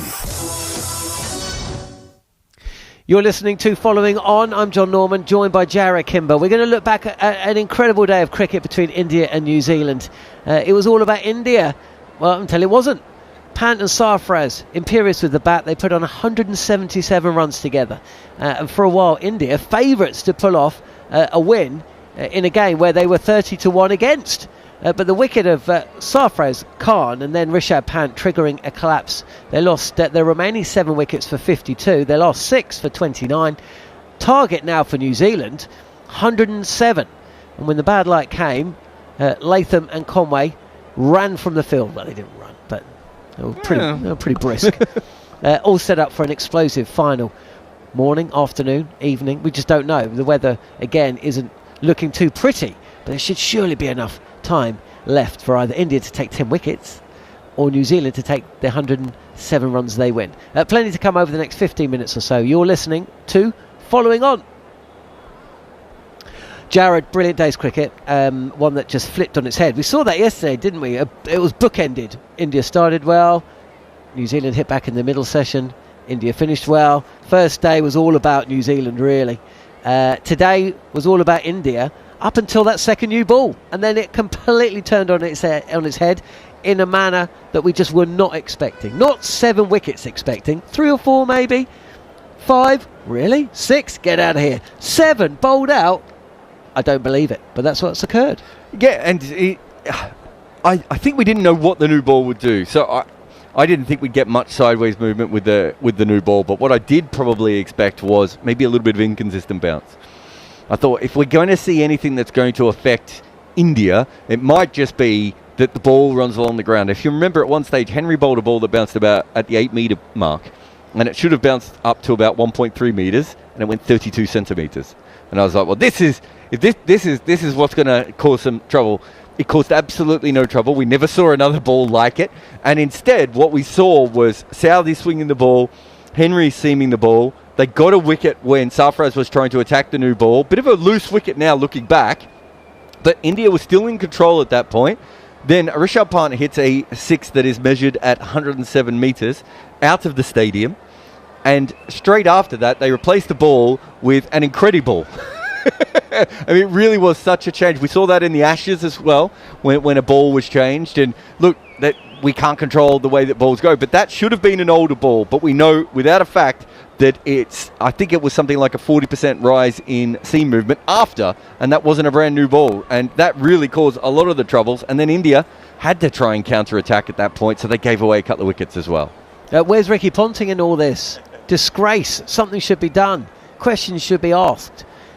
The questions were asked of the umpires. 4 deliveries into New Zealand's second innings. Target 107. 2 balls zipped away.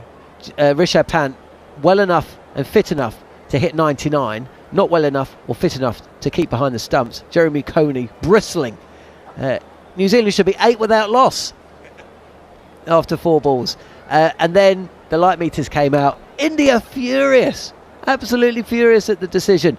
But justified, because that's as dark as it's been in quite some time at a cricket match, and then within 5 or 10 minutes of the players making their way from the field, absolutely bucketing it down. Incredible test match.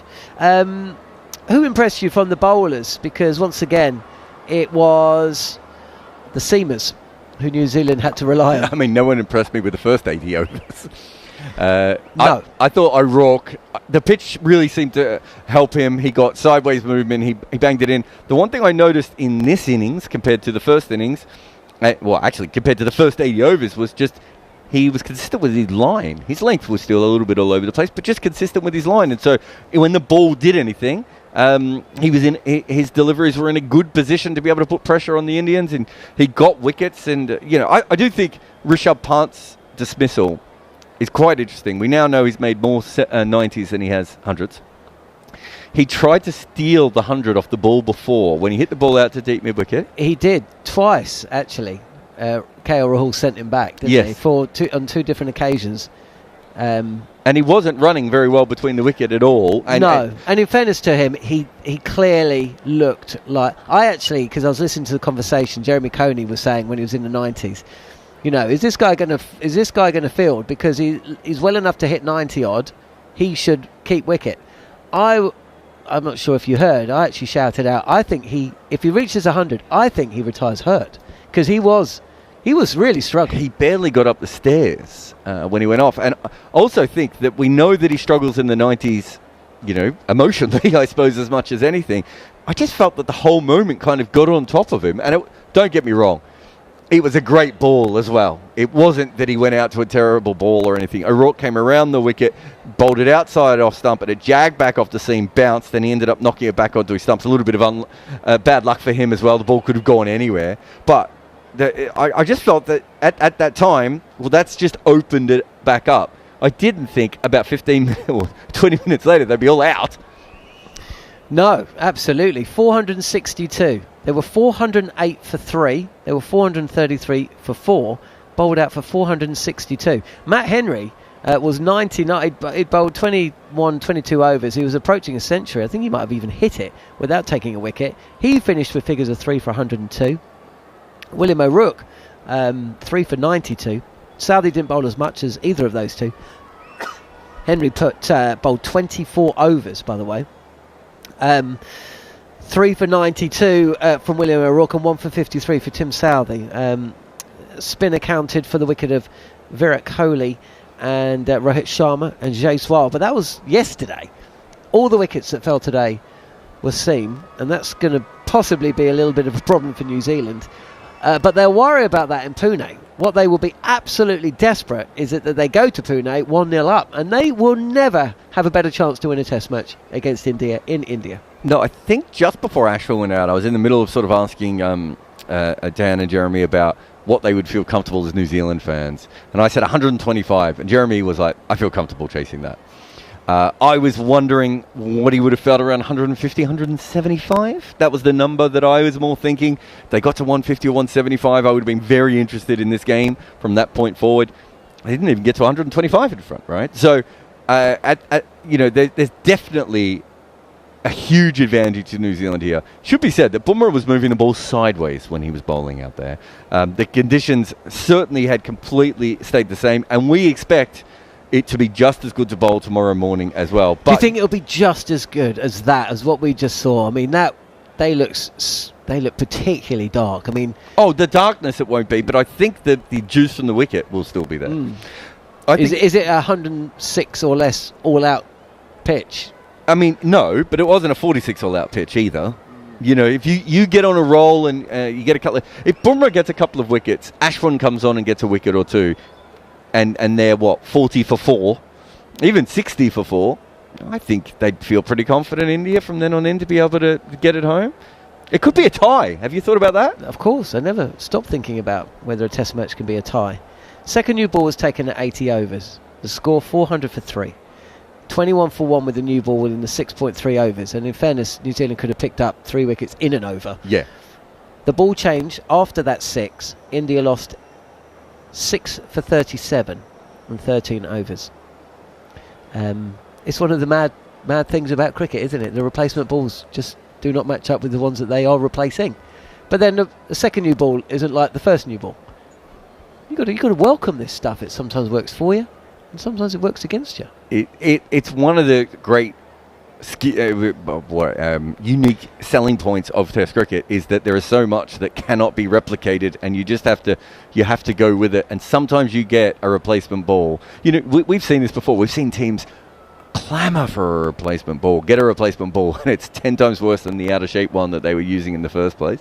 And other times you clamour for a replacement ball and you get given like a snitch. Is it a snitch? Is that the Harry Potter thing that zips around everywhere? I don't know. I've never Golden read or snitch? watched Harry Potter. I know more about the snitch game. Is it Quidditch? I'm just making sure our producer nods. There's a thing in it that zips around everywhere. Oh, and a producer as well. We've got producers everywhere. But some very angry children who've become producers here. Well, they're men now, but they started as Harry Potter kids. They started as children. Yeah, I mean, don't go anywhere. I mean, you can imagine people are going to be tuning in on talkSPORT 2 or SENZ or via the talkSPORT Cricket YouTube channel. Even now, especially because there is threat of rain tomorrow as well. So it's not like New Zealand can go to sleep tonight just thinking, right, we've got 90 overs, we've got all day, we just spend 20 overs, we'll see off that new ball, and then, we'll take advantage of that and blah, blah, blah, blah, blah. It could be that we only get 20 overs tomorrow, and New Zealand have to get out there and try and hit those as quickly as possible, or, you know, that it's an on-off affair, or who knows. I also think we've seen the new balls on a couple of occasions just move a lot longer than we'd expect in these. Yeah. I don't know if you'll want to sit there. I don't know if you want to go as far as Monty, who was sending Glenn Phillips out to to be the enforcer. In fairness, Harmy was saying to do that, to send him up the order. I don't know if he said Phillips, but he did say that when New Zealand had bowled India out for 46. Didn't he say just send an opener out or just send a Glenn Phillips type just out there just to knock those runs off? I don't know why we're talking about Glenn Phillips anyway. We all know that it should be Matt Henry. No, it has to be Matt Henry in that role. How much fun would that be if he came out? You know, Danny Morrison wants to open the batting for New Zealand in a test match, in a chase. How is it that we've been broadcasting for 4 days, 8 hours a day, and I'm only just finding out that Danny Morrison opened a test for New Zealand? I think they were chasing 4 or something, really? And they reversed the batting order. But you can actually see that kind of tactic. You would only do that if you think the wicket is so torturous and the bowlers are so on top. But because they have Southee and Henry and Phillips down the order, maybe popping one of them up is not the end of the world. It looked like the end of the world for India and in India. And the weather. Yeah, at the end of day 4. Join us on day 5 on talkSPORT 2, SENZ, talkSPORT Cricket YouTube channel. You've been listening to Following On. Subscribe, by the way, over on this cricket YouTube channel on talkSPORT. You can find this podcast on the talkSPORT app, wherever you get your podcast from. And we will be back tomorrow.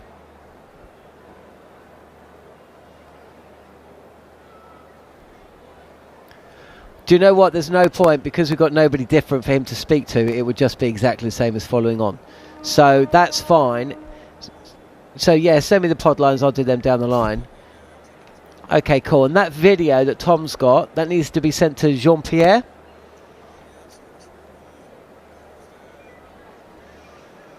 Yeah, well, you saw what happened. Oh, no, you might not have seen what happened, actually. His nan passed away, basically, so overnight. So I've just said to him, do you want to be off the group for a few days or however long it's going to be? So, yeah, you wouldn't have seen that. But I think, who sent Jean-Pierre's number? I don't know if you're on that group. Don't worry, I've got it here. Yeah, here it is. Where the bloody hell is it? Maybe he sent it.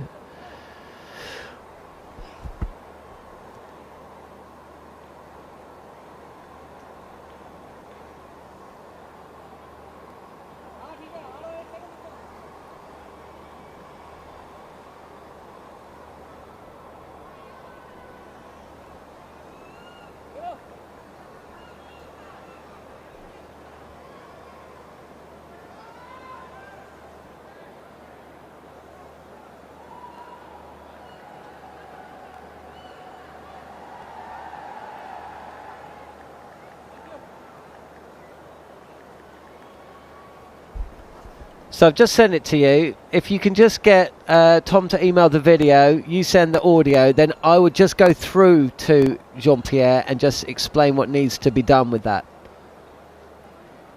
And impress on him that, you know, time is of the essence with something like this, because it will go out of date soon.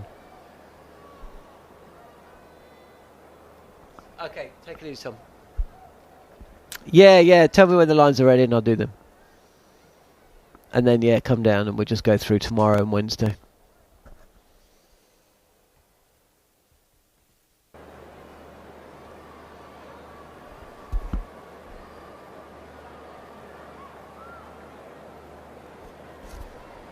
Cool. I'll open that now. Okay, you ready? Hello, welcome to Following On from talkSPORT. I'm Jon Norman. Thanks for joining us as we dive into the daily highlights from the India-New Zealand Test Series, heard live on talkSPORT 2. Day 3 saw New Zealand build a commanding 356-run lead, spearheaded by Rashan Ravindra's brilliant ton. In response, India fought back, half-centuries from Sarfaraz Khan and Virat Kohli, after skipper Rohit Sharma had set the tone, as usual, with a quick-fire 52. India ended the day 231 for 3, still trailing by 125 runs, Kohli dramatically falling to the final ball before stumps. Will day 4 see more drama unfold as India look to close the gap. Let's find out how the first session sounded. So India controlling the morning session, racking up 113 runs. Sarfaraz Khan celebrating his maiden Test century, coming from just 120 deliveries. Rishabh Pant hitting a quick-fire half-century in 55 balls. New Zealand's bowlers struggling to recreate their first innings magic. India marching towards a commanding score. But just as momentum was building, rain halted play. Can India push for a lead once play resumes, or will the weather spoil their chances? Let's find out. And so finally, the Indian momentum stopped, and how? Pant and Sarfaraz depart in quick succession, and that wicket of KL Rahul on the stroke of tea handed the initiative straight back to the Black Caps. That's what cricket does. A team can seem dead and buried, but all of a sudden wickets fall and they seem as fresh as they did on the morning of day 1 or 2. After battling for so long, had complacency began to set in for India. Either way, they needed the tail to wag, so let's find out how the day's final session sounded. Well, that was just incredible. The Indian tail providing no resistance. Changing weather conditions coming just in the nick of time for New Zealand's pacers and batters. Jasprit Bumrah looked like taking a wicket from every ball of the 4 he bowled as India tried to defend a small total of 107. But bad light and then rain means we will pick up exactly where we left off tomorrow. You can catch it on talkSPORT 2 or via the talkSPORT Cricket YouTube channel, or just come back here and get the highlights delivered straight to your podcast feed. We'll be back just before 5 a.m. tomorrow. Until then, it's bye for now, and thanks for listening.